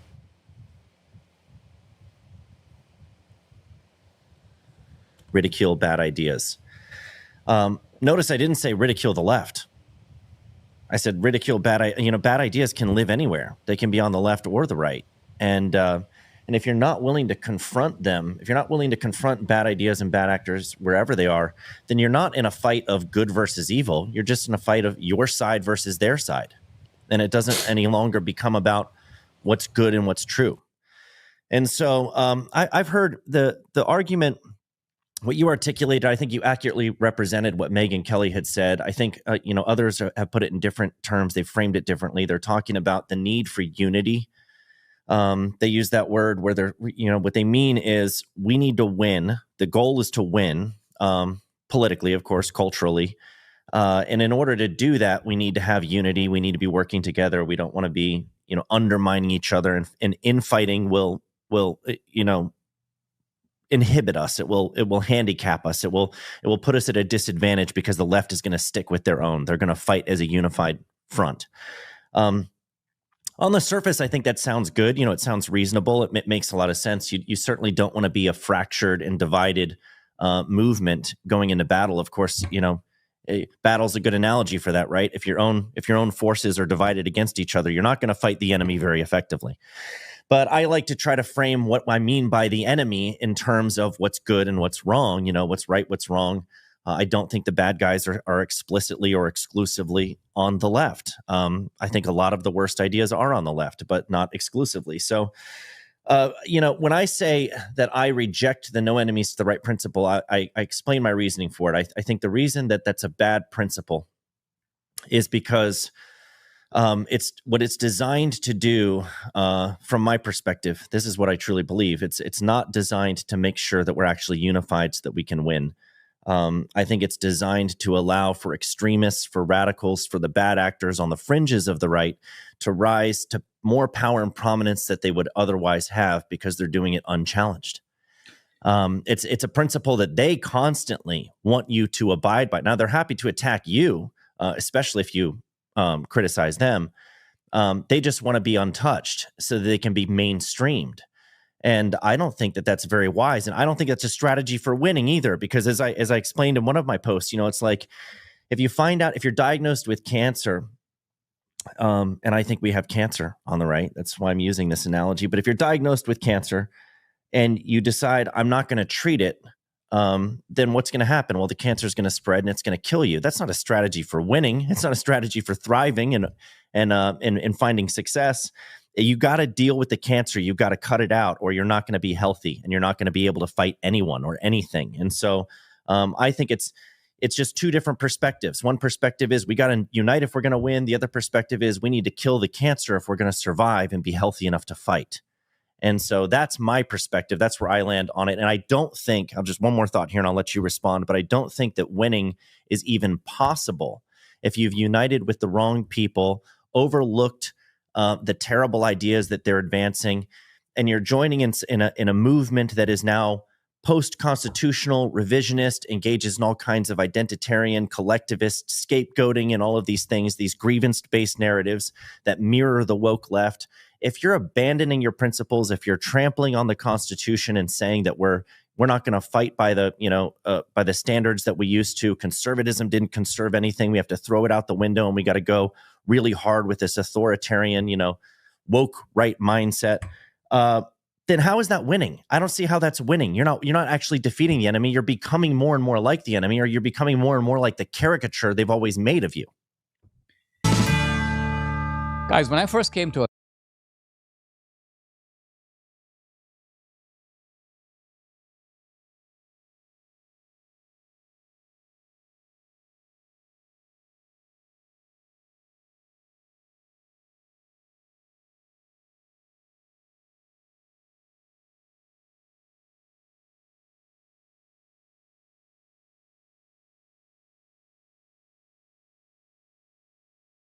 Dinesh, you mentioned Charlie Kirk a number of times, and it was obviously You know, it was a horrific moment for this country and for America. But actually, just globally, I thought it was just horrific. Sorry, I was saying, I didn't know, I muted myself, I didn't know.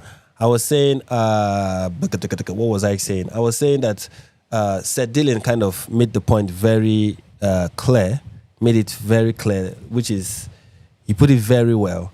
And that now I'm introducing this clip, which is by a conversation with Dinesh and Konstantin kissing. And in this clip, the reason why I'm introducing this clip is because I want people to see just how somebody who is on the center, who has this political, who has no affiliation to any side of the political spectrum, and how they reason about these things, and how they look at what is happening, especially on the right, with the rise of the Groypers, and with this, let's unify with everyone. And I want you to see how it's the same thing. Although for him, he released after like Konstantin kissing, after Charlie's assassination, he made a video saying that this is a crucial moment in American politics that is going to change something forever. And maybe he thought something was going to change, but I remember he said in I think it's the next live stream where I said I don't think much is going to change in America, or even change for the better. I remember expressing such like sentiment. I was like, I don't think much is going to change. Like, although I didn't even see this, what is happening right now, but I was like, I don't think much is going to change, because people just gloss over things. Like, people just move on from tragedy these days so quickly, you know. So for me, but he was like, he thought this was a very crucial moment. He thought this was another 9/11 moment. This was going to change the temperature of politics in America. This was going to kind of recalibrate the American society. This is going to be a pivotal moment for Americans. And I was like, this is just going to be another one. People are going to move on from this and see it as nothing. Now, granted, the assassination of Charlie Kirk has so many positives, okay? One is that we've seen the rise of Christianity. Now, there have been a rise in, like, people converting to Christianity has been on the rise, okay? And it spiked with the death of Charlie. So I'm saying this to say, whether he had died or he had not died, there had been a rise in Christianity. And I guess it's kind of spiked with his assassination. You know, but beyond that, nothing has really changed. In fact, things have gotten worse, or are seeming to get worse. Perfect moment for the world, and seeing Dinesh, you mentioned Charlie Kirk a number of times, and it was obviously it was a horrific moment for this country and for America, but actually just globally, I thought it was just a horrific moment for the world, and seeing that happen to a father of 2 young children simply being killed because of his political views, that was absolutely shocking. And because of how shocking it was, there was a naive part of me that thought that this might be a reset opportunity for everybody. And I thought maybe the left will go, oh no, we can't, there are some Nazis and they have to be called out, but we can't call center-right people Nazis. We can't throw around labels like fascist, because I've said it on this show a number of times. We said it on Joe Rogan yesterday. If you keep calling someone, if I thought the Nazis were here to invade, I'd pick up a rifle and go to the front line. So when you call someone a Nazi, you are literally putting a target on their back. And I also thought it might be a moment in which the right might reconnect around its core values and core ideas and go, we need to get together and challenge all of this.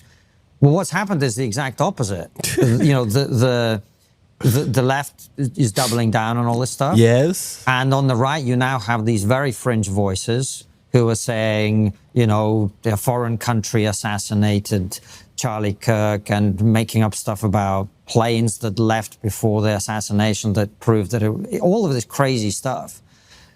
You've been quite outspoken about all of that. Talk to us about this whole thing. Yeah, I think that, look how strange it is. You had a militarization around Antifa, which became publicly evident over the George Floyd riots. That's the Antifa element. There's the BLM element, which has somewhat subsided. But what has taken its place is these violent trans rings. I'm not talking about people who are trans. I'm talking about people who think that the society is out to get them. And so they go to training camps and they talk about doing martial arts or shooting people or fighting with weapons. Now, again, I don't think there's a lot of reasoning to be done with those people. If you look at the Portland rioters, if you look at these Antifa militants, and if you look at these trans terrorists, it's really important to sort of get to the bottom of it, excavate exactly what happened. So there was some reports after Charlie Kirk's assassination that there was prior knowledge of what was going to happen, that there were people in chats talking about, hey, something really big is going to happen. Not just big happen, it's going to happen to Charlie Kirk tomorrow at so-and-so location. Well, I mean, this would suggest, if not a conspiracy, at least prior knowledge. People who knew that he was going to be shot. Just when the FBI, the authorities are sort of moving to crack down on all this, along from the right comes Candace Owens with this sort of idea that, hey, let's take a look at these photos. I see a pipe. I wonder if a Mossad agent might have crawled through the pipe. I mean, stuff that is just absolutely crazy. Now, again, if she were to produce some substantial evidence, a single reliable fact that, let's just say, contravenes the government's theory, and she says it couldn't have been that because take a look at this. But the investigative style, although I admit it's from a certain point of view, it's like irresistible to watch because it's like listening to a well-trained philosopher who has completely lost his mind and is now in an asylum and is giving you crazy discourse, but it's crazy discourse that is, that is embedded with witticisms and all kinds of, and you're like, you can't turn away. Yeah, it's like listening to Richard Dawkins, even, but he's spewing like a real sinister idea, with that eloquence and charm that he possesses. It's like, but Candace is more talented in that she knows how to tell a very compelling story with the right amount of confidence, if not overconfidence, and be so like assertive and so sure and so certain that she just has to be right. And she's compelling, she's entertaining to watch. If only people watch her for the entertainment value,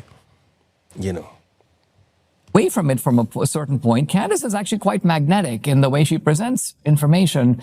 And she has a style, it's an intellectual striptease because she never puts her cards out and goes, here's what I got. She goes, okay, well, I got something. Let me show you something.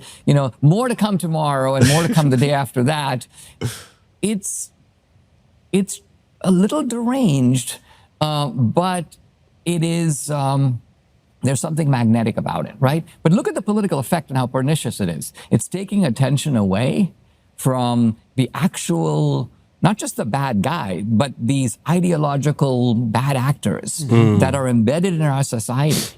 And it's basically telling everybody, look over here, it's the Jews, or it's Israel, or it's Mossad.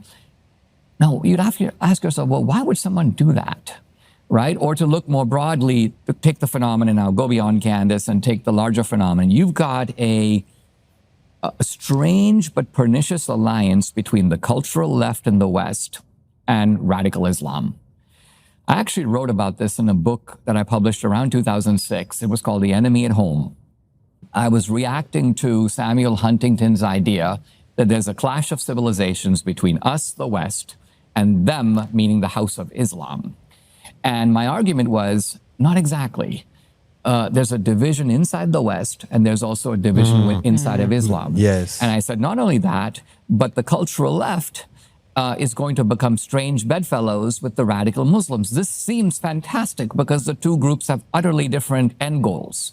And they cannot... The reason why there's a connection between the radical left and Islam is because both of them are radicals. That is the thing. That is the reason why there's this connection. Both of them are radicals, and one is stupid. Okay? Both of them are stupid, but one is more stupid than the other. Okay, both radical Islam and, of course, people on the right will not want to take extreme measures. So Islam has no use for them. Islam wants to radically take over. Leftists want to radically take over. So both of them can unify on their love for radical strategies, and both of them want to destroy the West. So one want to destroy the West and replace it with communism. The other one want to destroy the West and replace it with Islam, with Sharia, right? So they have the same goal, and they want to pursue that goal with the same method. Okay, both of them love to play the victim. Okay, both of them love to lie. Like, they have a lot of things that they have in common, and one can use the other. Radical Islam can excuse its can find defense from the communists. They can find defense from, as long as they play identity politics, they can get the communists to defend them. So it is easy for radical Islam to exploit the communists. So it is as much as they don't like the same thing, as long as they are, if you just communist and Islam, like a forever conflict between both parties. But because they have a common enemy and one wants to exploit the other, or maybe both of them think they are exploiting each other, they see themselves as good friends. So that is the reason why there's this alliance between the radical left and Islam. Not inhabit each other's world. And not only that, but if they were in full control, they would come to blows. But they are united against a common enemy. And who is the common enemy? Well, it's the Jews and Israel on the one hand, and it's America and the principles of the West on the other. So it would seem natural, unavoidable, that Jews and Christians, America and Israel should come closer together in recognition of this obvious nefarious alliance. Let's call it. I filmed the Dragons. This is like the devil's platoons. All right. Well, the good people need to come together. So I can understand why the left is doing what it does, because it is an ideological war against the Jews and Israel, no less than against Christians and the West. What I don't understand is this movement on the right that is attempting to sever our connection with Israel, and I think in the process undermining Trump, undermining MAGA, undermining America's national interests, undermining the foundations of the West, which are Athens and Jerusalem. But on top of all of that, strengthening radical Islam and strengthening the cultural left. Hang on, but you say you don't understand. I understand why. This is a very simple thing. You see that movement on the right, the alt-right, the gripers who have no problem with unifying with Muslims to destroy Jews. You see those, of course, the gripers hate, the alt-right hate the Muslims. They hate the leftists, but they also hate the Jews. And they are also radical. You see, that radical element is what unifies them. You see, a balanced, whether you call them a liberal or a conservative, or whether you call them a progressive or conservative, okay, a balanced conservative and a balanced liberal, they all a balanced progressive. They all, both sides, whether you are a liberal or whether you are a progressive. I'm using the word progressive, but in the actual meaning of it, not in the bastardized expression of it. But a balanced progressive and a balanced conservative, they all, both in the West, are both liberals. That's the truth. They all believe in certain liberal principles, like the principle of freedom of speech, the principle of so many principles that people in the West hold to be true. So they all operate on basic principles. Now, there are areas where they disagree.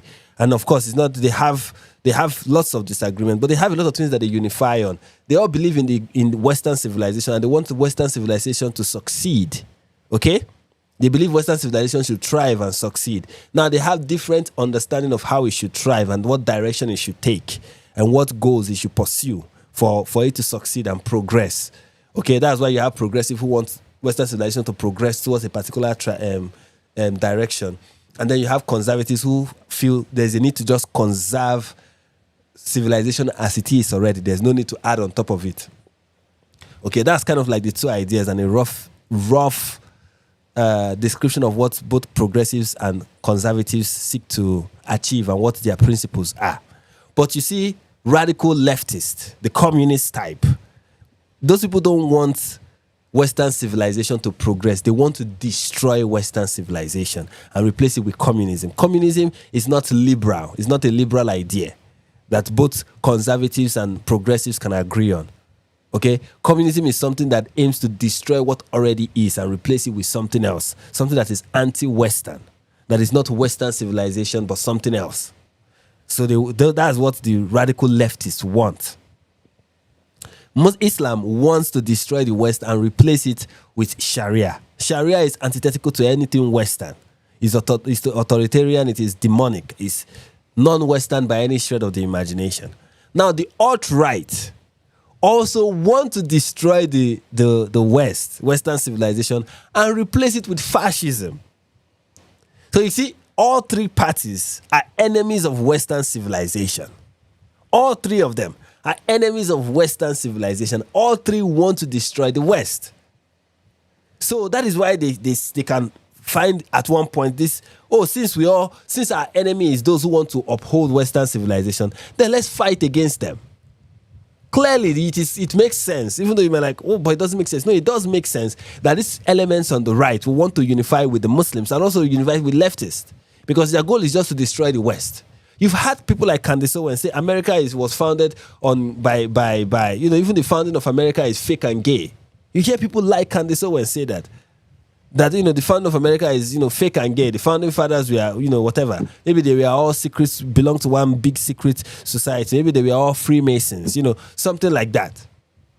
So the people like Candace Owens believe that everything Western is under the control of a huge conspiracy theorist. Why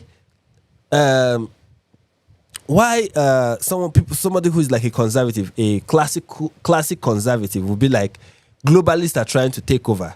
Radical conservatives, so to speak, or people who belong to the conspiracy theory gang, will say the globalists have already taken over. The globalists are already running our society. We are being controlled. What you think is, even in the past and in the present and in the future, even the things that you admire from the past, even the American Constitution that you think was founded on Judeo-Christian value, no, none of that is real.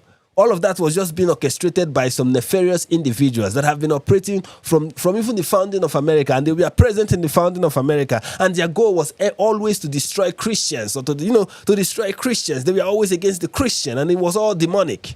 That is the Candace Owens spin. The Groiper spin is, you talk about, conserving the West, but what are you to conserve? There is nothing in it for the average white man. These liberal principles have failed us. So let's destroy it and replace it with fascism. That is the Groiper aspect. Then you have the Tucker Carlsons, who are also, like the West has failed. So why not, why we just bash it and destroy it and also, collect some Qatari money while we are at it. Now, not to say that Tucker Carlson is collecting money from Qatar. You never can tell. But, he's cozying up to Islam and it's like, well, Sharia law is not that bad because, look at what liberal democracy has given us. Dearborn, Michigan. No, not Dearborn, Michigan. Of course, he's going to like that place because I'm very sure that they are tough on crime. Even though they are not. But look at, Illinois or Detroit. Look at what is happening in Detroit. Look at what is happening in Southern California, for example. Look at what is happening in Los Angeles. Look at what is happening in all these liberal cities. Are you going to talk about Sharia law being bad when, it's not that bad, considering when you especially how Sharia law deals with, drug abuse and, drug trafficking. That's kind of what you find from these people. These people are, all these elements on the right are disenchanted with Western civilization. They feel Western civilization have always been a scam, like Candace Owens, and therefore should be destroyed. Western civilization was something that was birthed by why we believe that Western civilization was birthed by Christianity, Judeo-Christianity, and Judeo-Christian values. People like Candace Owens believe that Western civilization was birthed by the occult, and they deceived Christians to get along with it. Why people like the Groipers would be like, what has Western civilization ever gotten us? It has gotten us nothing, so let's destroy it. And that's the same thing you find with the communists. The communists are like, okay, what has Western civilization gotten us? It has gotten us nothing, so let's destroy it and replace it with communism. And then radical Islam have never been a fan of Western civilization and have throughout their history of existence wanted to destroy Western civilization. So all three groups have one thing in common. They want to destroy the West. And that is why they are unifying. Because that one goal is one thing they all have in common. Is it that they are not a huge fan of the West and they want to see the West burn, or they are actively trying to destroy it and are actively burning it to the ground? And this unifies all of them. So it's not hard to understand. Once you start feeling disenchanted, once you start feeling like the West has offered me nothing, you want it down. You are no longer team Western civilization. You are either team fascism, team neo-Nazism, team white supremacy, you know, or you are team conspiracy theory, or team communist, or team Islam. You know, and that is why all this so-called unity on the right will not be, it will be easier for these disenchanted or disenfranchised people on the right to team up. It will be easier for them to unite with communists than they are to unite with Matt Walsh. Even they will not unite with Matt Walsh, by the way. You know, Matt Walsh call for unity will not reach the ears of Nick Fuentes, and he's not going to consider that offer. There is only one condition for which Matt Walsh is going to find himself in the same team as the Groypers. One, the only way they will unite with him is if he is willing to acknowledge that the Jews are controlling everything. And the Jews have destroyed Western civilization and they need to be expelled. If you're not going to be willing to accept that, Matt Walsh, then forget it. There is no unity with us.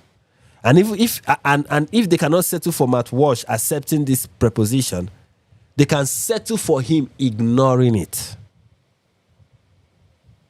So those are Matt Walsh's two options if he wants to unite with Groypers. One, accept their proposition or ignore their proposition. And it seems like Matt Walsh is taking the second option, ignoring their proposition. Let me push back on that.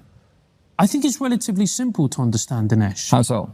If you go along this way of like, the left have done this, they've done all these egregious things, these tactics to silence and destroy, to play identity politics, to say if you're white and male, you're bottom of the oppression pyramid, which means you're far less likely to get a job, far less likely to progress.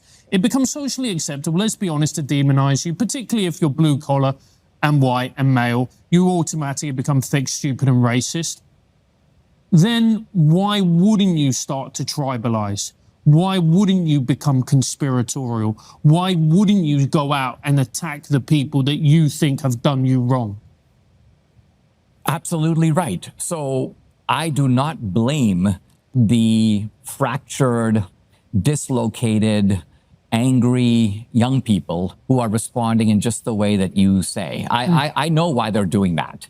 But I do blame the Pied Pipers who are leading them to the precipice, who should know better, right? Let me try a few other theories on you, because I don't think the explanation Francis gives is fully here, because what it doesn't really explain is why there are certain people now absolutely obsessed with the Jews. Why are they obsessed with Israel? Because it's not Israel or the Jews that caused the cultural disintegration that you're talking about. They didn't take over college campuses 40 years ago and introduce all this anti-Western crap.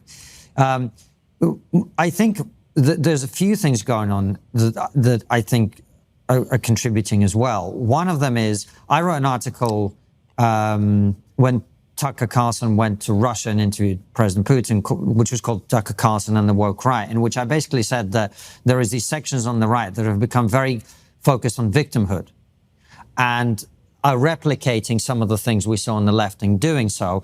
And when you're focused on victimhood, you have to find someone who's victimizing you. And at that point, Jews in Israel were not the thing. And I said, for now, the label is globalists. And those sections of the right keep talking about globalists. But a globalist isn't something that you can visualize. No one has, like when I say globalist, a picture of a person doesn't come into your head. So they were looking for somebody to be the scapegoat, the explanation that explains everything, like the left's explanation of, well, everything is because of white supremacy. Everything is because of institutional racism. Everything is because of straight white men. So I think that's one thing. The other thing is, once President Trump gets elected for a second term, in the overwhelming fashion in which that happens, what does the media do, whose entire, new media in particular, whose entire identity became, it was the anti-woke coalition, of which trigonometry was 100% a part of.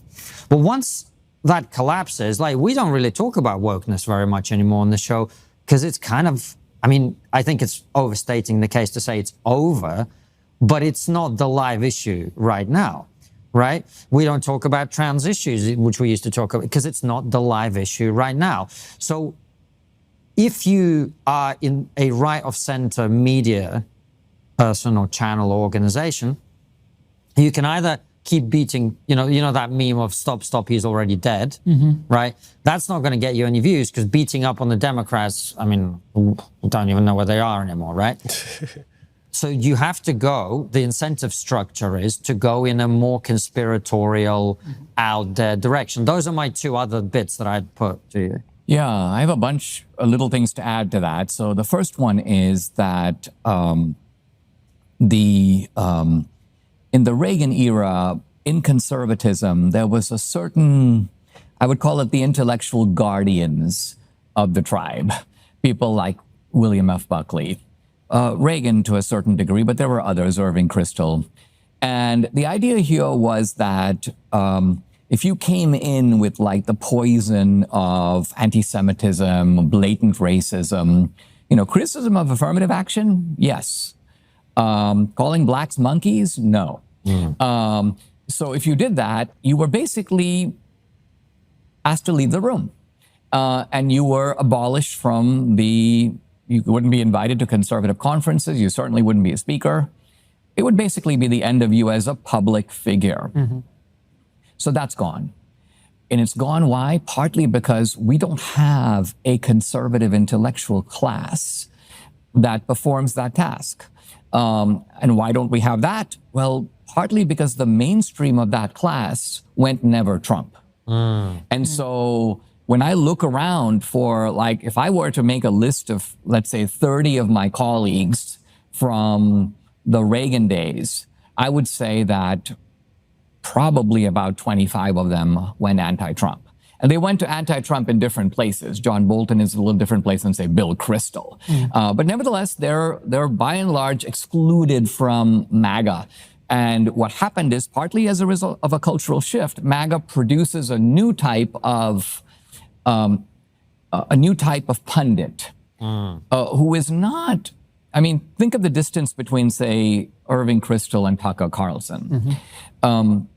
Tucker doesn't even purport to be knowledgeable about anything, right? So as a result, what Tucker says is, I will develop a ventriloquist style. I have strong opinions, but I don't want to defend any of them.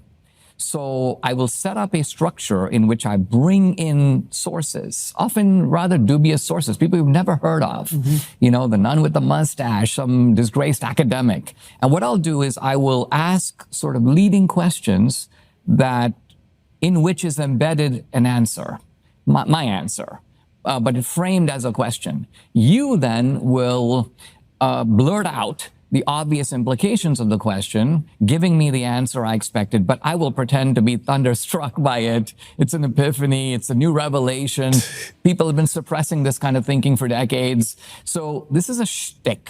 It's a different shtick than Candace. Candace's shtick is the Candace Intelligence Agency. I'm like the world's greatest detective. I'm the Pink Panther of my time. I'm deputizing all my viewers also to be detectives. Feed me information. We're going to crack the case. Yeah, it's like a community project at this point. It's like a group project. Everybody. That's the. I think that's one of the brilliance of Candace Owens, that she makes her viewers feel like they're part of the investigation. Every stupid idea that they float, she's going to look at, yeah, we'll look into that. Yeah, maybe there's something there. She doesn't say, oh, that's a ridiculous idea. She doesn't talk down on her viewers. Everything they suggest is like, yeah, that's what's looking into. So she's just a bunch of stupid people affirming each other. Essentially, that's Candace Owens and her fan base. It's just a bunch of stupid people affirming each other, telling each other that they are brilliant and that they are onto something. Every one of them feel like they are really, really investigating something. They are really, really about to crack a very big case. They are really, really about to uncover something together. It feels like a great adventure, and all of them are part of it. The only thing is that there's only one person that is making money from it, and that's Candace Owens. So to me, this is like an intellectual embarrassment, because all my life I've been an iconoclast. I will take on ideas and I will try to dismantle them but not in this way. My ideas are things like this. The Dixiecrats all became Republicans. And my strategy of challenging that is I go make an inventory of the 200 Dixiecrats. I put them up on a movie screen and I say, all right, I'm now going to show you through a movement of the mouse which of these 200 Dixiecrats became Republicans. Answer 2. So did the Dixiecrats as a group become Republicans? No. There's the empirical evidence right there on the screen. You can check it out, for yourself. So when I see this almost parody of investigation, parody of scholarship, it's very unnerving. Even parody of conspiracy theory. Like, Candace Owens is a living parody of original OG conspiracy theorists. Even though you don't agree with many of them, I don't agree with them, but at least they were more brilliant. They made more sense. What we have now as conspiracy theorists, like Candace Owens and the like, is an insult to, like, real conspiracy theorists will be angry with what they are doing. They are an insult to the trade, to the real Sherlock Holmes, who we were into this conspiracy theory way before it was cool. And we were not sounding this deranged. Now, Candace Owens has made every conspiracy theorist to sound like a moron, like an idiot. She has given conspiracy theory a bad name. Now, for young people, just as you said, there is a susceptibility to all this, and also there's no easy check on it. Like, for example, right now I'm in these big debates about Christian theology, but I'm debating Christian theology with people who have listened to 2 podcasts, right? I've written 3 books on Christian apologetics. I've thought about this stuff for 30 years, but it's difficult to address people who say things like, Dinesh, open a Bible once in a while. You might learn something. I'm like, are you serious? But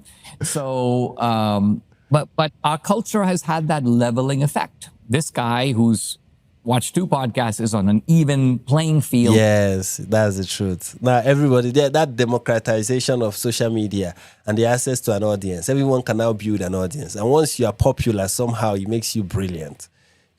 That's how Joe Rogan became like the greatest philosopher of our time. The same with Dave Smith. People who know literally next to nothing. And they want to challenge scholars and be like, yeah, I have you heard of the 4-star general? That's their only source. People who know next to nothing. With me. Now, this would not have been the case in the Reagan years because that guy would not be speaking at a conference at AEI. So there was a filtering structure that is now gone. And look, there are good things about that. Well, that's right. Yeah. I was going to say that. And I know you've tried to debate Tuck, and this is one of the other things that I do find strange because with some notable exceptions, quite a lot of these people don't engage in what used to happen, which is you come together and you have these debates and discussions. But now I think the economic incentives aren't there. You don't need to do that. Like if you're Candace, you just do your show and you make millions of dollars talking about how someone you used to call your friend, denigrating his legacy, in my opinion, and all of that. But you don't need to go and engage in a debate. There's nothing to gain, really, right? And so everything gets siloed. Something we've learned. Yep. And that is that about that. Brethren. Woo! So yeah, that is that about that. And that is all I have for you. I am so exhausted.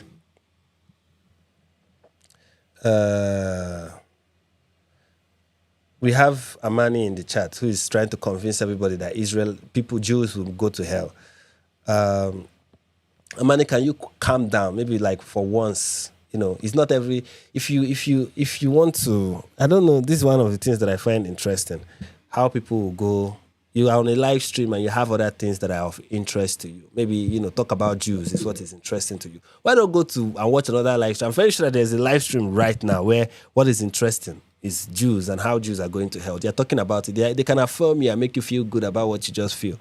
But no, you decide to come on mine and to convince, I don't know, to convince me or people in the chat that, no Jew is going to be saved.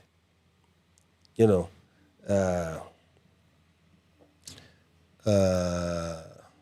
don't know what the point of that conversation is. But don't worry, it's about to, yeah. It was just a question. I'm saying don't ask the question here. Oh, don't ask. You have tried. You have tried. Oh, no Christ. Let me answer you. No Christ rejector will go to heaven. Are you? Is that okay with you? No Christ rejector will be saved. Are you okay with that? Does that satisfy your curiosity?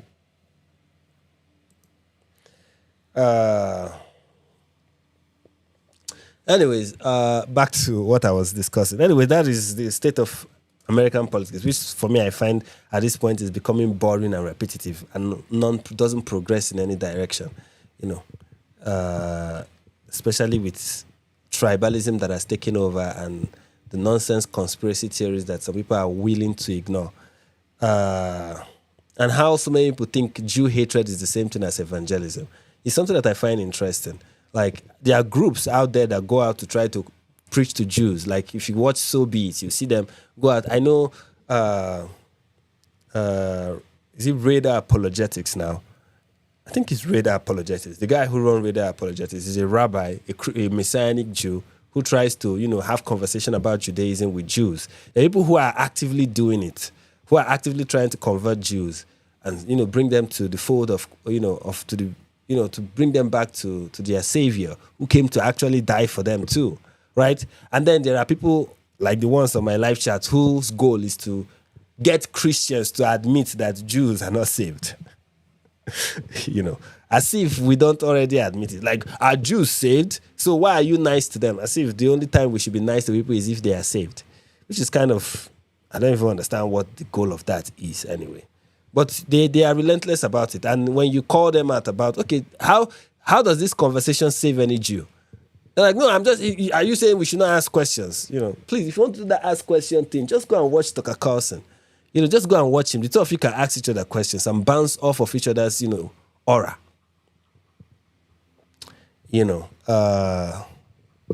Anyways, how do I end this? It was fun, guys. It was fun hanging out with you guys, talking with you guys, or just talking to myself and watching you guys respond.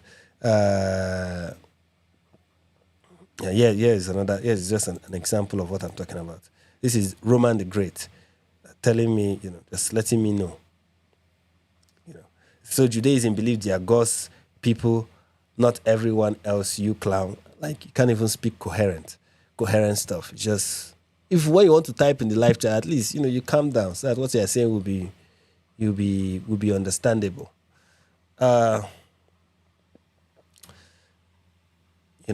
Let me just say this to especially the people who are having this the guy that I just highlighted his chat, the Amani and the other guy? There are two in the live chat, Amani and Roman the Great. Because one thing that people are trying to make you understand in the live chat is that God loves Jews, Jesus loves Jews, and he also came to die for Jews as well. Let me quote John 3:16 for you. For God so loved the world. God so loved the world, including Jews, including Hindus, okay? Including Muslims. I know Muslims, somebody may think I hate them whenever they hear me speak, but including Muslims, God so loved them that he gave them his only begotten son, that whoever amongst them will believe in him will not perish but have everlasting life. Who did God, when God said, for God so loved the world, did he say God loved those who eventually believe in Jesus Christ? No, he said love the world, everyone in the world in general. Yes, not everyone will be saved, but everyone has been offered God's love, including the Jews. So who are you to take it away from them?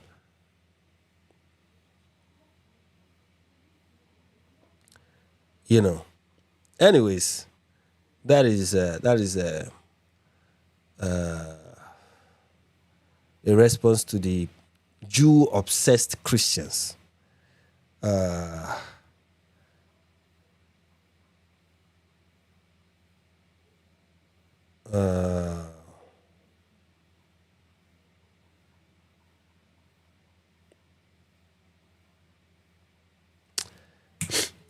Anyway, guys, it was fun hanging with you guys. I don't even know how to end than to end with that scripture I just quoted and to say to everyone, for God so loved the world that he gave his only begotten son, that whoever believes in him should not perish but have everlasting life. Okay? And that applies to everyone. God loves you. God loves you all.